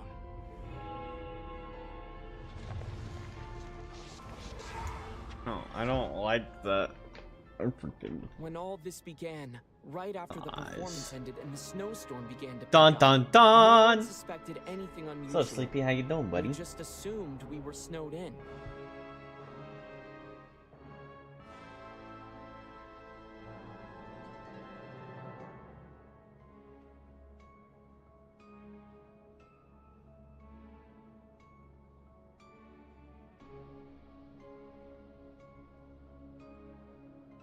It wasn't until we discovered the bodies the morning after that we Yep, realized you did something spoil out it of the for me. ordinary was going on. But it's clear now that the oddities actually started earlier than that, when Dimov walked into the snowstorm and never came back.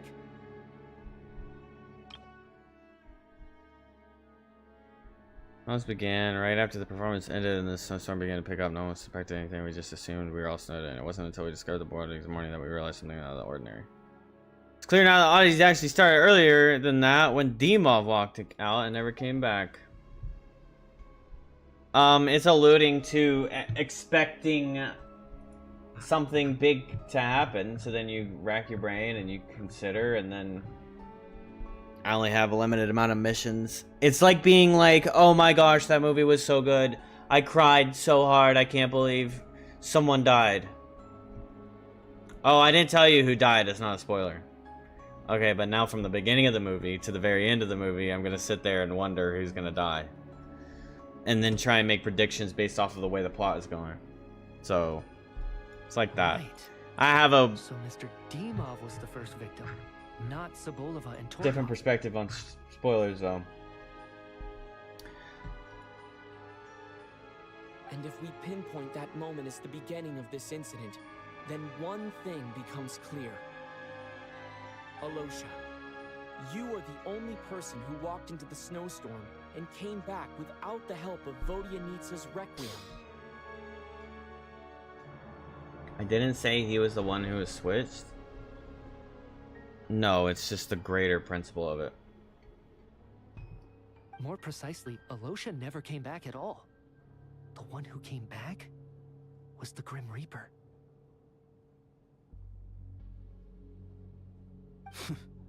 Not bad.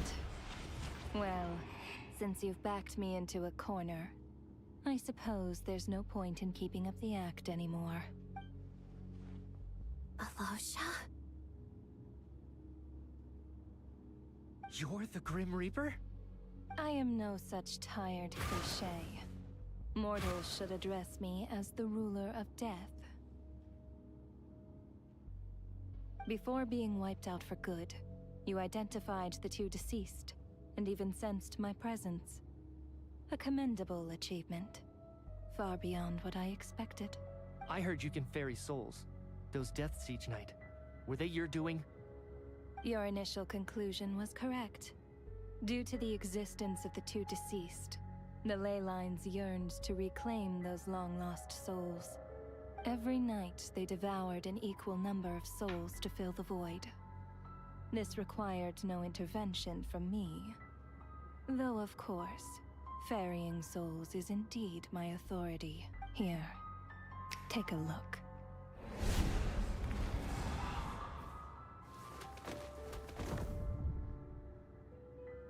Jesus. What are you doing? That takes care of today's two. Don't get so worked up. You are already dead, and your souls must return to the ley lines. I know we're already dead. This is insane. You murdered us, didn't you? Murdered? No. Murder is when mortals usurp my authority. Death is my jurisdiction. If I require someone to die, I need not resort to such laborious methods as murder. You simply met the criteria to trigger my curse of death. I know about the curse of immortality. So there's another death-related curse too? You cursed us? When? And why would you do such a thing? So often, Not that big a deal. humans pray to me, begging to know when their death will come, and what form it will take.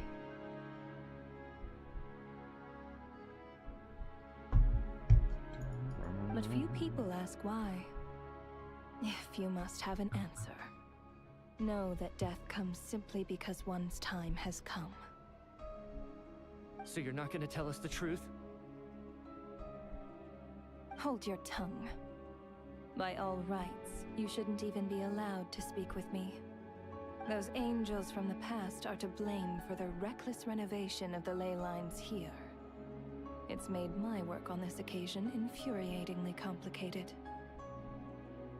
Work? So trapping us here, making us watch our friends die, that's just another day at work for you? You clearly have a lot of questions. Fine. As a reward for your remarkable accomplishments over the past few days, I shall answer a few of your inquiries, provided they aren't too unreasonable. After the physical body dies, the soul must return to the ley lines for that person's death to be considered complete. My work encompasses the entire process of death, including, naturally, the guiding of souls into the ley lines, with which you are now so familiar.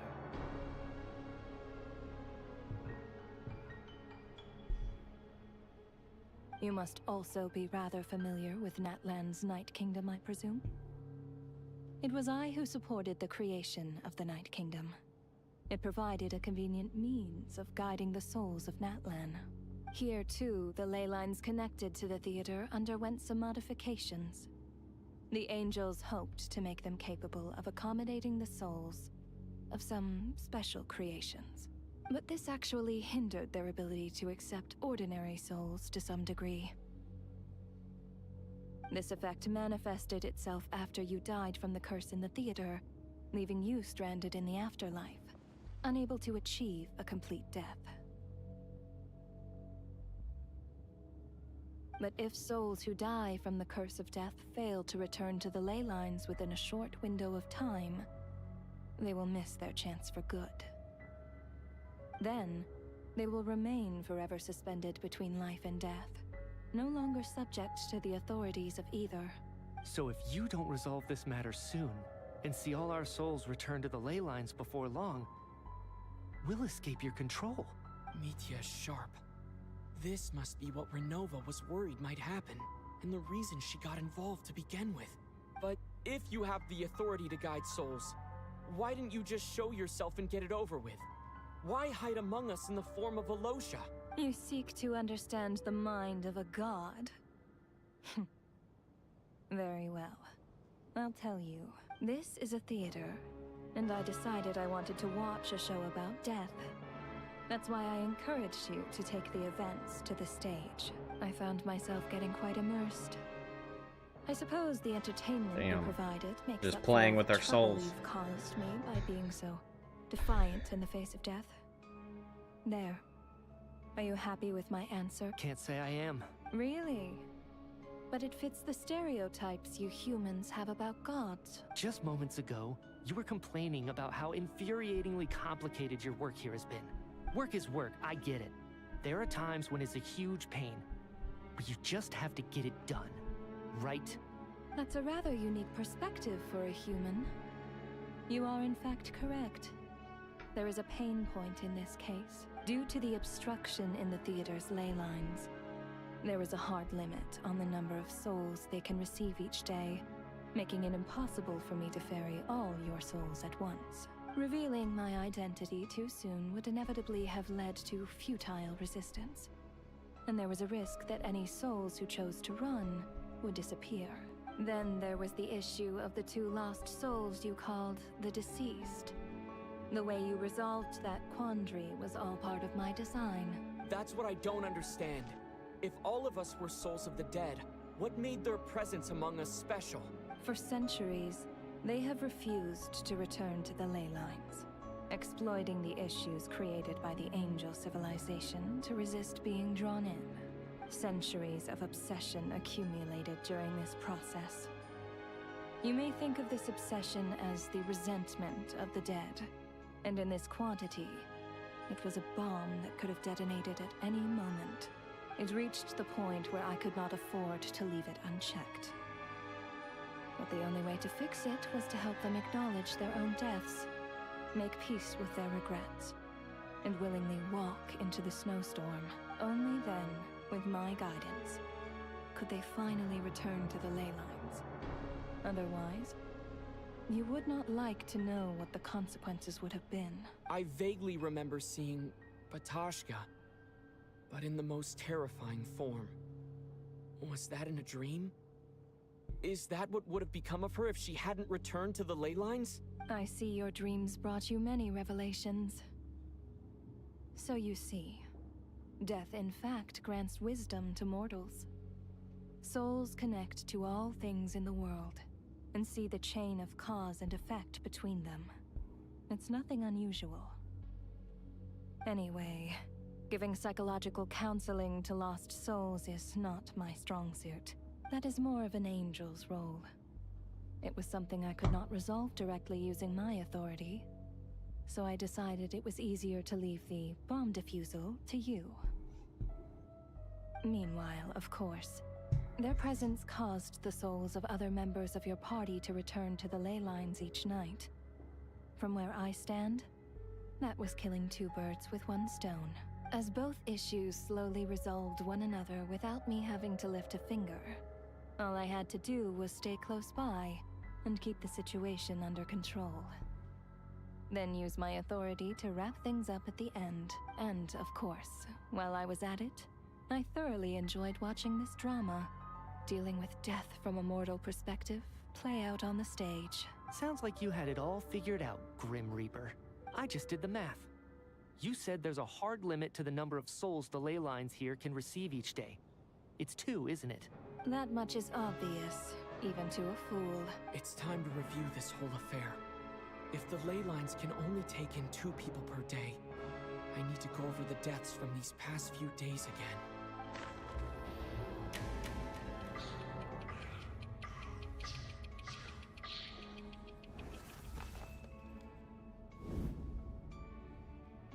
Looking back now, none of us had the faintest idea at the time.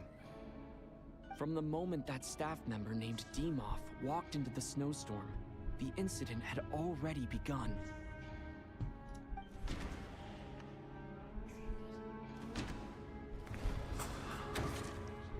Alosha was the second to walk into the snowstorm. During this process, the ruler of death assumed his identity, making him one of the victims. And then it's these 2. During our first night in the theater, everyone was caught up in the novelty of it all. No one could have expected there would be victims the very next morning. Despite all the confusion, and with the help of hindsight, we finally began to realize that something was amiss with the snowstorm.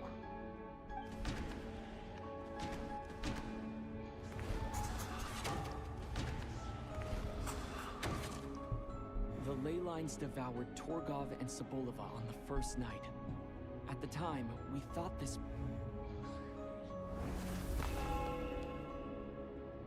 Odette and I spoke a lot that night. 3 people were on watch, but in the morning, we discovered that someone had fallen victim all the same.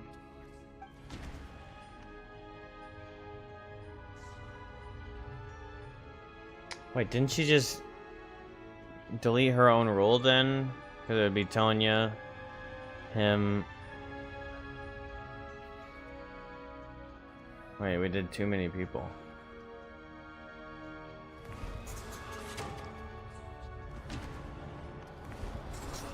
This day, there's 4. The deaths of Coolish and Rampana caused everyone to stop suspecting Lelik. Unexplainable phenomena occurred one after another, leading Mitya to suspect that we were caught up in a supernatural event.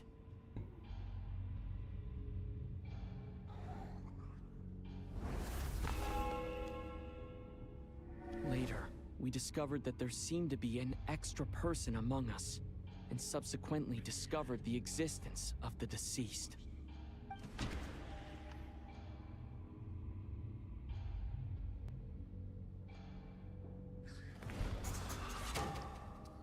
Mr. Schramm realized he was the deceased, and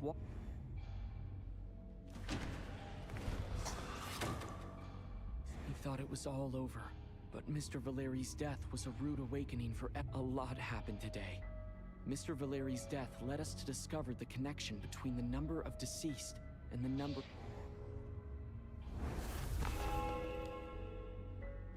The fact that there was more than one deceased seemed to bring us back to square one. Odette revealed some information she had been keeping to herself.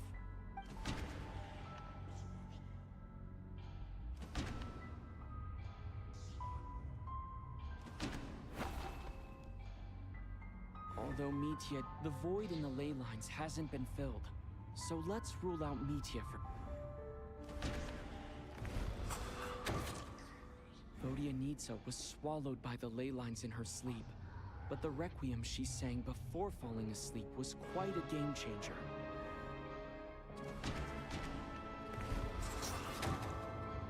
As it happened, Patashka filled the void left by Mitya's return from the ley lines by walking into the snowstorm this morning. The girl I thought was child sister Tonya turned out to be another of the theater's deceased. Come to think of it, Patashka was about to walk into the snowstorm at that time, and Renova, unaware that Mitya would return, was concerned that her soul would overflow from the ley lines. That's why she used Alosha's voice to try and persuade her to stay behind. Looking back, I suppose that was an early slip-up on her part. But this isn't day 6. No one could have expected anyone who walked into the snowstorm to return. But just after nightfall. Okay, returned, so we're assuming this is crucial midnight now. information with him. Various truths began to surface, including that all of us were already dead, and that the ruler of death was here among us. Then, after revealing her true form, Renova callously claimed 2 souls.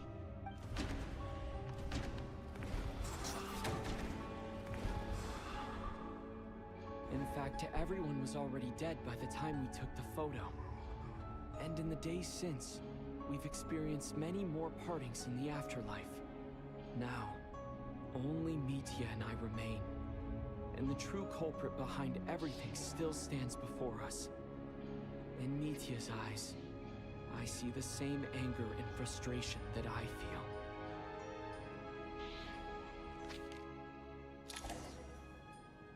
That covers everything. It's all clear now. Your work isn't finished here yet, is it? The Traveler and I are still standing here, safe and sound. The Water Imp's song threw things off a little, but it is of no consequence. Of no The ley lines consequence. have already anchored your soul, and the first ray of light tomorrow morning will take you back. I, meanwhile, need to review my attitude towards the Water Imp race.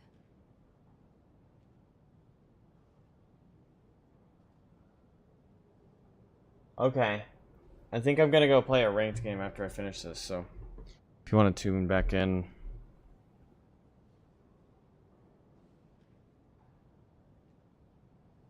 So the I don't know, maybe reunion like in the 20 night that minutes. Vodyanitsa But hi, darlings. mentioned. Thank you for coming in. I suppose that was never meant to be a permanent reunion. Don't look. Get out of here. That just leaves you, Traveler. My power only allows me to temporarily separate your soul from your body. The ley lines of Tevat would not accept you, and your soul is firmly anchored to your body by your will. No. For a descender like you, who is not bound by Tevat's rules. No. Your death can only be brought through the most violent of means, such as directly destroying either your body or I don't even know if I soul. want to get on Valorant, and if I do, I just want to play ranked.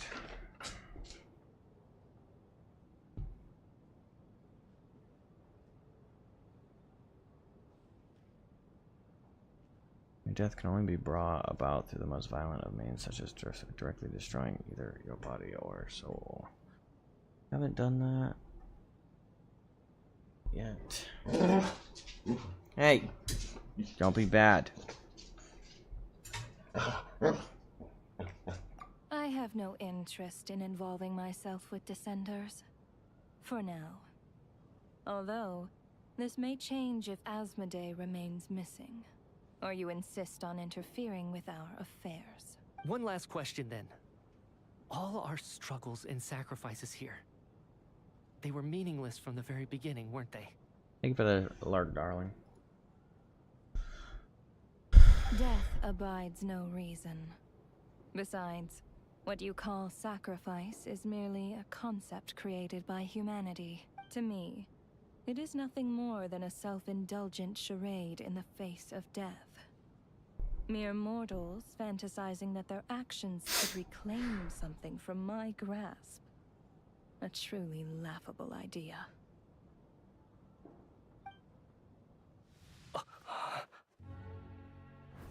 Grim Reaper, you really know how to get on my nerves.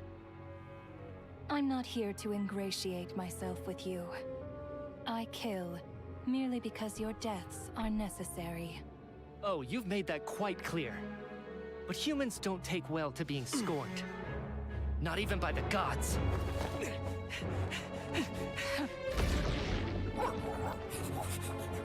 Puppies.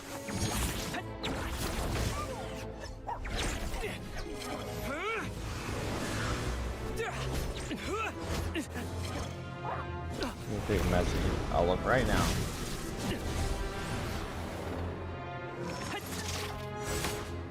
Bachako, I already said it's not a big deal. I don't care. Don't care.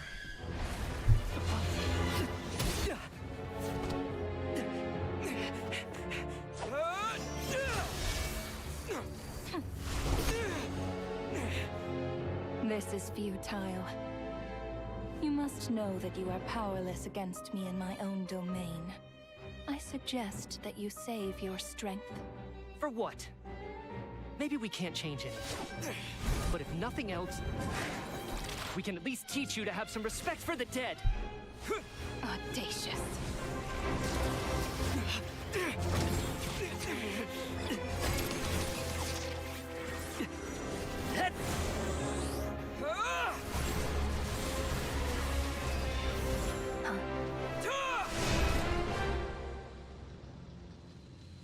Shiba.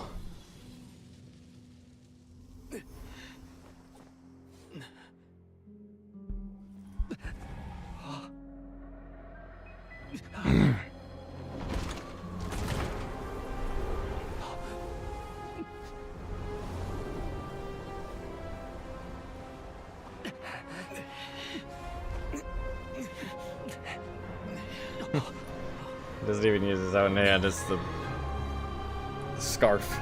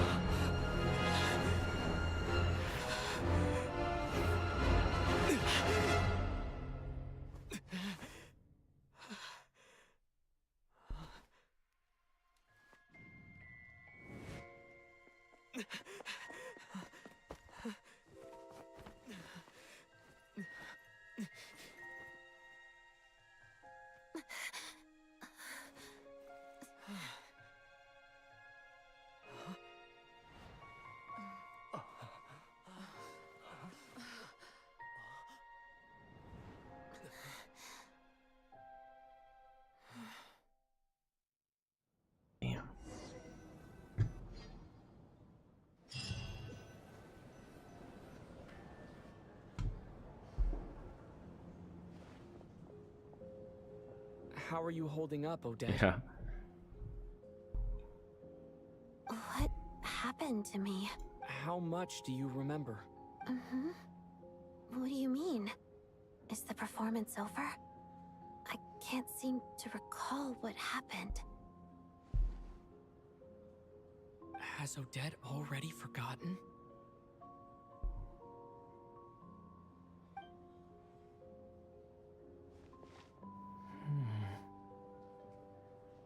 Mitya? Oh, I'm sorry. I guess I spaced out there for a second.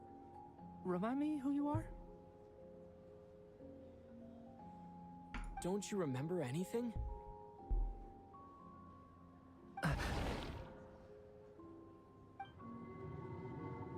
Yeah, I remember now, Conrad.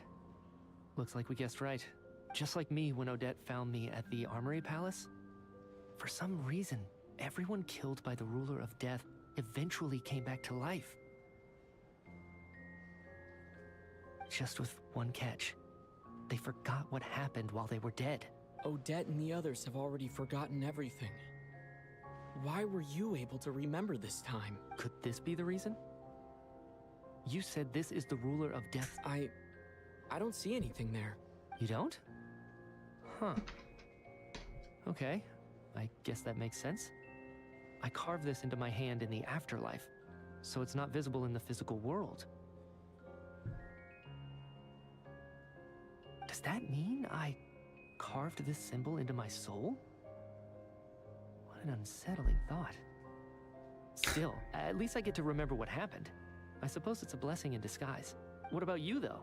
The Ruler of Death mentioned that you're a descender? Is that why you can remember? A full explanation would get complicated very quickly.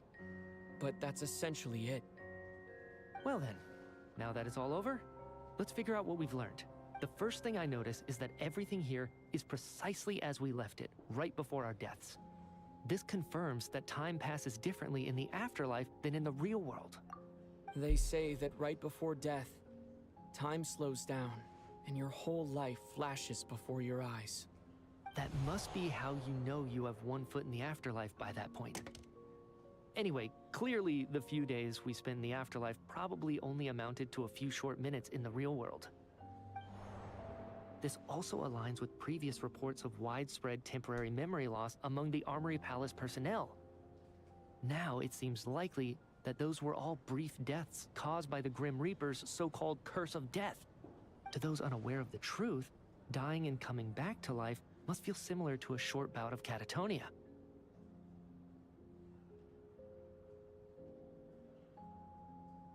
This leaves me with a couple big questions.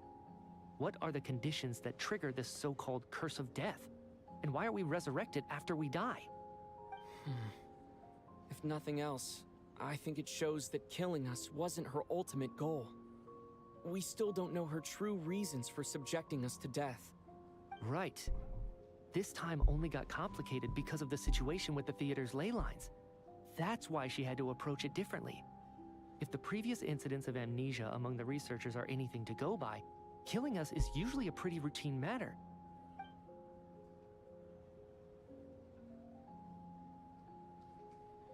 Come to think of it, wasn't I about to note something down before I died? I can't remember what it was, but I think it was something related to my research project. Sorry, Traveler. I'll catch up with you again later. Right now, I have to make a trip back to the Armory Palace. So it only got complicated because of the situation with the theater's ley lines. That's why she had to approach it differently. The previous incidents of amnesia among the researchers anything about killing us is usually a pretty routine matter. Sir, if I may, no one of your description has ever shown up in my investigations into Mr. Mitya's friends. Yet, you two seem very familiar with each other. Could you perhaps tell me where he was in such a rush to get to? And, by the way, have we ever crossed paths? Forgive the presumptuousness, but I feel a vague and indescribable sense of familiarity about you. I can explain everything. Could you help me gather everyone in the theater in one place?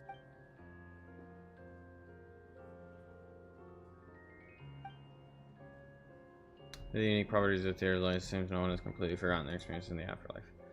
As you recount the tale of what happened, people slowly begin to remember as if accessing memories of a distant dream. Everyone is lost in thought. Everyone confirms their own fate with each other until finally today's show draws to a close. And everyone knows Chuganov's secrets.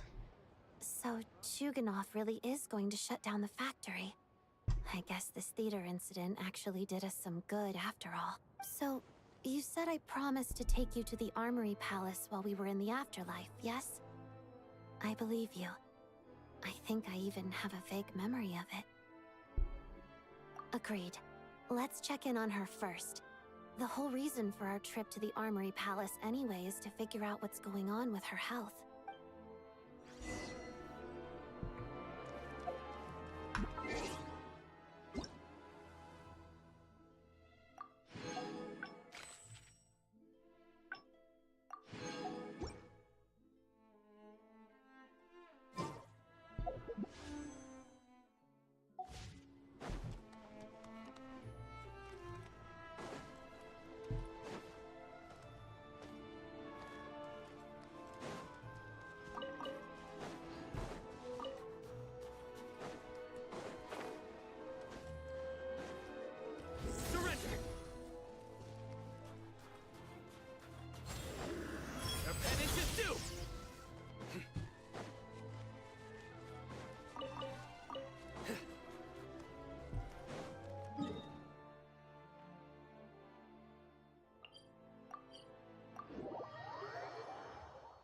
Boom, boom, boom, boom, boom, boom.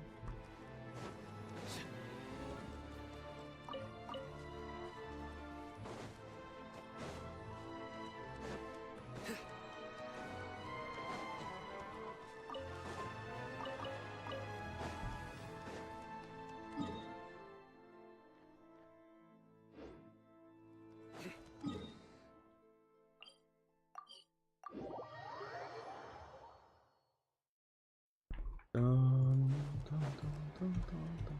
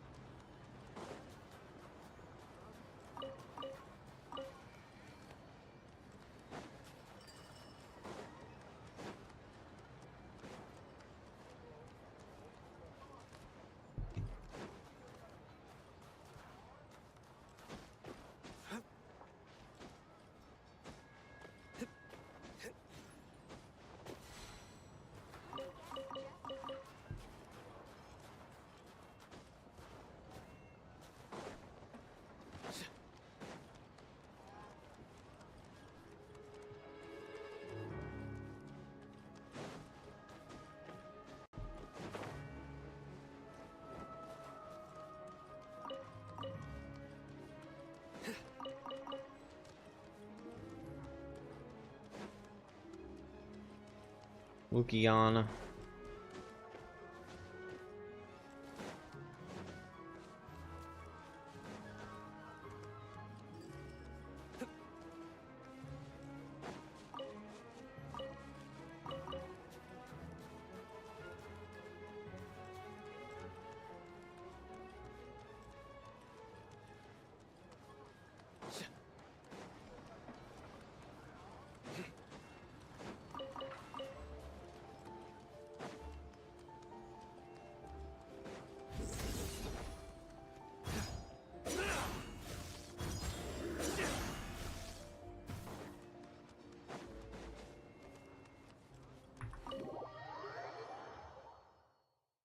Paimon.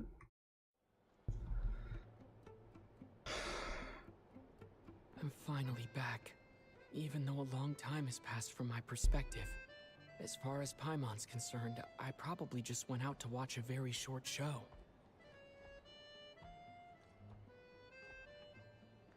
I should keep my emotions in check when I see Paimon again, or it'll seem weird.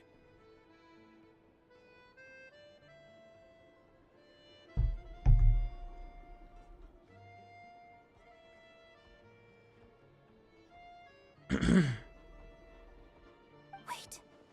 The atmosphere here feels off.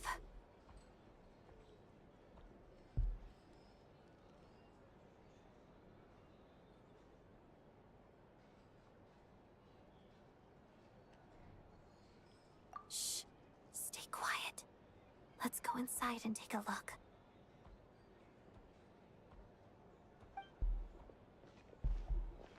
Have we still not been able to notify Child yet? We need new orders. What if that person comes back again? I'm so sorry. Under the circumstances, there was really nothing we could do. Tell me, what happened to Paimon? It was the Jester. He came here in person and escorted Miss Paimon away. He's the director of the Fatui. His authority supersedes all others and cannot be questioned. There was nothing we could do. How long ago did he leave? And what was Paimon's status? It was about an hour ago. Miss Paimon was fast asleep at the time. The Jester simply walked off with her as if it was only natural. I assure you, he absolutely did not use any force. Do you know where they went? What the fuck? The Armory Palace, most likely. Lord Piero, the Jester, has been overseeing the experiments there lately, keeping a close eye on their progress. Everyone in the Fatui has heard about it by now. I'm surprised he came in person. Whatever his reason for taking Paimon, he'll most likely return to the Armory Palace first, which is exactly where we were headed anyway. Then lead the way, Odette. Okay?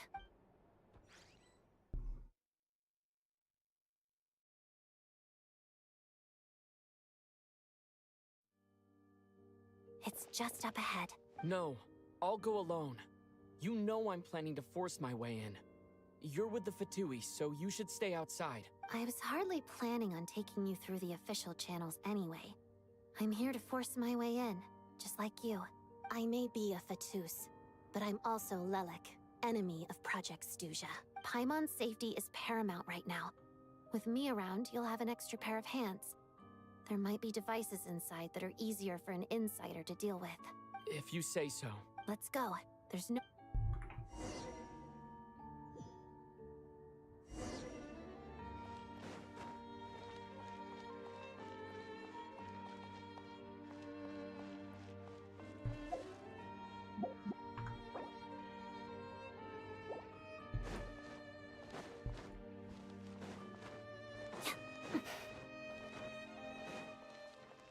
Hey, who are you? This part of the Armory Palace is under restricted access. What do you think you're doing?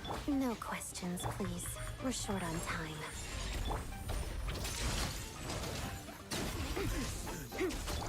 Surrender!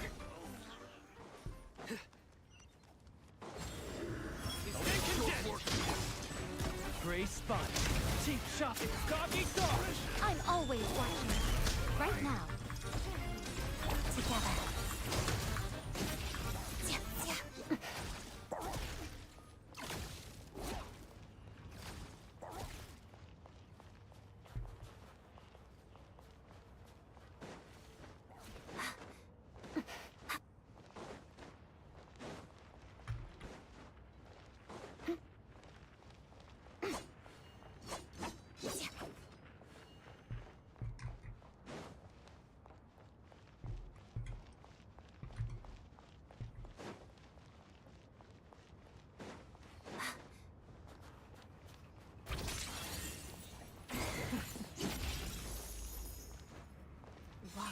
Snowflakes.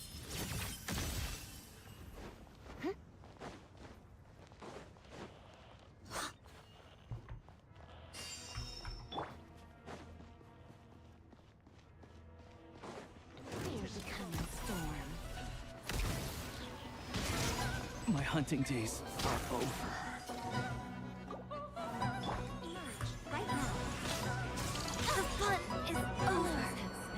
the hell? Nowhere to run. Guilty. Surrender. Be gone. A brief respite. Good. Here, boy. I still...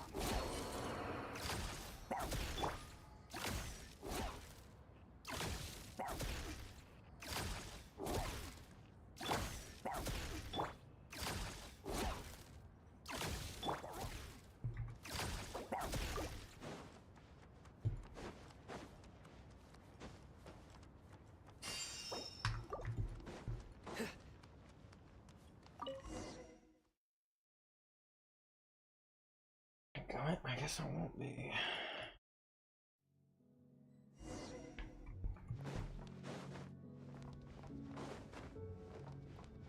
You have a pass? Where are you coming from? So, you're intruders, huh? Don't blame me for what happens next!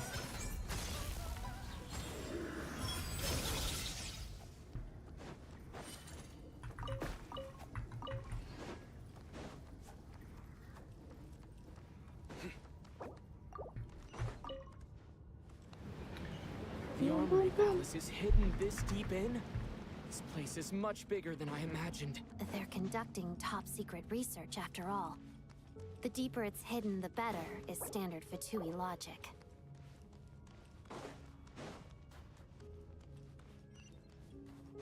The style doesn't really look like the Fatui's handiwork, though. They must have requisitioned some structures from a past civilization. It also serves as a bit of a disguise. Intruders! Stay alert! Gray spotted. Nowhere to run! Their penance is due!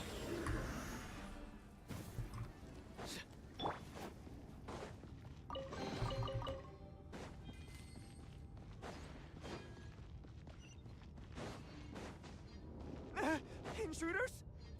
Don't come any closer! Just what are you guys trying to do here?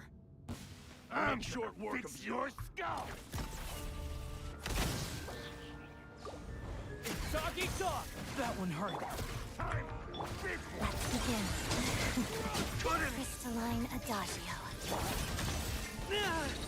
Emerge. Right here.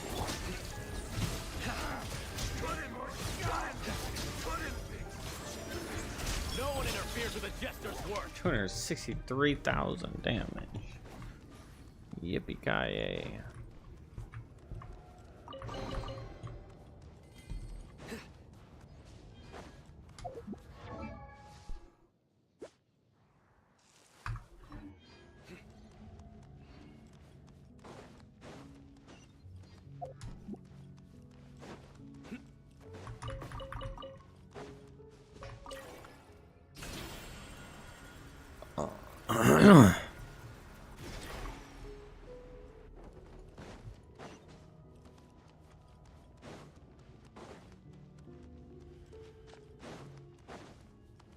Looks like no one's guarding this place. There's something off about that decoration over there. Look out! Let's deal with these before we move on.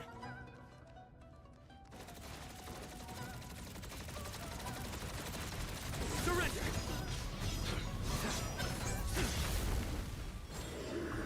Stay content!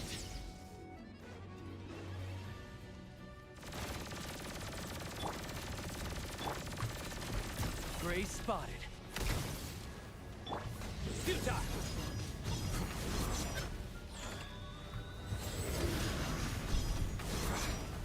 Sister just texted me saying her boyfriend is gonna pick up her dress and stuff, and she goes like, look presentable. Do you look like a is your sister?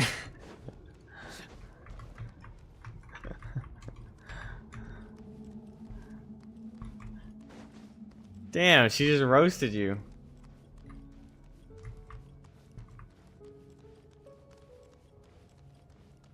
She knew you were in potato clothes. It was like, yo, get dressed.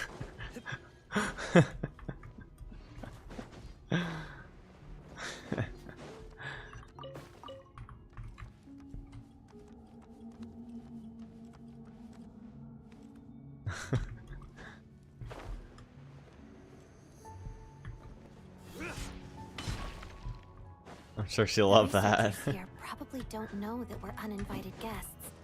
Let's try not to hurt them. Hmm? What's the big star from the theater doing here? That's Miss Odette. She's a member of the Fatui. Don't tell me you didn't know that.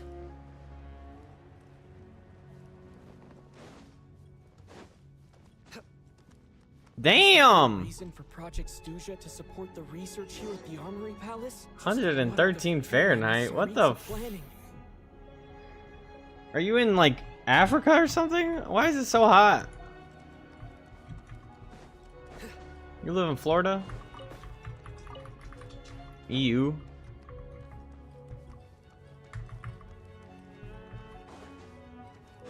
What are you doing in EU talking about Fahrenheit?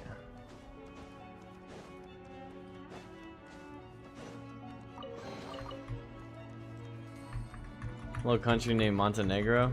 Oh, cool. I've heard of Montenegro. You googled it? Whoa! Who are you? Never seen you around here before.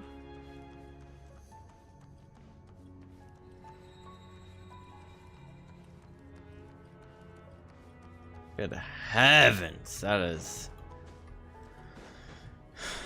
very hot. Maybe using the power of this prism could help?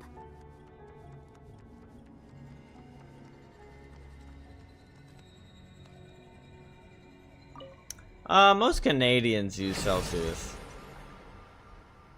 It's basically primarily only America that uses Causing Fahrenheit. images of the past to reappear, albeit only as illusions. Let's make our way through here. Paimon. And the Jester. Is this another scene from the past? Yes. It looks quite old, though. I don't think it happened in the recent past. They must be cultured Canadians then. What's going on here? A rare sight. What happened? The source seems to be the Armory Palace. They must have started some large-scale experiment. Wait, what if this has something to do with Paimon? We need to hurry!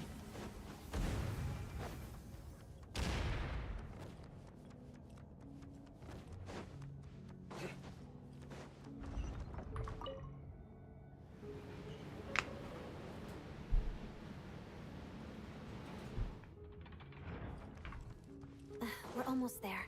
The Armory Palace is just up ahead. Paimon, please be okay.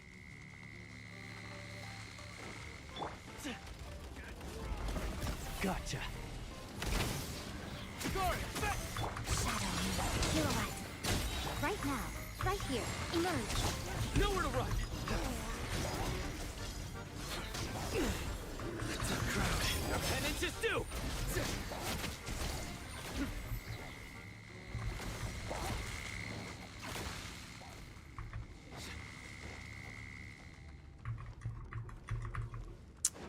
Yeah, I have work.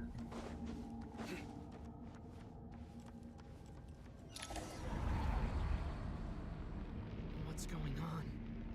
Wait, I remember this feeling. It's the curse of death. No, not now. Bro, I'm just giving a dress to a guy when I dress up for MBS. I don't think he...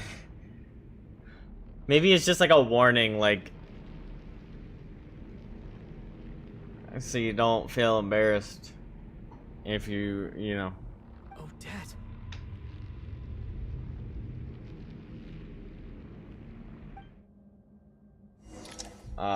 Yeah, I appreciate it. Is this the afterlife again? Are we dead again? I need to Fuck. find a way back to reality. Is that Odette's core Ignis? Could that be what just woke me up? Shiba.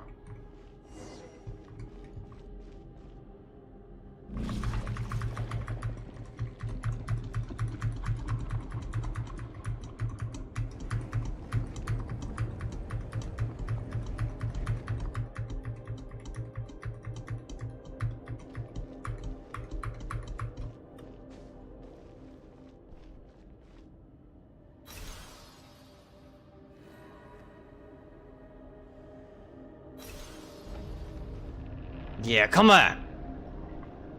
Oh, reality.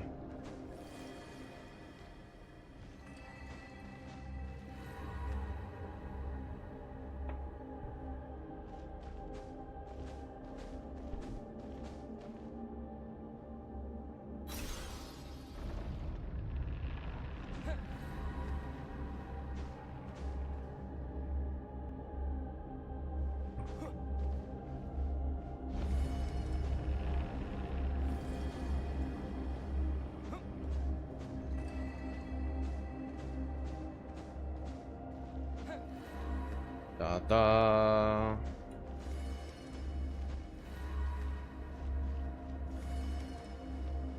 Yeah, it's pretty trippy.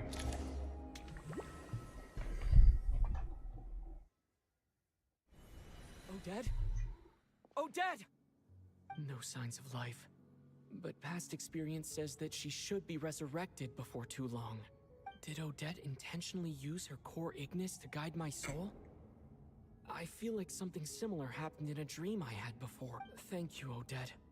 If not for you, my soul wouldn't have found its way back to my body so quickly. And I might not have woken up so soon, but I'm sorry. I don't have time to protect you. I have to use the time you bought me to get Paimon back.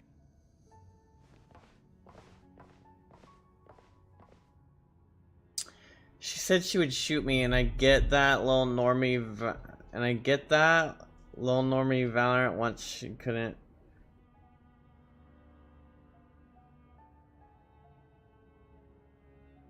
She couldn't shoot an unmoving boss, so I told her to go for it. It's like, yeah, I'd like to see you try. Sure enough, everyone here has been affected by the curse of death. Paimon! Paimon! No, wait. Paimon probably didn't escape Renova's curse either. She won't be able to respond to me right now. I'll have to find her myself.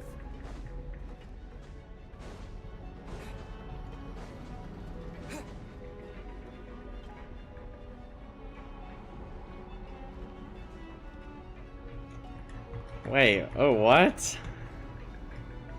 He's antisocial? Is this the laboratory he works in? What happened here to trigger the curse of death again so soon? I'll have to ask him when he wakes up. Finding Paimon has to take priority now.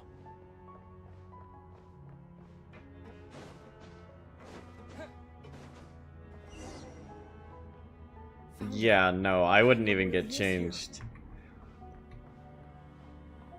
But that's just stubbornness. You can do what you want. But expecting you to, like, put on some fucking jeans because he's odd? I don't know.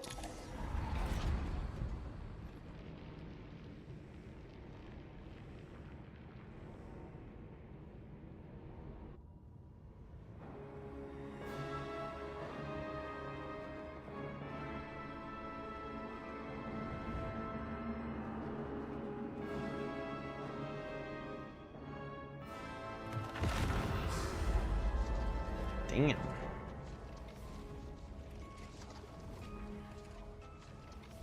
You don't learn, do you? You've already been involved in one mass death, and now you show up at the scene of another. This might have passed for a coincidence the first time, but a second time? Am I to assume you are intentionally interfering in Snezhnaya's affairs?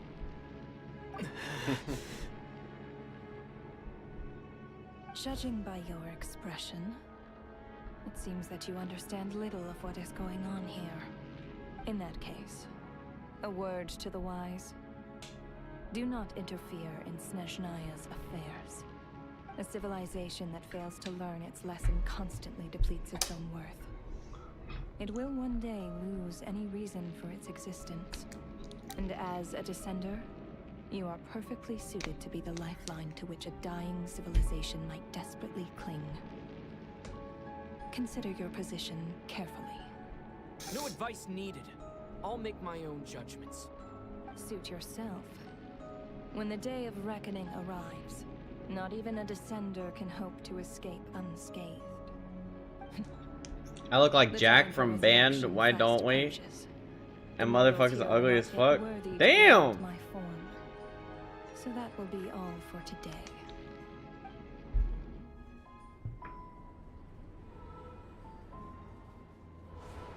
I don't want to look like that. I don't want to look like Jack. That thing is coming with me.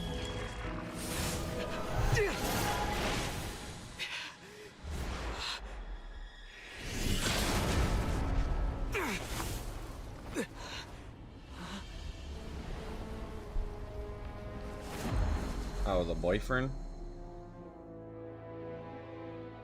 You awoke sooner than I thought. The curse of immortality is stubborn, Oh. unable to enter the ley lines, Alright, bet. yet not content to remain a spirit. Thanks. Ruler of death, what do you want? You perplex me. Both you and you. That thing may be a creation of Celestia, but it possesses none of Celestia's power, let alone authority. Your obsession with it baffles me. No matter, the resurrection will soon begin. It's worthless anyway. I'll reclaim it next time.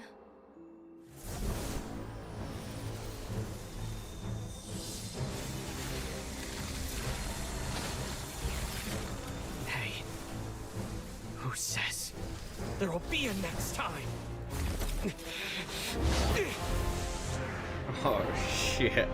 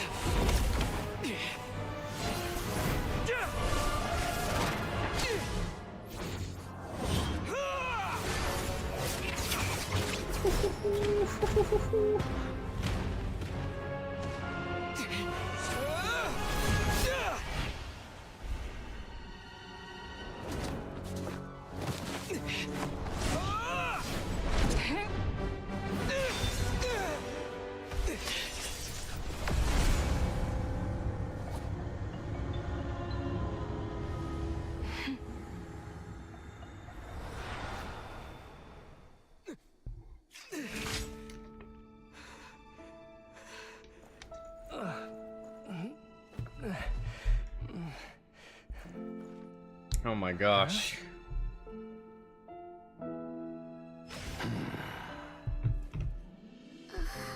That was awesome.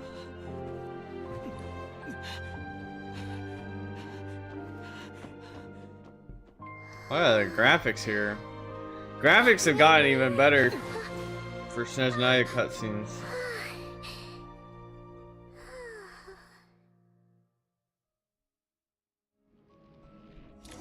The Jester looks fucking sick just now. Paimon. What are you talking about?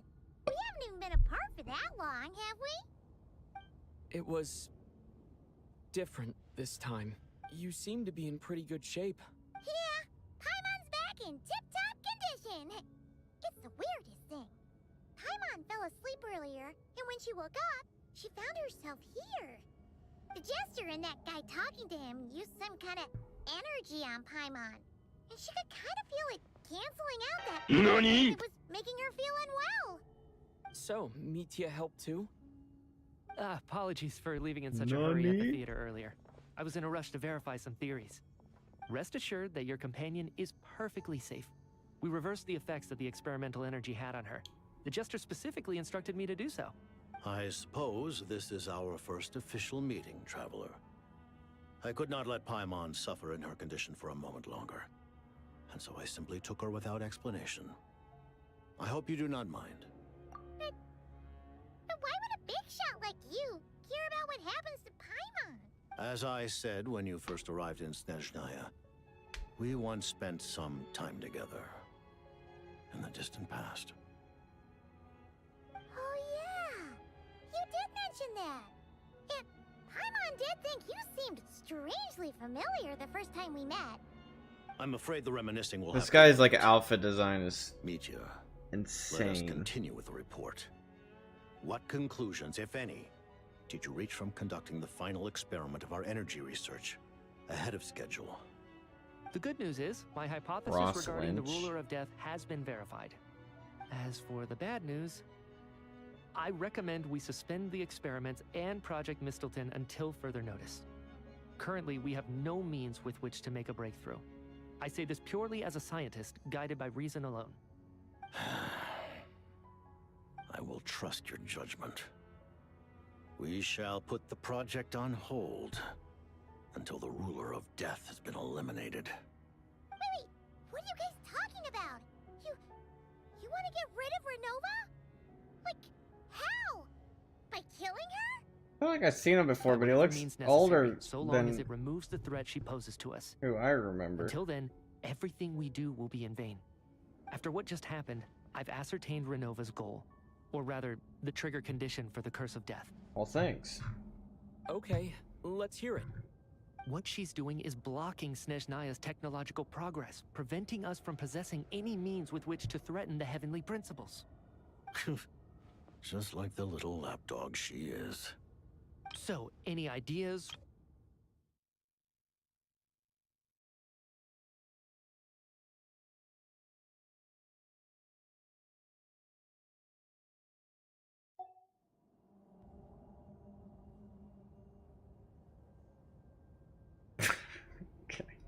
Just now, for instance, I was set to launch a final phase energy experiment Thanks. ahead of schedule. If the experiment was successful, we could have achieved a crucial breakthrough. Killer face card. I actually think I look bad in my face cam.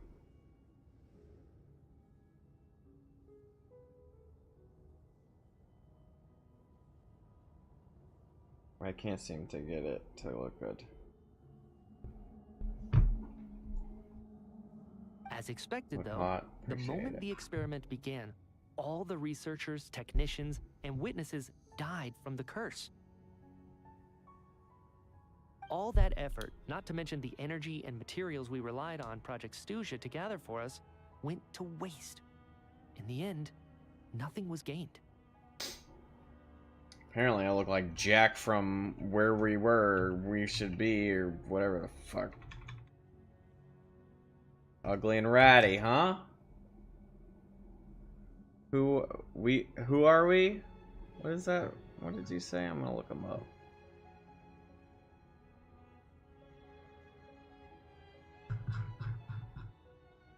Why don't we? No, that's who I look like. Ew. Oh, God. I look like that? No!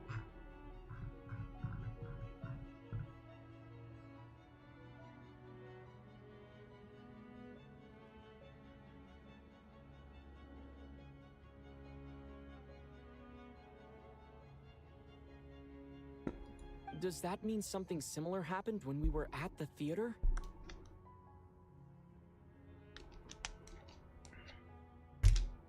That's right.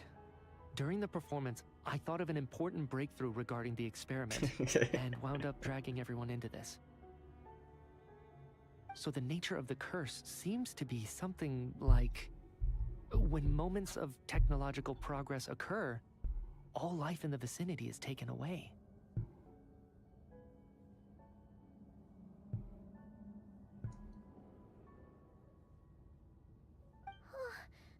What a violent method.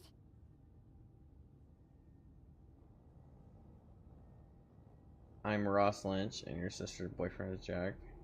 Do you want to be my sister's boyfriend? Not if I look like Jack. Of course. That meant the curse I'm was not her only type. limited to the Armory Palace. Since outsiders are forbidden from entering, this mass death phenomenon went unnoticed. Until Odette came along. I believe she was the first witness. The curse of death was triggered just before she infiltrated the Armory Palace that day. I can give her an ick for a guy she dates. Ah, yeah, set me up. Around the world. But you All the way in mentioned something about Montenegro. a final stage experiment. Doesn't that mean you've actually made some progress? I keep not paying attention. Transformers had an important breakthrough regarding the experiment and wound up dragging everyone into this. The nature of the curse seems to be something like when moments of technological progress occur, all life in the vicinity is taken away.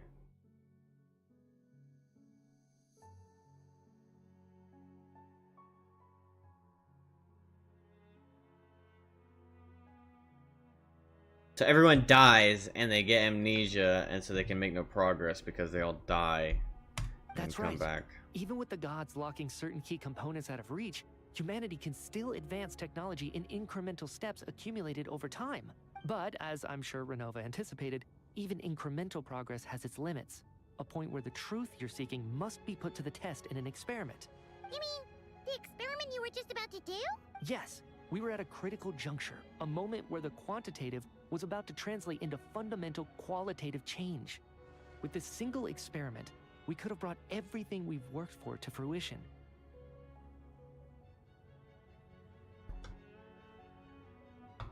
I do, but I don't really give it out. Now, after already being forced to fumble around in the dark all this time, it feels like we've truly hit an impenetrable wall. If you into Plantam belongs with red skin because she can't tan with just sun and ends up looking like a tomato, she's a girl for you. Okay, I'm gonna pass. As long as Renova's curse of death persists, I'm not trying to we play won't be able to advance the matchmaker on experiment Twitch. or obtain any results.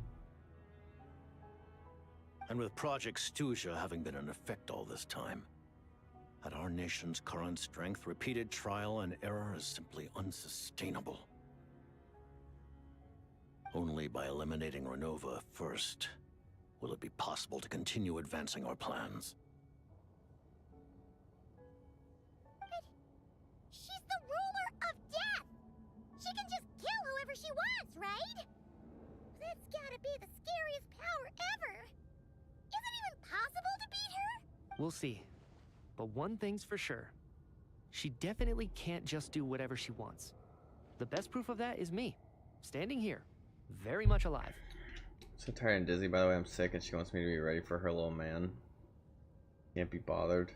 Hey, if you're into a tall, Asian, skinny gay man, I'm the one for you. I'm good, I'll pass.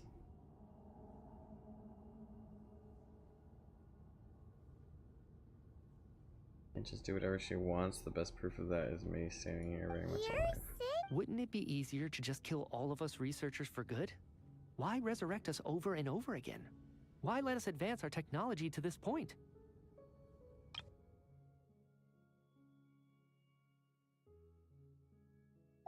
So, you're saying even the ruler of death has limitations we don't know about?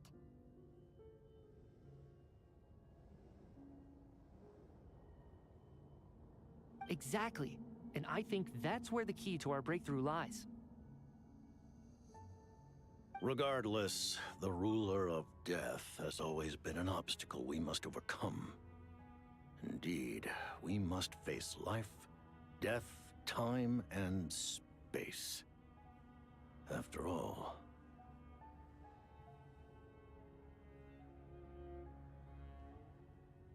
our goal is the heavenly principles. The Fatui want to challenge the heavenly principles?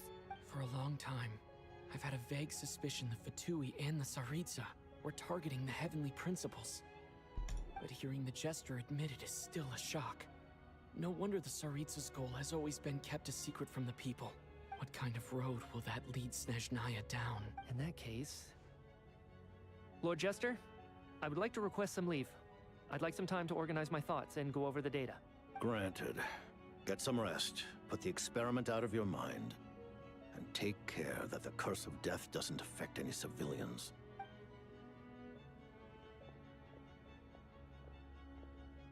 Yeah, I'm pulling me. Yeah, as soon as he comes out. Spend $500 on that boy.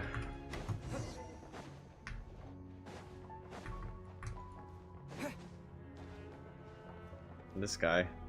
He's fucking huge. Does he have... I wonder if this is, the same character model as While there is Varka. yet time, allow me to offer you my hospitality, honored guest of Snezhnaya. Is there anything you wish to know? I remember hearing the term Mistleton from Columbina.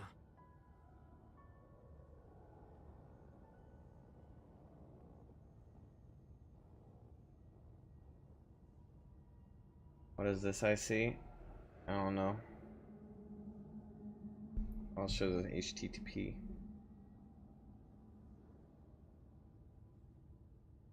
Yeah, Paimon wanted to ask about that when the name came up just now. What is it? I don't even know what you're tisking. Yeah, but not this one. As you know, Project Stuja is a series of measures enacted to consolidate our nation's resources, the greater purpose of which... Yeah, but it just showed up serve like this. Project Mistleton. Whatever you sent me showed up like this.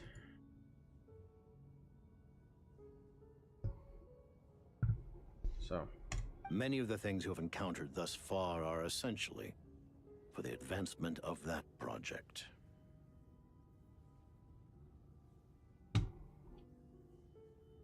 Feet Finder account? This includes the Kuvaki Experimental Design Bureau. What the heck? I don't have a Feet Finder.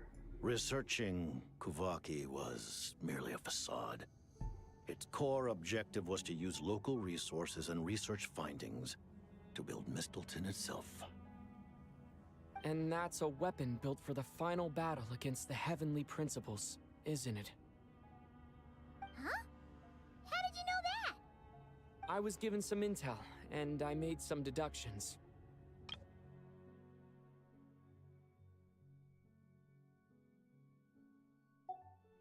Wait. You must mean that thing over there. Oh, Paimon's gotta take a closer look at this thing. Especially after you guys sent so many people to Nagrai to work on it. Kuvaki alone will not break through I Celestial know, Tyler been talking a lot. let alone challenge the Heavenly Principles.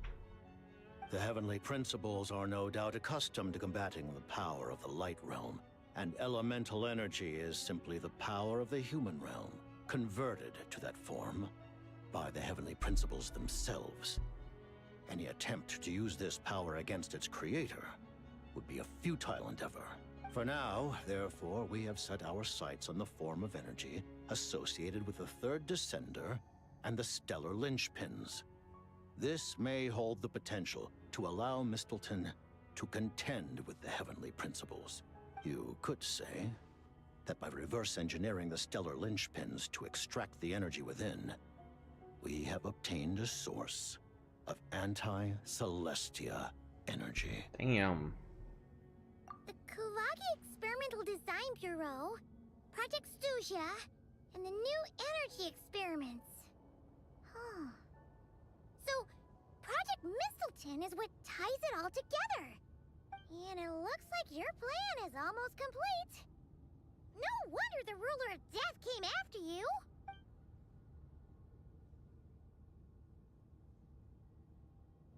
Her Majesty the Tsaritsa has embarked upon an expedition to vanquish a monster.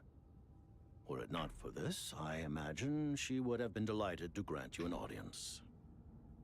Seems like the powers that be in Snezhnaya don't intend to hold my past conflicts with the Fatui against me.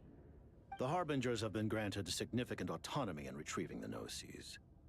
But by the same token, they do not completely represent Snezhnaya's official stance. You read my mind. Speaking of the Gnosis, Paimon's been dying to ask this question since forever. Why exactly does the Tsaritsa want to collect them? Is it something to do with the fight against the Heavenly Principles? The Gnosis will undoubtedly serve as a key bargaining chip when she confronts the Heavenly Principles.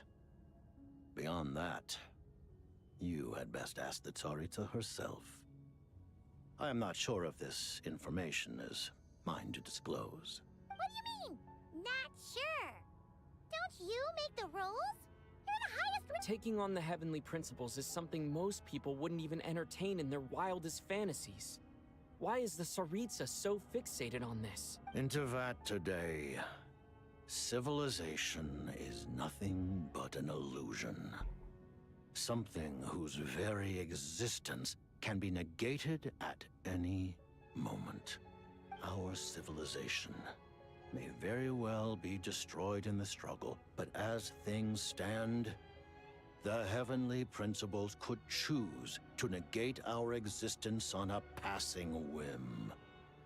And we must not sit back and accept that fate. Only by changing the state of affairs, only by overthrowing the heavenly principles, can our civilization truly be said to have taken root. Otherwise, the fate of the people of Conria and Hyperborea is a cycle doomed to repeat itself. Accepting potential destruction in return for getting to control your own fate. Furthermore, perhaps this is still somewhat difficult for you to understand. Are you aware that all the rules of this world are made up of curses? Huh? All of them? Paimon knows about the curse of death you mentioned, and the curse of immortality that you and Dainsleif have. Then the birth of the Hilichurls, the rules of Natlan's Ode of Resurrection. Those are curses too? Farina's long life seems to stem from a curse placed on her by Focalor as well. Yes. Even a god's love for humanity is a curse the heavenly principles inflicted upon the gods. What? Okay, I'll look at it later. The Tsaritsa has always had ample reason to hate the heavenly principles.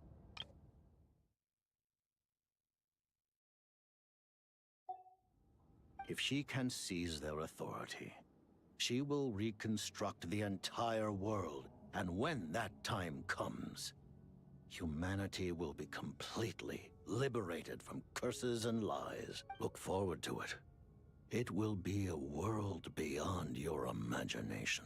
Though the ordinary people of Snezhnaya may not understand these details, in this frigid land locked in a ceaseless struggle against the environment, in this nation to which the gods have never shown favor, we all believe that standing in solidarity with the Tsaritsa in our shared struggle will surely usher in a new and better world. She gets plenty of attention. This thing is the most spoiled creature you've ever seen. Paimon really doesn't remember. He's basically a stranger. Allow me to explain. The reason Paimon reacted to the anti-Celestia energy developed by the Armory Palace is because she comes from Celestia herself. More specifically, she is one of its creations. Paimon? A creation of Celestia? Oh, right.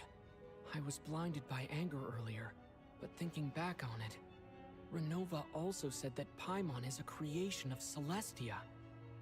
But she lacks Celestia's power or authority. I'm gonna bed. It's super late. Good night. Sleep well. Go to sleep. Okay. Have a good night. As you know, the lunar fragments in Nodcry were pulled down from the sky using Fatui technology. But the first application of this technology was in Conria over 500 years ago. I used this technology upon the heavens, and the response I received was none other.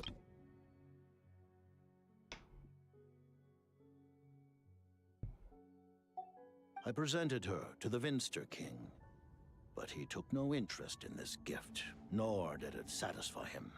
Paimon then took up temporary residence in my palace until, of course, the arrival of the Cataclysm. Wait, Paimon's a little confused.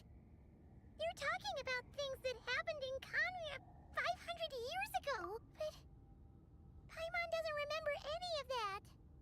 Falling from the sky, being given away as a gift, none of it. Having lived through the cataclysm, perhaps you too were burdened with some manner of curse. Although, losing your memories would indeed be the smallest price I've ever seen paid. But it's not just her memories from Conria. Paimon doesn't even know how she spent the last 500 years. She only has memories from the past few years. No matter how hard she tries to remember, what was Paimon like back in Conria? Did she know a whole lot because she came from some... Unfortunately, when you arrived in Conria, your consciousness was like that of a newborn infant. None could say what kind of being you once were in Celestia. During the time you lived in Conria, your personality was no different from how it is now. Aw, man! Paimon's plan to get her memories back and become super smart is ruined before it could even start. You know, even though Paimon lost her memories, she still feels weirdly close to you for some reason. That must mean you took pretty good... On the contrary, I completely ignored your existence. I was entirely focused on my struggle against Troptatir the Wise. But now, as I see it, it is as if you are the only sane thing that survived that era of insanity. And thus, are worthy of Get your little protection. butt out of my face.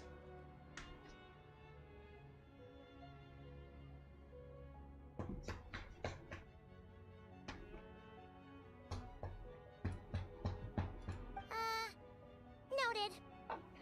Man, Paimon's gotta stop projecting friendship on everyone she meets. But, Traveler?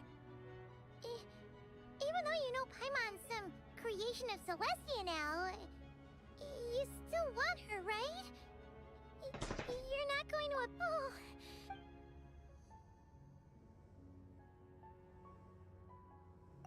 Thank you for telling me so much.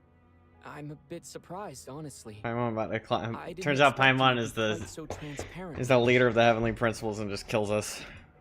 Given the circumstances, the Fatui need not hide anything from our allies. Allies?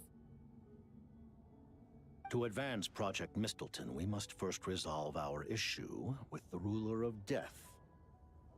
And if I presume correctly, Top 10 anime you betrayals. have no intention of letting... That's right.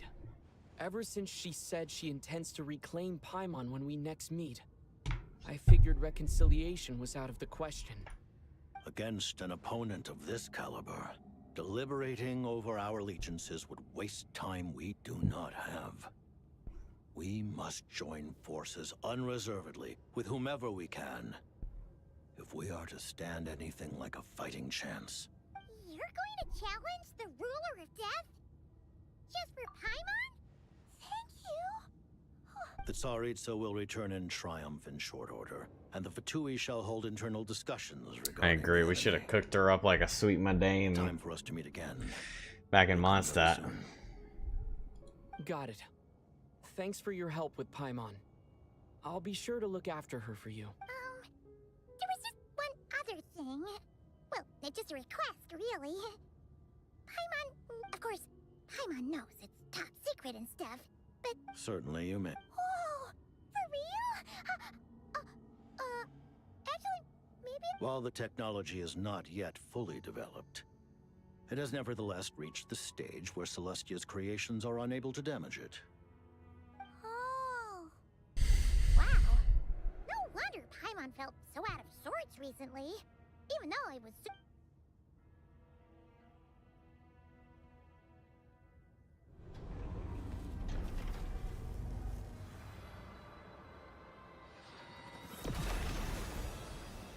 Ah, her spear is mistletoe. Alright. Well, I didn't think that this was going to drag on as it is, so I'm probably not going to play ranked Starlings, just so you know. So if you stuck around for that. Ooh, I bet they're yummy.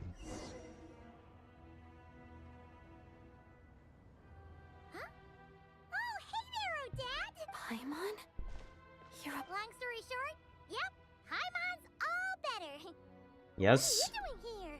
Were you waiting for us? That's right.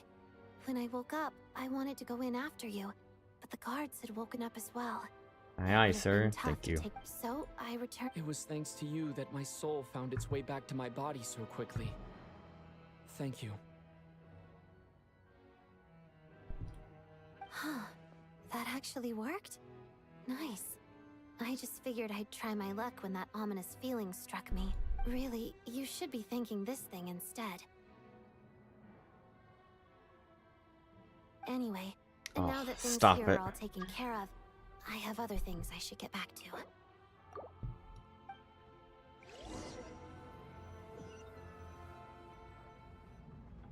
Ah, Director Chuganoff, you're back. We just received notice that Project Stuja has been suspended, so we've convened an emergency meeting. This is the preliminary plan. In addition to expanding production capacity, we've also discussed feasible layoff plans to optimize revenue and expenditure structure. Our calculations indicate that the factory's profits will increase by at least 30%. Just give the— That won't be necessary. Leave the energy for those who need it. Whether they use it just to get by or to run a business, that's up to them. Start preparing to halt production and lay off the staff. Make sure the workers are able to land on their feet and that they are duly compensated. Thank you all for your hard work during this time. Am I hearing you right? Why? After all the tough times we made it through, now is exactly when we should start to turn a profit. I just suddenly don't want to do this anymore. Iskra. Dear esteemed members of the Rokat, given the effects of Lelik's radical actions upon our organization's reputation and social stability, a decision has been made to permanently withdraw this codename from use. Considering that Lelik did what they did for the benefit of the people, the Rokat has nevertheless negotiated with the authorities, ultimately securing a waiver for all penalties due to them. Lelik will be suspended for a period of time.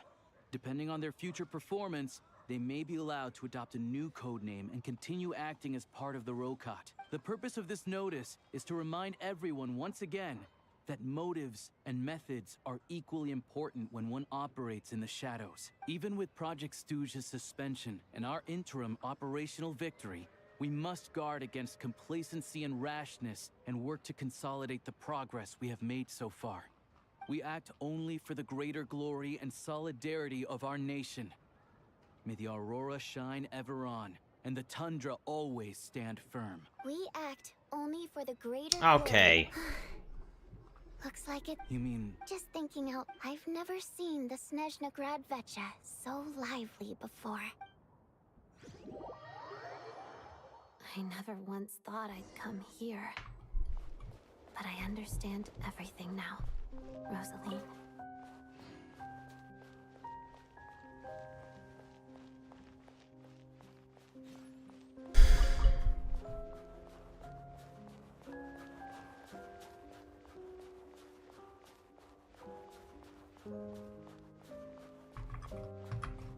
Man, it won't let me fucking sprint.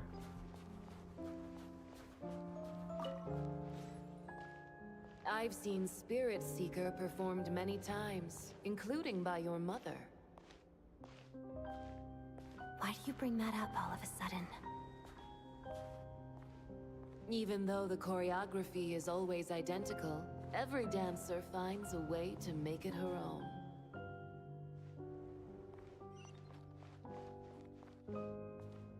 So you actually want to talk to me about ballet? I just think it would be a pity if the dance was lost to history. She didn't teach it to you, did she? That was an unusually subtle taunt for you.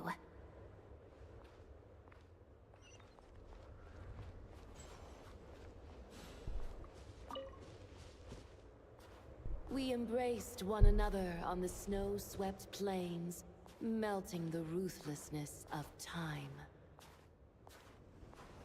But when our bodies, in pieces, are cast to the winds, what of our love will remain behind?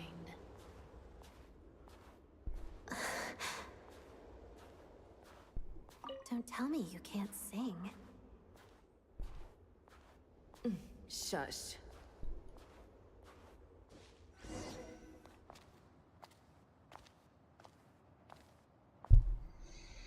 I understand her hatred. The Fatui robbed her of the life she should have had. I never opposed her dancing.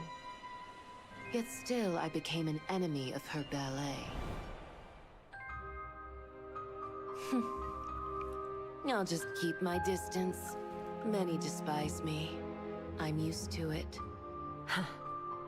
You're certainly not one to shy away from confrontation. But children, they need a different approach. I'm hardly the most maternal figure. Yet, she is a child. In my experience, while a father commands authority, he must still yield to love. You should tell her what you think about her dancing.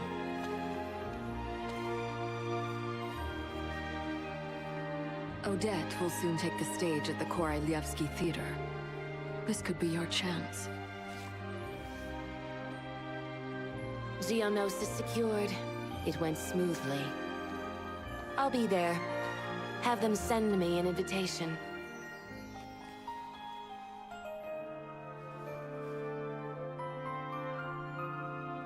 Sadly, things didn't work out. Her final words are inside that block of ice. This? Aren't these for monitoring her subordinates? Not yours. This one isn't her witch's flame, but my two worlds' flames. The two worlds' flames can burn away memories. It was my parting gift to Rosaline.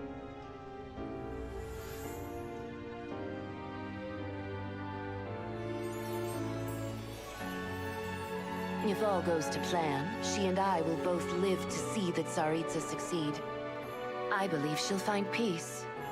But if anything happens to me, she needn't follow in my footsteps. The cryo-energy will fade away in time. Then the two worlds' flames will burn away all memories of the Fatui. She'll be free to dance. She deserves this.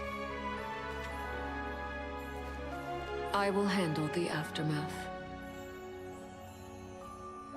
The Damn. choice is yours, child.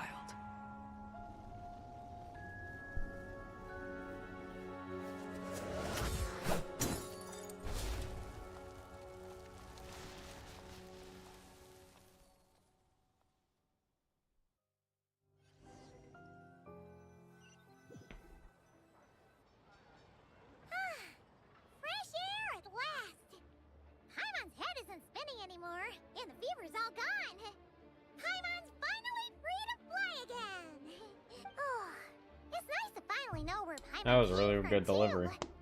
It did make Paimon a little nervous at first, but it's such a relief now. Like, who cares if Paimon's a creation of Celestia?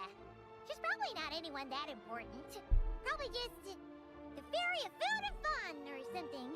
And like you said, this doesn't have to change anything between us. You're not gonna just... Hey, hurry up! Why are you walking so slowly?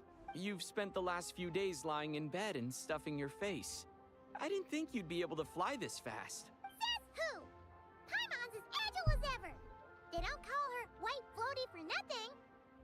Paimon originally wanted to check out the bookstores in Snezhnograd, but she's more in the mood for flying around right now, so let's save that for later. Wait, they've got light novels from Yai Publishing House here too. Huh? And this is Paimon's favorite mystery story from Fontaine. Wow, they got a sequel. The local Snezhnayan books look pretty interesting too, but also kind of heavy. I thought you were in the mood for flying around. Paimon can read while she flies. Hey, look at these two domes. Which do you like better?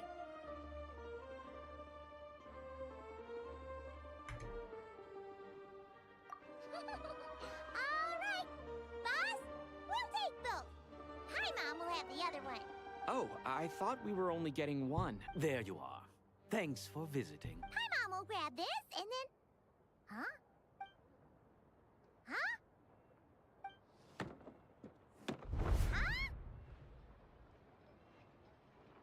How many layers does this thing have? And what are you laughing at?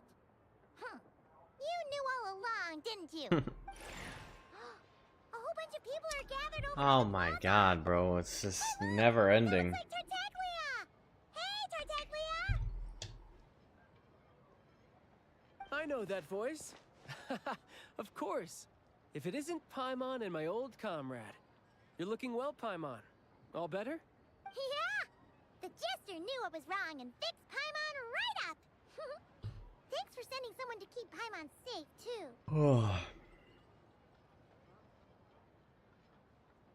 Oh, yeah. About that.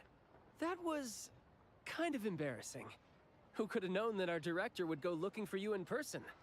So sorry for the misunderstanding. Oh, right. Let me introduce you. This is my little sister, Tonya. Hello, Tonya! Hello. Firstly, I'm really sorry about my brother. Sounds like he's caused you no end of trouble. Hey now, why'd you have to start with that? Not that it isn't true, of course. So she's the real Tonya. She said you two didn't manage to meet up at the theater. She waited ages for me, and when I didn't show, she got a little worried and went outside. I know, right?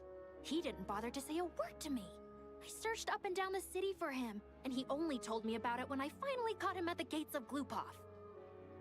I'm so sleepy. I've been rushed off my feet lately, so I didn't get the What's she chance to doing? go home. I just figured the Traveler would fill you in when he got there.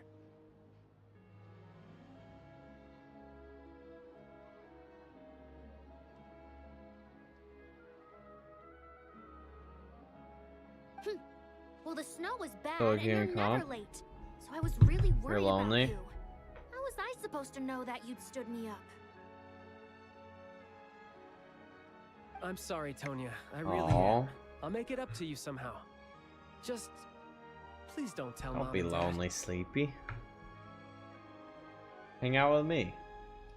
Although the mix-up led to a series of misunderstandings, it's probably for the best that the real Tonya didn't get caught up in that mess. Besides, it's obvious that Tartaglia isn't usually one to break a promise. He only gave his ticket to me because he had to look into Lelik. I asked all my friends Val Discords and LG for Val, and I can't find a duo for comp. No, it's fine. It just meant I didn't get to see the show in the end. By the way, what did you think? You were one of the first people to see it, you know?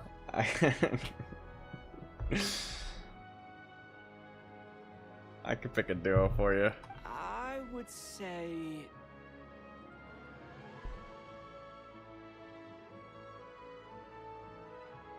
the best. Huh? What kind of review is that?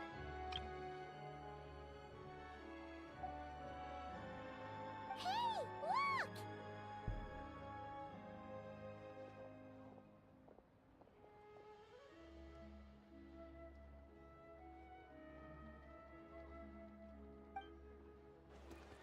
Well, I'd offer to do it with you, but I can't. Other than on your alt, right? Obviously. Oh my gosh. The Saritsa!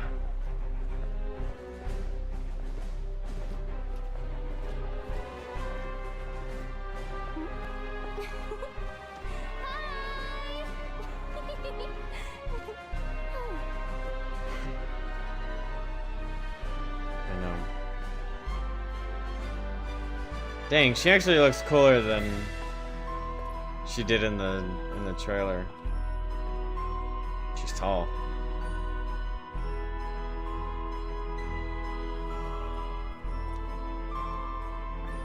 This is an important cutscene.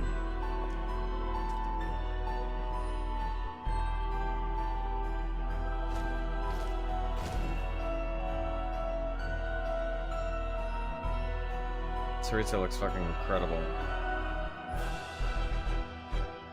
She looks incredible. Look at this lady.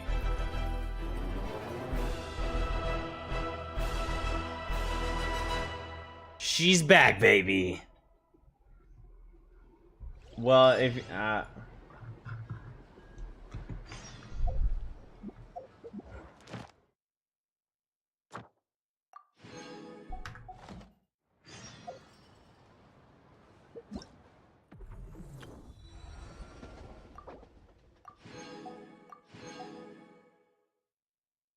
Damn.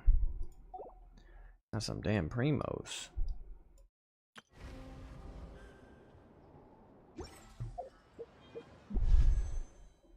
1600.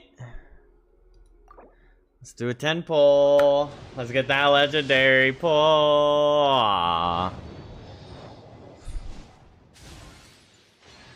Yes, we got Alyosha. We didn't get a copy though. I mean, another copy. It'd been nice to get a double. Well, I was about to end the stream soon, but if you want to talk, we could sit in a call since you're lonely. It's up to you.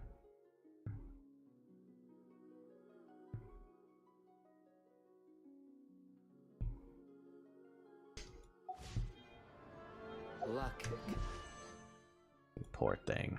Showing the results of a single game.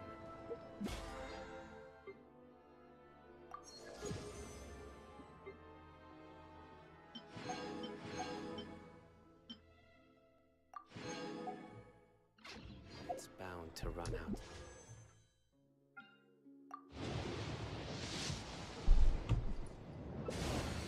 Another damn blue pull.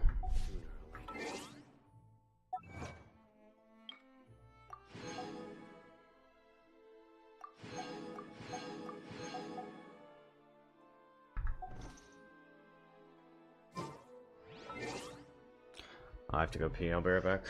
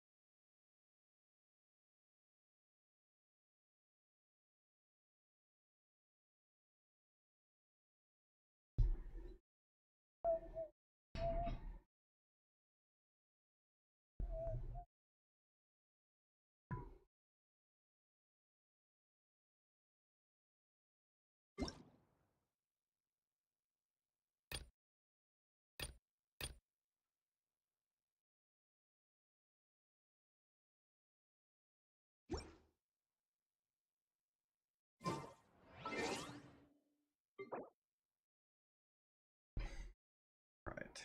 You want to take my Valorant shop.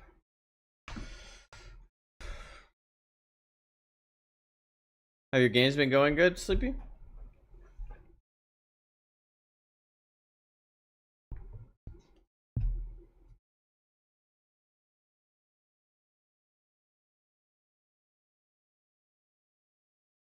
Guess you're in game.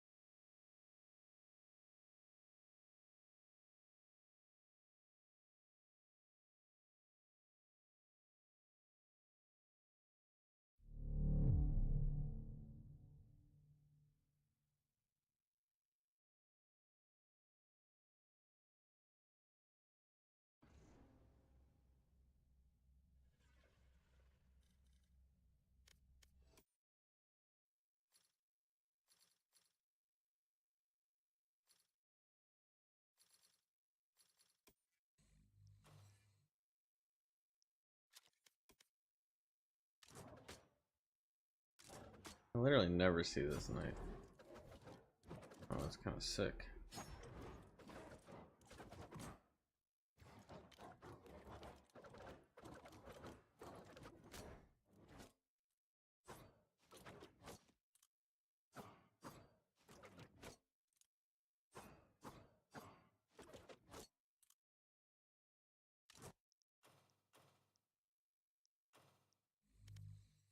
Kind of ugly. That right click is cool, but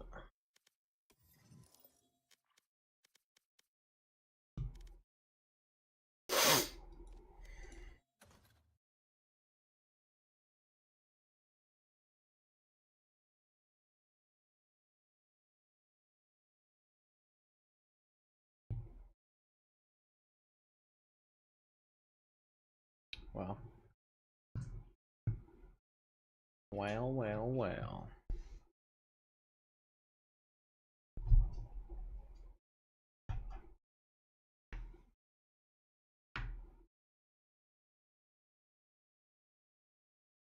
Thoughts on the game thus far? I am loving this. Honestly, so far, I kid you not, is on par with Elden Ring. A lot of awesome mechanics. World's been great. Loving the vibe. Like, this is really good so far. I really like how much more is in this so far, which has been great. And when I say it's on par with Elden Ring, you guys got to be careful. I'm not talking about like the size or scope. I'm talking about just the minute-to-minute gameplay. So far, that's been awesome. I've really enjoyed that. I really need to get more weapons and kind of experiment with the combat more to, you know, go about that. But it's shaping up to be pretty great. Red card, red card, red card, red card. You didn't clear me. You didn't clear me. Red card.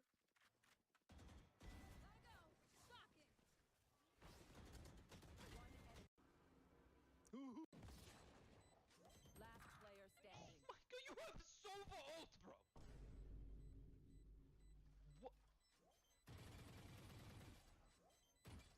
You have satchel out. One enemy remaining. Satchel out. Oh my god! Hold on, this little May. Hold on, this little May. This little May. May. May. What the?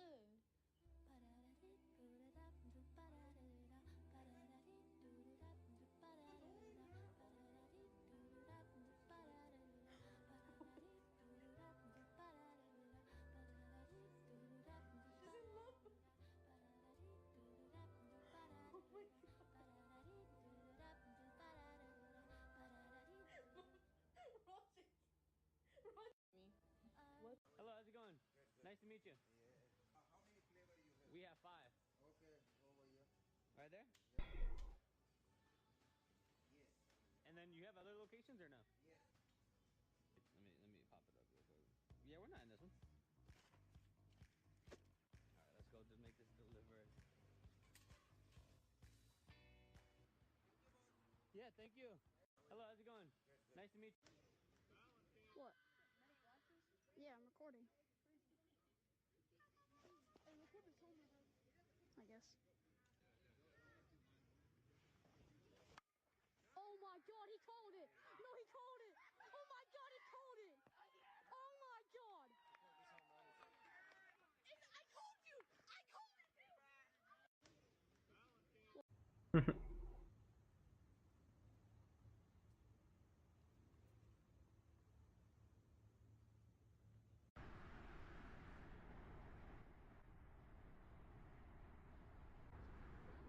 Grim, don't break it. Grim, don't break it. Grim. Thank you. You're gonna break it. Oh, thank you. Grim, bring it here. Thank you. Leave it. Good boy. He's gonna chew it up. Thank you. I appreciate it. Grim, come on. Very cute, though. Thank you.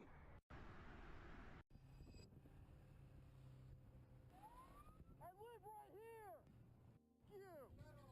Had problems with the other cops up there. Why don't you just tell them you live here? They'll let you right in. 2 cops up there did it. They're like, no, you gotta go around. You got a driver's license for what? Driving on the highway. Expect a little more self-control over somebody carrying one of those. You get yourself killed.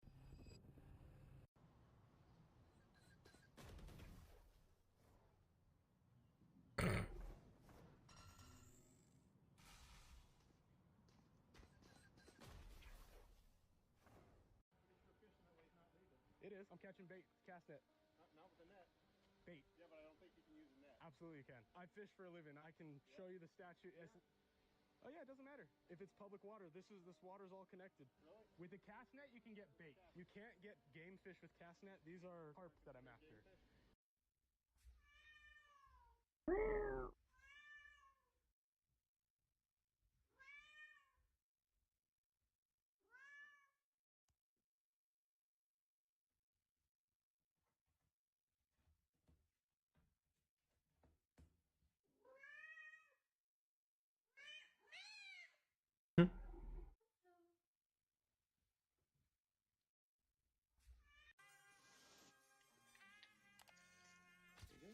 Can you change back? No. Have a good one. I'll just sort of keep blowing the fucking horn, and I will wait here even longer. Give me a couple minutes. I gotta run back to the store for it. I forgot it. All right.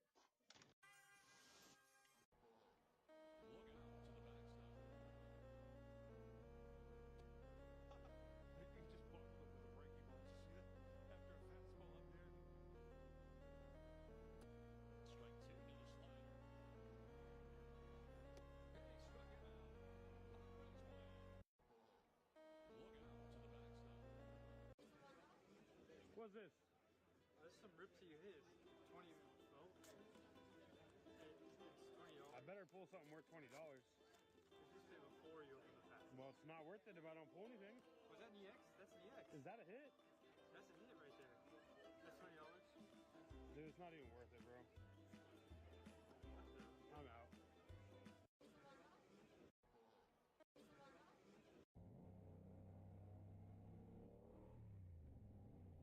Oh, there's a dog. Come on, buddy.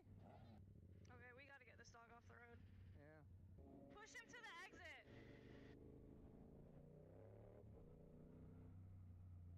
Push. There we go. There we go. There we go. Oh.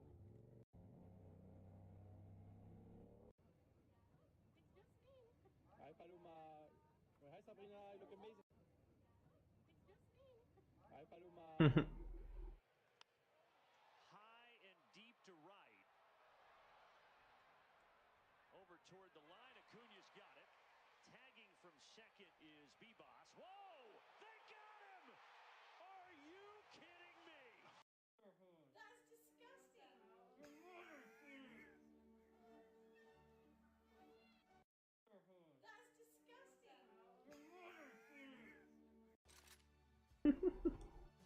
So cute. Alright, I'm gonna go bed chat.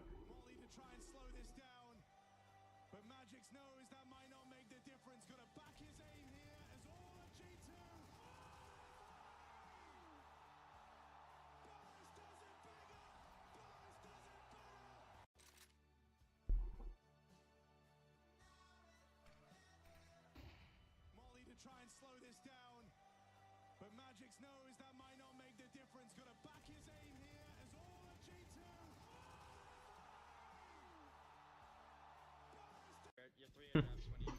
Alright, chat, I gotta go to bed. I gotta go to bed. Y'all have a wonderful night. Thank you all for hanging out with me. Thank you for being here.